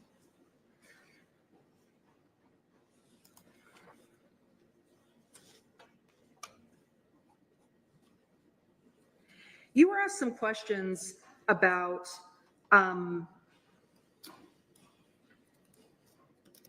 torque calculations, about the torque, about the consideration of torque in pulling out tine C while pulling a tine out of wound C while tines of this rake remained in A and B. Do you remember those questions? Yes. Why is it that you did not need to do a calculation for torque in making that determination? Because we know it came out. That has to be out to be able to make wound E and F. So that third tine 3, has to come out to be able to make wound E. I didn't need to question whether or not it was out. You were also asked some questions about why you did not conduct experiments on Ms. Mullis's clothing. Why did you not conduct any experiments on her clothing? So when you say experiments, that's a little confusing to me because I think for people not in my field, when you think testing or experiments, it has to be physical, like you're breaking something or, doing something. But looking at the holes, considering them, looking at the location, comparing them to the wound location, that's all part of the investigation process, which is essentially a whole big experiment. Under your definition of an experiment that you just provided, did you give consideration to the properties of Ms. Mullis's clothing in reaching your opinions here? Yes, absolutely. You were asked some questions about the shed at issue in this case, and I want to show you a photograph that we looked at that has been admitted into evidence, Your Honor.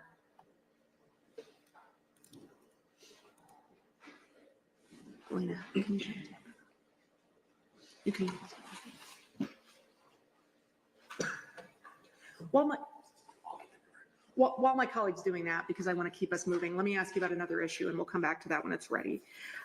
You were asked some questions about the medical diagnoses in this case, and just some general questions about Dr. Cruz. So I want to direct your attention back to those questions.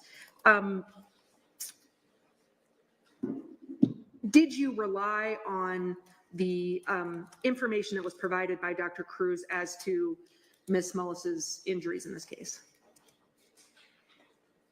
Did I rely on Dr. Cruz for the injury pattern? Yes. Yes. Were you in giving your opinions, were you disagreeing in some way with what Dr. Cruz said about that issue? That is not my role. I don't disagree with medical diagnoses. You were asked some questions on that issue specifically about the chin injury that there was some testimony about with both Dr. Cruz and Dr. Hammers. Were you present here for their testimony about that issue? Yes. Did you hear some testimony from Dr. Cruz that the injury to Ms. Mullis's chin could have been caused from falling and striking an object? Yes, I heard Dr. Cruz say that, yes. Is that testimony in some way inconsistent with your opinions in this case? I mean, it's not consistent or inconsistent. Are you here to offer opinions one way or another about Ms. Mullis's chin injury? No. And has any of the testimony that you've heard about that chin injury as between Dr. Cruz or Dr. Hammers, does any of that contradict your opinions in this case in some way? No, not at all. Yeah, when I talk about injuries, it's about mechanism. I don't diagnose.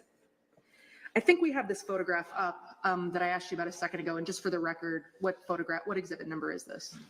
311. All right. So I'm showing the witness what's been marked as 311. The photograph that you're looking at, this exhibit 311, is that a photograph that you took, Dr. Nye? I don't think so. All right. And do you recognize what's depicted in photograph 311? What's depicted is the dog or pet carrier that it was claimed that Ms. Mullis was going to retrieve in the shed at the time of the incident.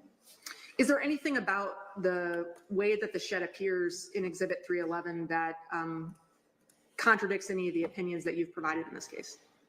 No, absolutely not.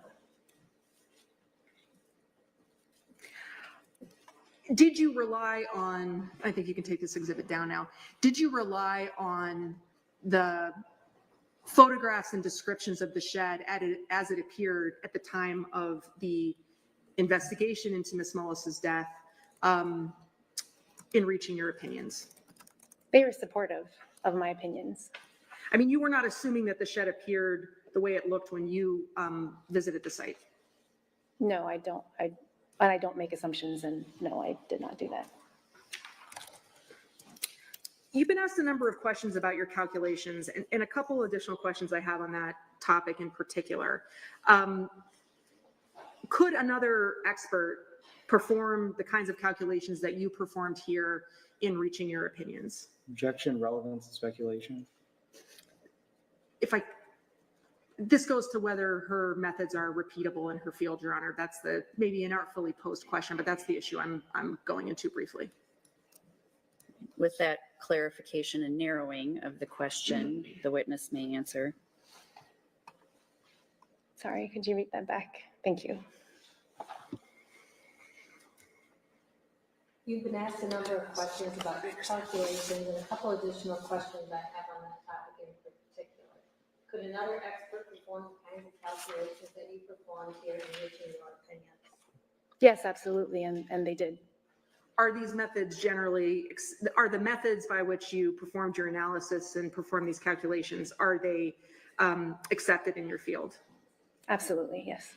And specifically as to your discussion about clothing, the concepts that you relied on here of the tear force of clothing and the tactical strength of clothing are the methods by which you considered those issues generally accepted in the field of biomechanical engineering? Yes, absolutely. Okay, you were asked some questions about this gel torso, and the photograph's not up, but do you recall the photograph that you were showed by the state as to that issue? Yes. First of all, does anything about that photograph contradict your opinions that you've testified about here today in any way? No, not at all. And I just want to note for the record, it looks to me that you are looking at a copy of that exhibit. So if you're relying on it to answer the questions, I just want to make sure the record's clear since you have it there.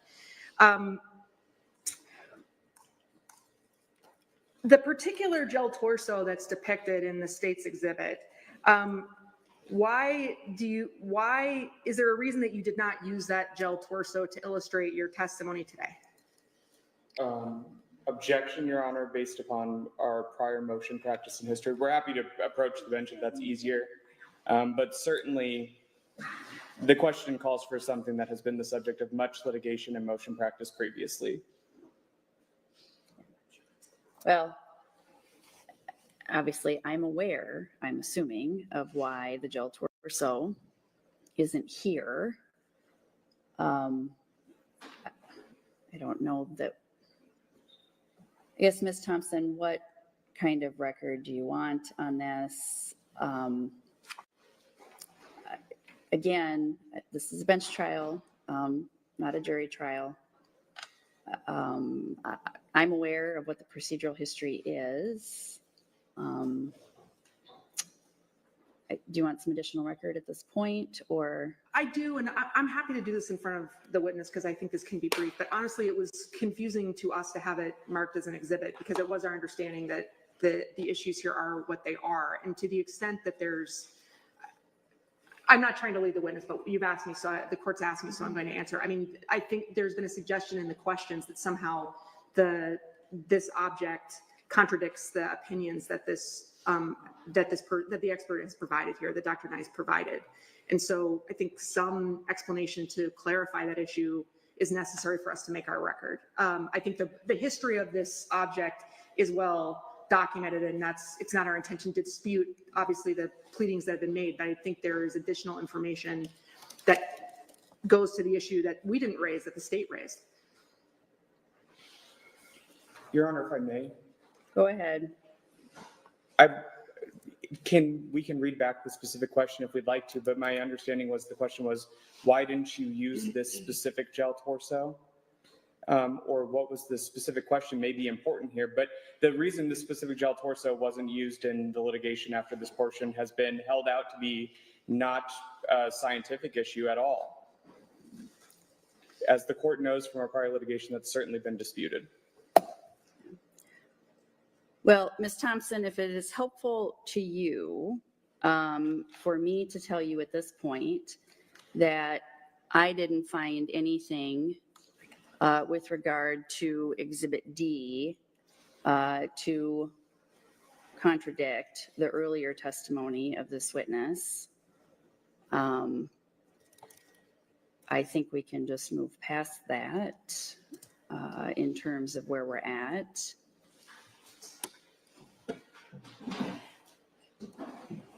I appreciate the court making that a record. And I think for us, obviously, we want to represent our client zealously. We want to make sure we've made our record. Obviously, if that's I think the court has given us some direction in terms of how it is viewing this evidence. And with that understanding, I agree that we can move on. Okay. Yeah, I'm looking at my notes at the questions that were asked with regard to Exhibit D. That's where the questions about evaluation of range of motion, things of that nature were asked. I mean, I guess certainly if you want to ask some follow-up questions about that topic, that's fine. But specifically with regard to the use of the gel torso, I don't think there is any need or reason to follow up on that.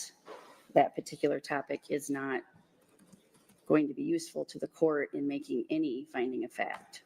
I understand, Your Honor. And obviously, again, we want to make sure that we're representing our client in the way that he deserves to be represented.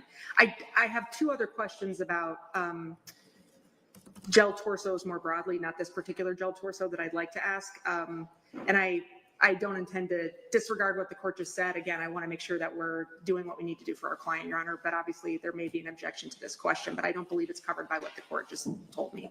Go ahead.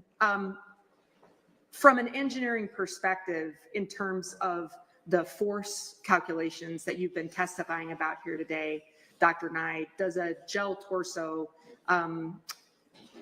accurately represent the human body?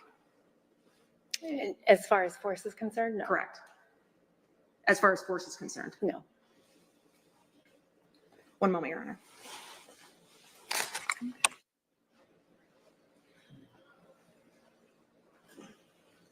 Just one moment, Your Honor. Sure. Sorry, magnitude of force.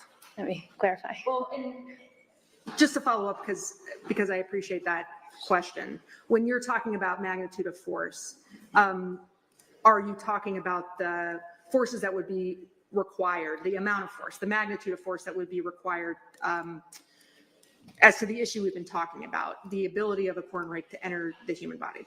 Right, I would not use that for magnitude.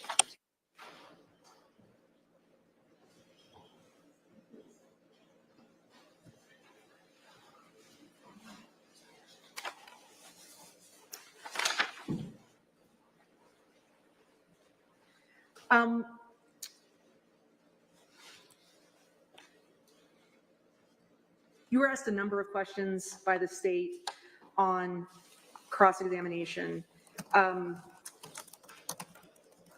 Do any of the questions that you've been asked by the state here today change the opinions that you've offered about the hypothesis that Ms. Mullis's injuries were caused by her falling on this rake? No, if I had no other hypothesis and that was the only one I tested, everything fits that hypothesis. It is proven. All right, no other questions, Your Honor. Mary Cross. Just briefly, Your Honor, if I may. Drawing your attention to what is reference number 5 for the article, you stated just on redirect that you could pull up the case of Nolan, Hainsworth, and Ruddy forces generated in stabbing attacks just by Googling it, right? Well, I will tell you that we did Google it in permission to place it on the screen, Your Honor, to work with.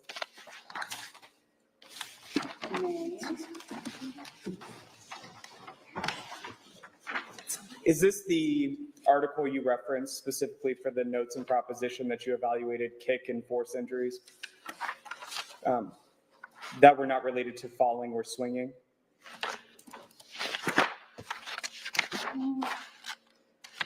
Sorry, I've lost my page.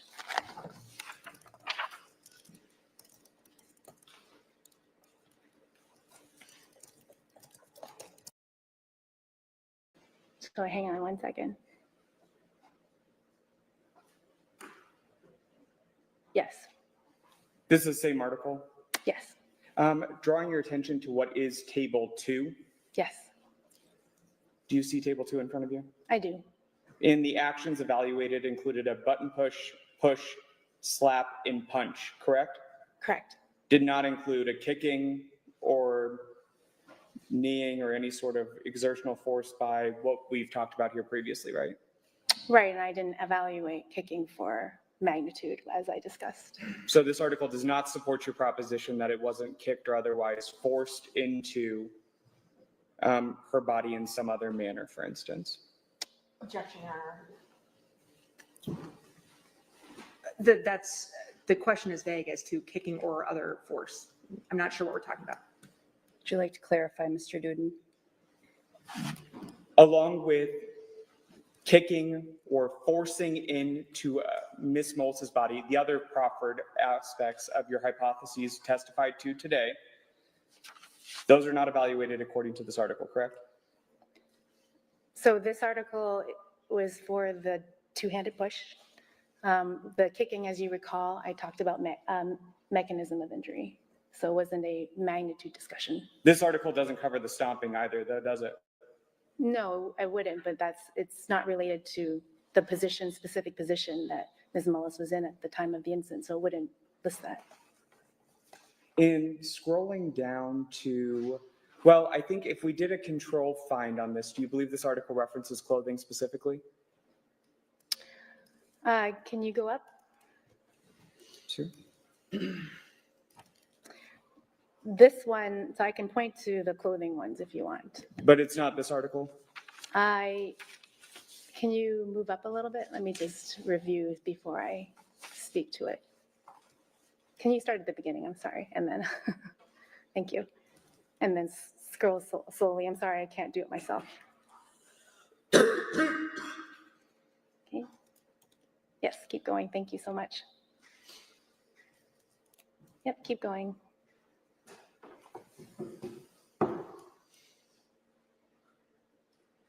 Keep going. Thank you.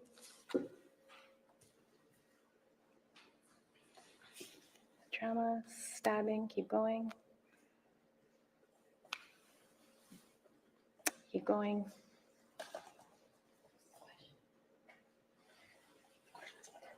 keep going.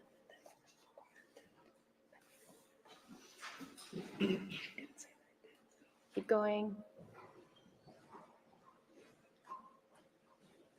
And keep going. Perfect. Yes, I confirm that this was not one of the ones. I just wanted to make sure it's not the clothing ones, but I have clothing ones listed. And then based upon your testimony here today, is it your testimony that you were able to differentiate the degrees of force at issue here by looking at the wounds and their depths or the aspects of the wound injuries sustained by Ms. Mullis? So location of wound, knowing it's on her back, and understanding that it's a tensile overload. So it was just merely looking at the wounds and the depths and information provided to you on that front? So again, clarifying your question as I understand it, the magnitudes are considering the location, the diagnosis of the wounds, as well as the instrument being a blunt object. And that's based upon the appearance and photographs and the information provided to you by Dr. Cruz and ultimately Dr. Hammers as well. Yes. Looking to the discussion section of the same article here,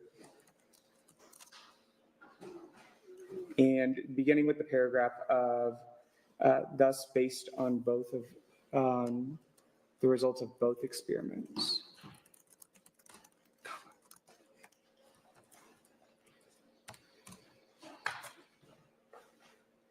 So beginning with this paragraph, thus based on the results of both experiments, in the case of a wound tract involving skin and organs only, applying a subjective scale of mild to moderate to severe force in an attempt to suggest to the court that one could differentiate the degrees of force by simply looking at the resulting wound is inappropriate. All that can be said is that minimal force required for a particular implement to breach the skin and cause injury to the skin and soft tissue only has been met. Did I read that correctly? Yes.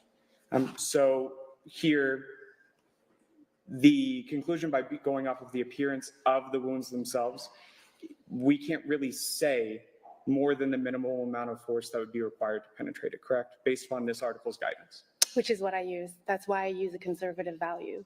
So I use the minimum force. And then I use the blunt instrument cross-sectional area. That's exactly what I did.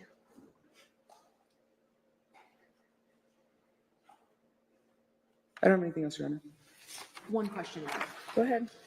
If at any point in any of your work in this case, Dr. Nye, have you have you relied on the idea that you, in your evaluation, can differentiate degrees of force simply by looking at a resulting wound? I'm sorry. Sure, I'm going to ask that question in a better way. That's a lot of words. Does your analysis differentiate degrees of force by looking at the wounds that Ms. Mullis had? That wasn't what I was doing. That paper talks about measuring force if you, depending on how severe the attack is. That's not what we're looking at. We're looking at forces necessary to penetrate. You didn't reach conclusions about the force that was at issue, that could be at issue in these hypotheses just by looking at the wounds that Ms. Mullis had. Is that right? Again, I rely on the diagnoses. So looking at the minimum force and the maximum, say, push, then I'm meeting both ends. So if I take the maximum and I take the minimum and it still doesn't meet, then anything after that is met, essentially. Were your conclusions on that issue based on your full investigation and analysis, and not just looking at Ms. Mullis's injuries? Oh, it's a complete, yes, the engineering investigation takes a lot of time and consideration and the scientific method that we talked about. All right, no other questions, Your Honor. Anything further? No, Your Honor. Thank you, Dr. Nye. Counsel, do you need to address Exhibit 976 before the witness is gone, or is that something that she can be released for? Your Honor, we sought to admit Dr. Nye's reports, and I think there was an objection to that. And I think this issue relates to, the issue about these notes relates to that concept. I think we're seeking to admit it based on this testimony in that respect, but I don't think we need further information from the witness, and we can take that issue up at the appropriate time. Okay. 285, I think, was the other exhibit. I believe that's right, Your Honor. Yeah, okay.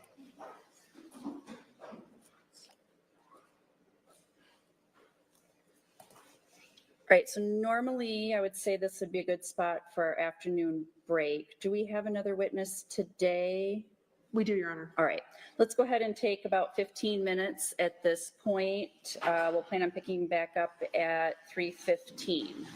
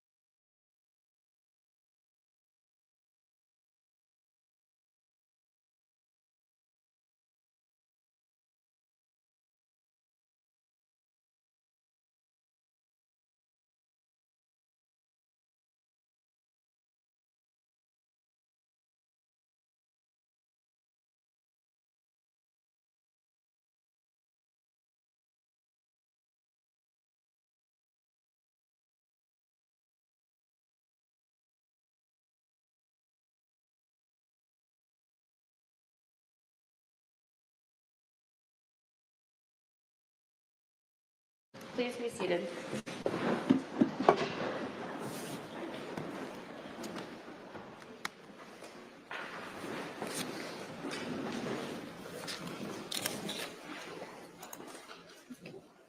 Ms. Nichols-Cook, are you ready with your next witness? Yes, Your Honor. Applicant would call Tom Krogman. Okay, Mr. Krogman, if you're ready, you may come forward. Have a seat in the chair to my left, please.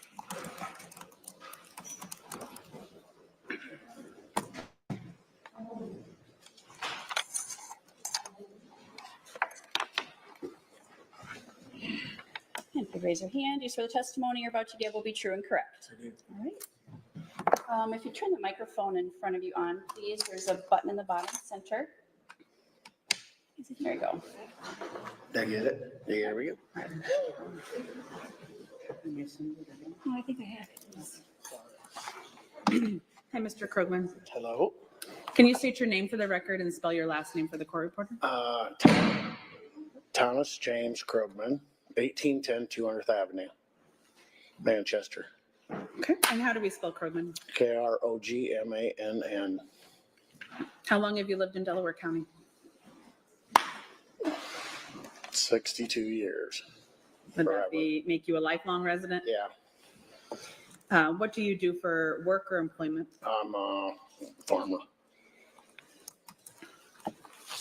What do you currently raise or grow as a farmer? Corn and soybeans. Have you raised livestock in the past? Yes.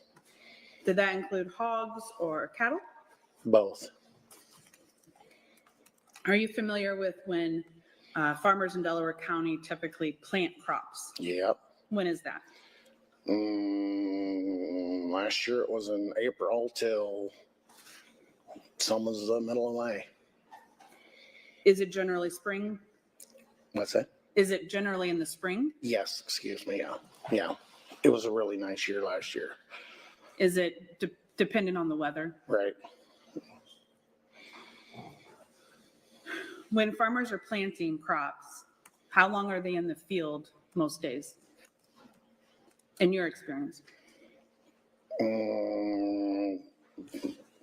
Sometimes 24 hours a day.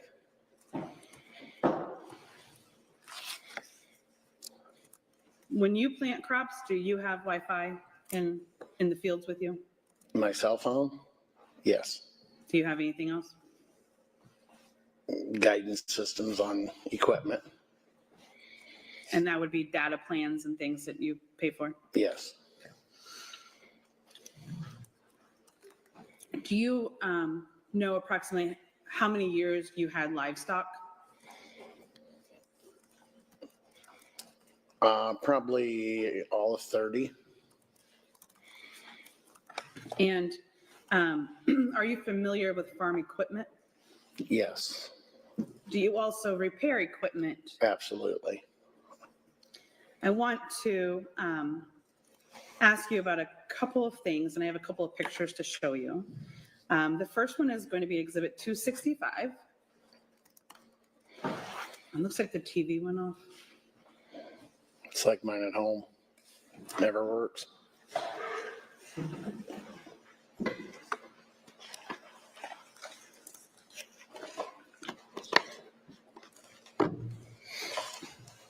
Are you seeing anything on your screen? Yes, I got it now. Yes, correct. What is on your screen? We call that a corn fork. Corn fork. Corn rake.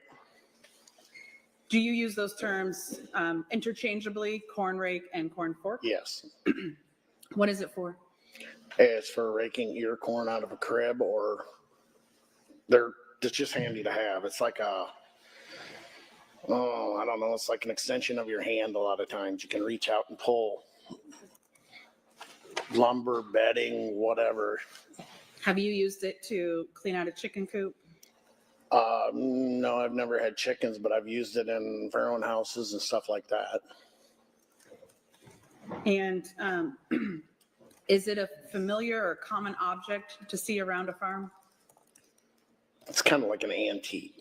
I mean, it's not nothing you'd use every day type thing. Grandpa had it, it's hanging on the rafter, and it's just a cool thing. You don't get rid of something like that. Would you consider it a dangerous item? No, Would you consider it a sharp object? I don't know. I never really considered it, I guess.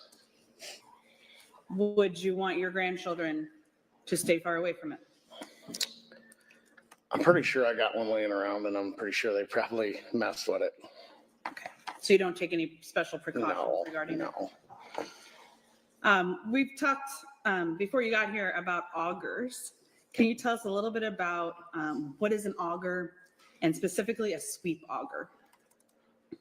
Well, it's a shaft with a spiral flighting on it that has usually a drive on the end that pulls your material to the motor and to the front. Let's say you're moving grain into a sump in an auger to load out. At the end of the bin, you would use that. Or silage, you would transport it from one place to another. Where would you store an auger, a sweep auger? Well, you should put them inside, but usually they're not. When you say inside, you mean like in a barn? Or Right, yeah. Are they stored on the floor typically? Yeah, they're heavy. Heavy? Yeah. Have you ever stepped on one? Oh, yeah. What I'm sure. Well, when it's running? Oh, No, when it's laying on the ground or in a shed. I can't really say anything happened. Slip Would- probably. Would parts of it move? Oh, probably so. It's bearings on each end and belt drive to a motor. Okay. Next, I'm going to ask that we pull up Exhibit 311, which we looked at earlier today, to make sure that you and I are talking about the same thing. Yes, I have it. Okay. I have this.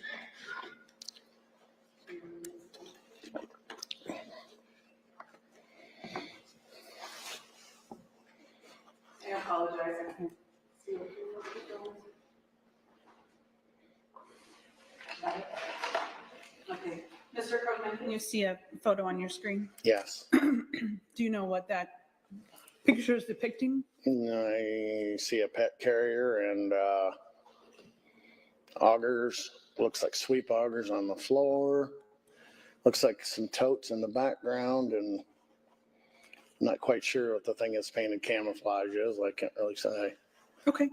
And when you were just talking to us about sweep augers, that's what's also in that photo? Right. Mm-hmm. Okay.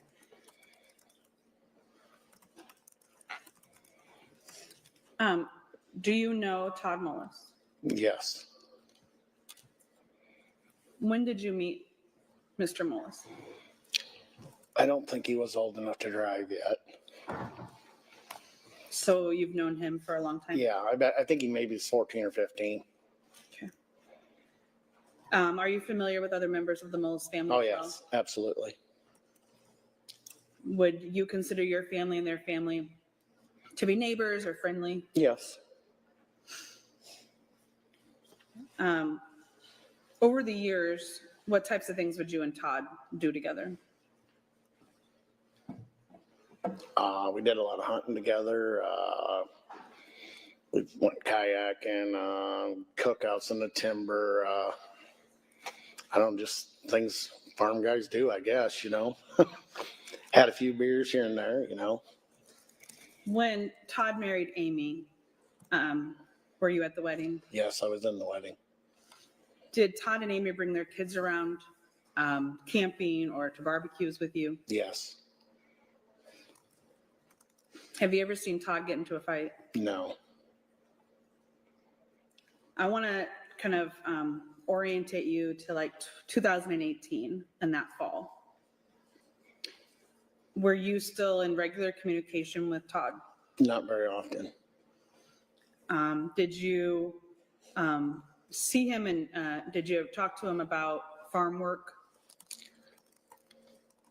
Yeah, but I would say in the last, I don't know how many years, you know, life gets busy and we didn't get to hang out. We didn't, I don't know, he had his things going, I had mine. I didn't really answer your question probably, but.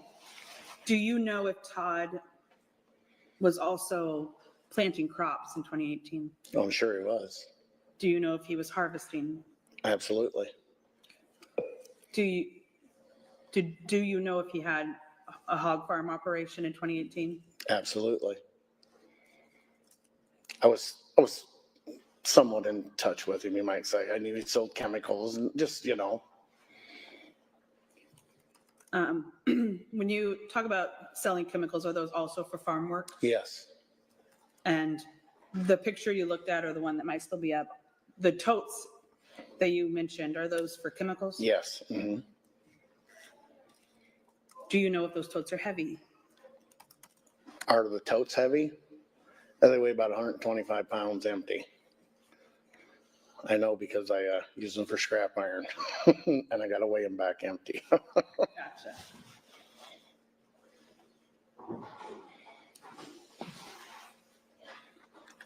I want to talk now about November 10th, 2018. Do you remember what you were doing that day? That was the day of the accident. I was, my son and me were about, I'm going to say, a half mile from my nephew's place. And we were loading scrap iron off a farm. And we seen ambulance, or not ambulance, we seen flashing lights to the east on 38. And we're looking and like, well, wonder what's going on. And then a town officer, town cop, whatever, he flew by on the highway, which is way out of city limits, which is, we thought was pretty odd. So we grabbed the binoculars and looked, and we looked to the east where my nephew's place is. He's just building a house there, and we've seen like what looked like that's where the activity was. So we hopped in the truck and headed down. We figured, excuse me, there was a skid loader accident or something. They were building a house. You move a lot of dirt, debris, lumber, everything with loaders, whatnot. And you want the whole story? Well, I'll ask you another question. Okay. Before there's an objection. What was the name of your son that you were with that day? Michael. Michael. And what is the name of your nephew who lived on 38? Brian. Brian. And so you and Michael both went down the road to where the squad cars or the deputy lights were? Yes. Okay. You said that you thought it was an accident. You knew Brian was building a house, and you talked about a skid loader. For clarity of the record, can you tell us a little bit about what is a skid loader? It's probably the most awesome machine ever built. You can do anything with it. You move dirt, you can mow, mowers, backhoe attachments. There's nothing you can't do with a skid loader. Can I call it a smaller tractor? No, it's just not. I've never heard them called anything else but a skid loader. Is it a heavy machine? Yes. 12,000 pounds probably. Okay. Is it something that you can take on the road? Your Honor, I'm going to object. This is fascinating, but it's not relevant. I guess Ms. Nichols-Cook, as far as the relevancy, is there some reason you think it's relevant? I guess I'm trying to lay the foundation for why he expected there to be a skid loader accident and why he went there so quickly. So I could just ask him why he was worried about a skid loader accident? Sure. Okay. Mr. Krugman, when you thought there would have been a skid loader accident at your nephew's house, was that upsetting or alarming to you? I don't really think it was either. It was just a matter we had to get there and fix the situation. Were you afraid somebody was hurt? Right. They wouldn't have called. Could a skid loader accident seriously injure somebody? Very much so. Have you seen other skid loader accidents? I've seen it with the same type attachment on tractors where same scenario, they're building a new house. The wife was down in the trench and the tractor didn't stop and it pretty much cut her in half. Okay. And I'm sure skid loader do the same thing. you don't know. There's a lot of stuff goes through your head when it's at your nephew's place. Yes, I'm. Really quick too. Yeah. Have you yourself been involved in any accidents while farming or? Yeah. Any one of those guys sitting back there been in an accident? Oops. Are accidents common Yes. on a farm? Yes.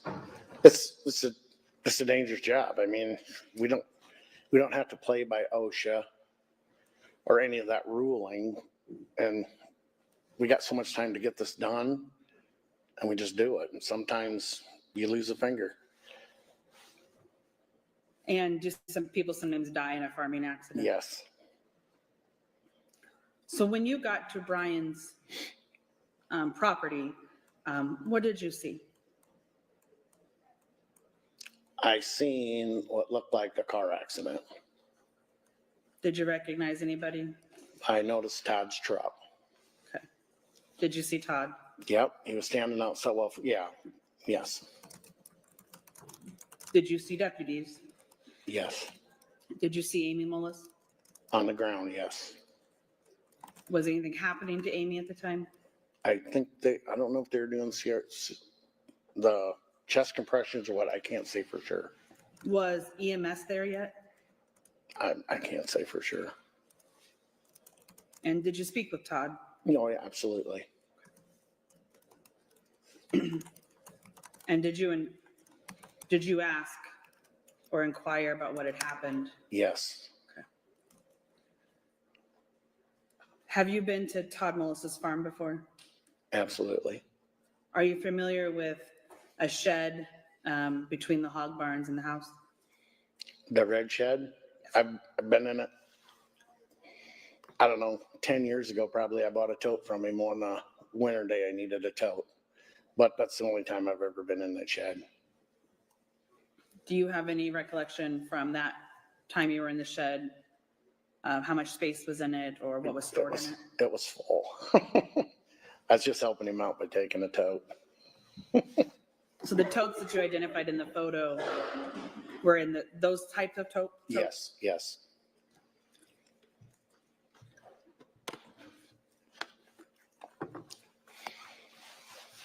At some point, did you learn that Amy had been found in that shed? Yes, And at some point, did you learn that there had been a corn rake involved? yes, I did. Did that strike you as unusual or strange? I'm going to object as relevance. This witness's opinion on whether that's unusual or strange is not relevant to the issues before the court. Overruled. You can answer. Would you repeat it, please? The information that you learned that Amy had been found in the shed and that a corn rake had been involved in her injury, was that a strange thing to you or a suspicious thing to you? It was odd. I mean, anytime there's no there's no normal accident. I mean, you've all seen accidents. You can't make sense of it. It's like, why did this happen? So, I mean, I don't know how I should answer that for you. In your experience as a lifelong, member of this community and as a farmer, did you have any thought that this wasn't an accident? No. Object as improper opinion testimony. I'm not asking for an expert opinion. I'm asking in his personal experience, just like if I asked a witness, how fast was that car going? Objection's overruled. I heard an answer. Did you, Kelly? Yeah, it'll remain in the record. Thank you, Your Honor. Did you learn at some point while you were in Brian's driveway that Todd had been on the way to the hospital with Amy? Yes, I talked to Todd. Have you ever had to drive a family member to the hospital that was injured? Yes. Why do you not wait for an ambulance to come to you? That's not how we're wired. We fix stuff. there's no time to, well, I think, I don't know how many times I did it. Once I comes to recollection with my brother. He was back in the timber. It was in the spring. You couldn't even walk. It was so muddy. And he was unconscious and his leg was bent behind him, bleeding. There's no way you were going to get him out of there unless we did it. So And we, in your experience, is it impractical to wait for an ambulance to get to you? I would, yeah, there's probably scenarios where not, but in most scenarios, we fix stuff. We don't wait for nothing. Was Todd with you the day that your brother broke his leg? Yes, he was. And did he help you take your brother to the Absolutely. hospital? I think he rode in the back of the truck and held him down. So on November 10th, when you're in Brian's driveway, do you see an ambulance come? I don't recall seeing this. I guess I really wasn't paying too much attention to that part of it, because they were working on Amy, and I couldn't tell you if there was 5 squad cars there or 50 squad cars. I couldn't tell you. Did you see Amy leave in an ambulance? Yes. Okay.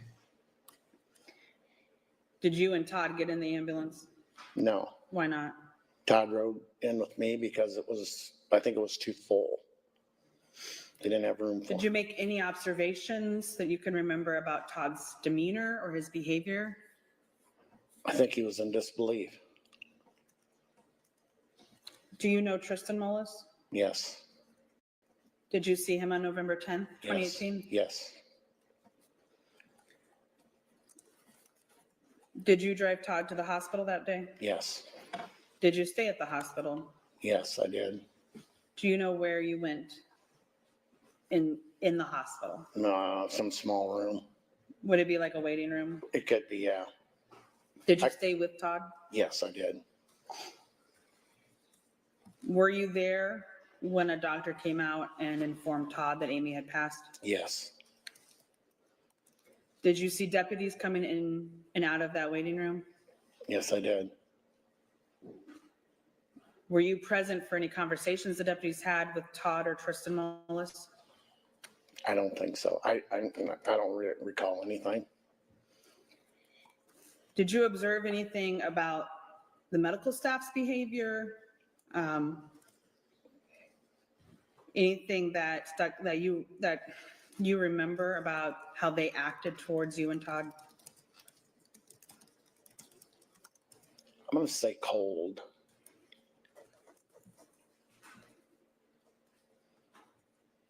Did you feel that was that a concern to you? I know rolled off me pretty easy, but you just got that feeling of Did you of recognize? coldness. Oh, I'm sorry. Yeah, go ahead. Did you recognize any of the medical staff as someone you knew? No, I didn't know any of them. Did you know that Amy used to work in that hospital? Yes, I did. Did you see other members of the Mullis family come to the hospital? Yes, I did. At some point, did you and your wife Carol then leave the hospital? Yeah, we left together, yes. Before Amy died, I know you said you had more limited interactions or time with Todd. Mm-hmm. At any point, did you and Todd ever discuss Amy having an extramarital affair? No. Do you have other friends in the community? A few. Do you sometimes hear people talk or rumors about absolutely. affairs? Oh, absolutely. Did you also talk to Amy directly over the years, or text or call her or talk to her? No. When Amy and the family and Todd would come for barbecues or campouts or anything, did you ever hear Amy complain about being unhappy? No. Did you ever hear Todd complain about his marriage or about wanting a divorce? No. Couple more quick questions on November 10th. I know it was Iowa in November. Mhm. Do you remember weather-wise, if it was cold? Yes, Do you know if there was any snow on the ground? yes, there was. Because we had commented loading the skid loader on that trailer, how sketchy it was. It's on tracks and it don't like a wet bed that's snow on it. When you were doing your scrap metal job at the farm by Brian's, Mhm. were you walking around outside in the snow? Yes, Were you leaving prints, shoe I'm sure prints? we were. Do you remember a DCI agent coming to your home to Yes, talk to you? Yes, I do. Do you remember approximately when that was after Amy's death? It was cold out. If I told you the report from the agent is December 28th, 2018, would you Yeah, accept that? yeah. Okay. Do you remember having this discussion? Yes, I do. Do you remember the name of the agent? No, Have you had a chance to listen to the audio of your interview with him? yes, I did. Do you know where on your property that interview is occurring? Yes, I do. Where at? Right in the shop. In the shop? Yep. Is the shop a large building? Yes, very. What are you doing there? Objection. Everything. Objection is overruled. The answer will remain in the record. We do everything in there from snowmobiles to four-wheel drive tractors. Were any of your children or grandchildren on the farm that day with you? Yes, they were. Were any of them in the shop? At one point, they weren't supposed to be, but he wasn't supposed to be there. He was supposed to come back at 5 o'clock, but he was too impatient, so I had to leave my grandkids in the house. So I had to talk to him then. And one of them slipped out, and Do your grandkids play in the shop sometimes? absolutely. Do they ride their bikes or roller skate or? All of it. Pickleball, segways, I got it all. Do you remember the DCI agent talking to you about how Amy died? Vaguely. Do you remember him using a term that the medical examiner's decision that it was a homicide was gospel? Yes.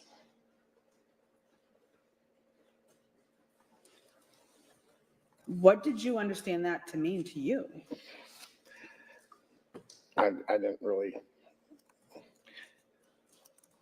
really pay too much attention to it, I guess. Did you have an impression that law enforcement had already decided who killed Amy? Absolutely. Do you know who they thought it was? Yes. They had the finger pointed at Todd the whole time. Do you remember talking with the agent about your thought that it was an accident? I'm sure I did because I don't know if you guys want to listen to this or not, but as while I was at the scene, Todd told me what happened. And today he will still tell me that same exact story, that you cannot tell that twice. And it has not faltered one word from the day at the incident. You can't do it. Mr. Krugman,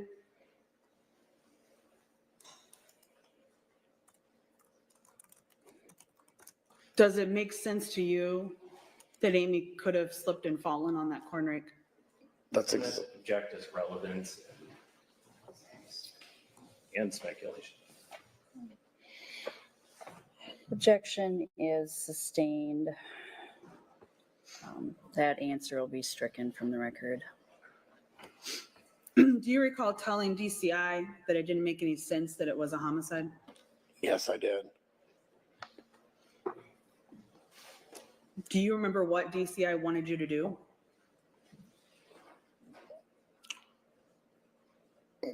Well, it's pretty obvious what he was out there for. What was that? He wanted me to put some dirt on Todd. that I didn't have none.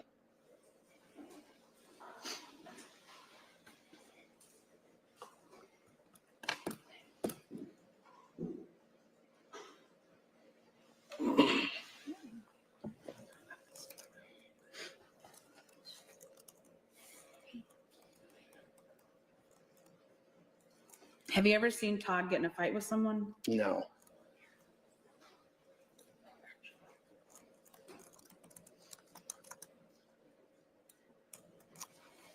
Are you aware of any evidence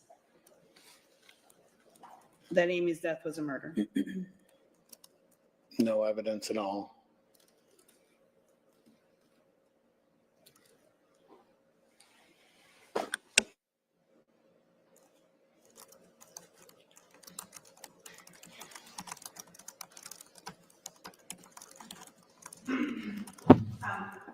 In your experience growing up on a farm and farming, do your kids help with farm chores? Yes, when they were from little on, they did everything. So would you have a 13-year-old helping you prep a hog barn? Absolutely. Overruled. Would you let a child use a corn rake? Yeah, absolutely. Yeah, I'm sure they have.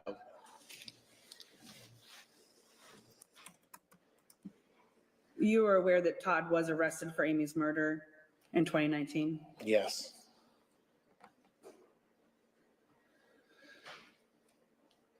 Do you know who Bob Sabers is?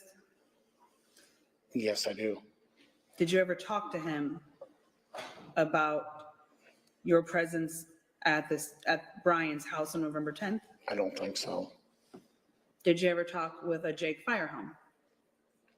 I don't think I know that person. Were you willing to talk to Todd's attorneys if they needed to talk to you? Absolutely. Did you attend any of Todd's criminal trial in September of 2019? Yes, And did you watch any of it online? I think all of it. What was your impression of the trial? Objection, relevance. This witness's opinion of the trial is irrelevant. Sustained. Do you recall hearing defense counsel's opening argument in the trial? Yes, How did you feel after you heard that? Objection, relevance. Sustained.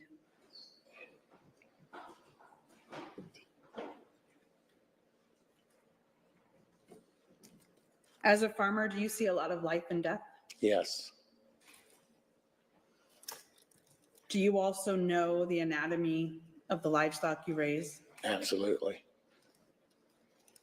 Is there significant differences between the anatomy or the organs of a body of a hog and a person? No, Have you ever had to Google the anatomy of a person? Objection, relevance.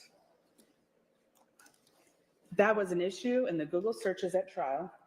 And this is being presented to show what counsel could have and should have put on at trial to combat that. However, Mr. Krogman's need to Google something is not relevant to that determination. He is a farmer just like Mr. Mullis, and it was alleged that Mr. Mullis conducted that search. So I think it's directly relevant.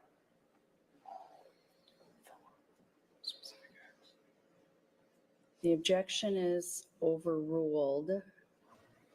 Was there an answer, Kelly? Have you ever had to Google or search the organs of a body? no.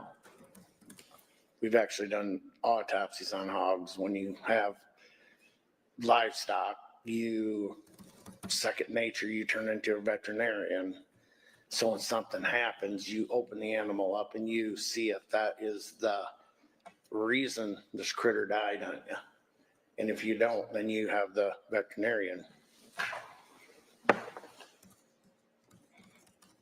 Just one moment.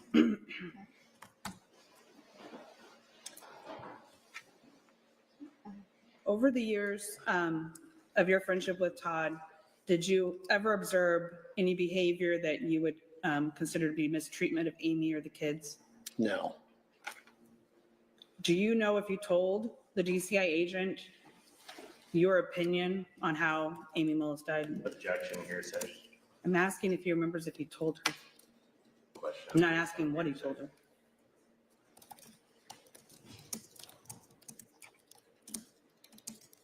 The question was as to the witness's opinion.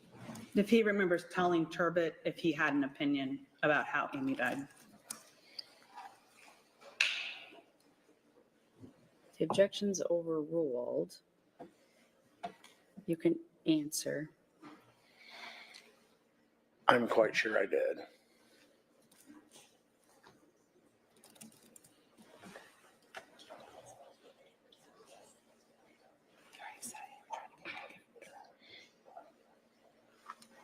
Mr. Krugman, when you were with the DCI agent, do you recall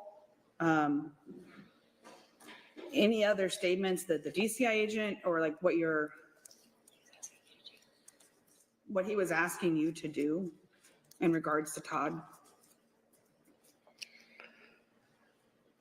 I'm sure he was looking for some dirt on him, but I had none. I told him, I said, I'm worthless to you, man, because I have nothing for you. Do you remember a part of the conversation or the interview where the agent wants you to like sleep on it? Oh, yes, yes. Do you remember what he wanted you to sleep on?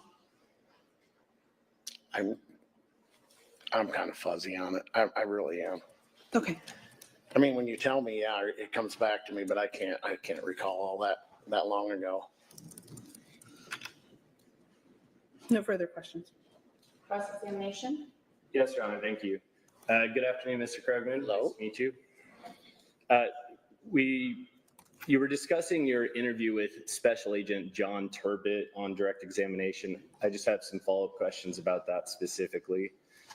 So that occurred in December of 2018. Does that sound about right? Yes. During that interview, you indicated to Special Agent Turbot that you hadn't spent much time with Todd and Amy in 10 to 15 years. Does that sound right? Probably so. So you would see them occasionally, but not a regular thing? Not like we did earlier before they had children. You also described your relationship with Mr. Mullis as you were his best friend. Does that sound right? Yeah, we were really good friends. Still are. What was that? We still are good friends. Thank you. You were asked to describe Todd and Amy's marriage, and you referenced that there were a lot of oddities. What did you mean by that? I'm going to object because I don't believe that was the testimony, the oddities in the marriage. Is that what the question was? Let me rephrase my question then to make it clear. In your interview with Agent Turbot, you described Todd and Amy's marriage as having a lot of oddities. Do you recall saying that? No, I'm sorry, I don't. If you had indicated that, what would you have meant by oddities? Your Honor, if I could object and I ask don't know. counsel to clarify for the record if he's referring to the audio of the interview or the written report by Turbot? The narrative, do you know where it comes from? It's the narrative? Okay. Thank you, Your Honor, I'm sorry. Mr. Bakke, I think maybe if you can re-ask the question at this time. If you had described any peculiarities, oddities, whatever word you happen to use, would there be a reason for that?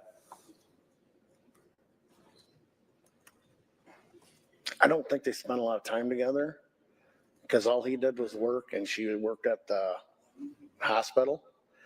So I don't think, I don't know, I guess it just seemed kind of odd to me. They didn't have that much time to spend together. You indicated that I believe that they'd been married for a while, so maybe it kind of, sorry, I don't want to mince your words here. But you were aware of some concerns about Amy being unfaithful to Todd, is that fair? I wasn't concerned about nothing. Were you aware of it? I heard rumors. But as far as, I don't know how you want me to answer that. If I believed every rumor I heard, he wouldn't do it. In the time leading up to this incident on November 10th, 2018, I believe you told DCI agent Turbot that in the 5 years before that, Mr. Mullis had not brought up Amy's name. Does that sound right? I'm drawing a blank. I'm sorry. I don't. Would that surprise you? Would you have any reason to dispute that?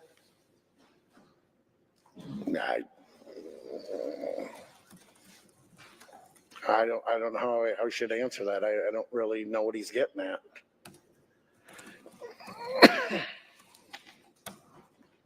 You don't know who's getting it. Turbot was getting So you don't remember much of your conversation with Agent Turbot? Is that what? Well, you know how long ago that's been? Quite a while. And no, I do not remember everything that was said. But sir, you remember whether your footprints were covered up or were showing in the snow on the day of this incident, but you don't remember your conversation about it? With him? No, I don't remember it with him, but you're saying that you don't think I had footprints in the snow? I don't remember that, or what are you asking me? We'll move on. You discussed what Mr. Mullis had told you about the incident involving Amy that led to Amy's death, right? Right. And Mr. Mullis told you that he had to remove the corn rake from Amy's body because the handle was 8 feet long. Does that sound right? Objection, can I ask the foundation of where this comes from?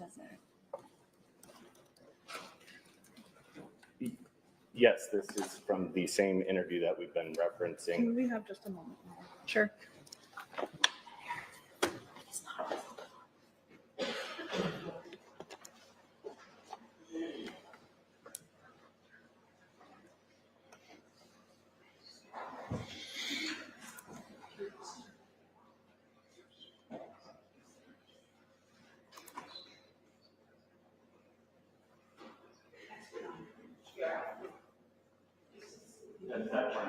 This is inappropriate.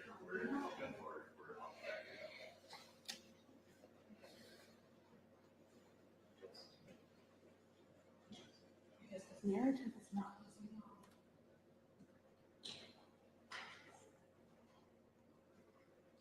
I'll ask any question. Okay, go ahead.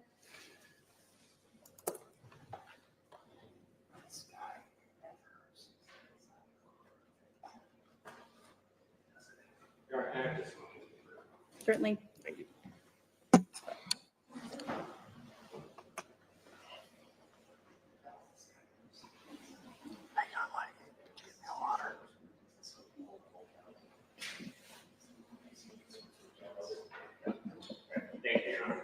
Mr. Krugman, just to be clear for the record, you were not personally present when Amy Mullis became injured. Is that right? Right. You don't know exactly what happened, even though you have your own speculation, right? Yes. So much of your testimony today was based on the fact that you have your own hypothesis of what may or may not have occurred. Yeah, like everyone in here does, has an idea what happened. Yes, exactly. Fair enough. I don't think I have anything further. Thank you. Any redirect? No, Your Honor. Thank you, sir. You may step down.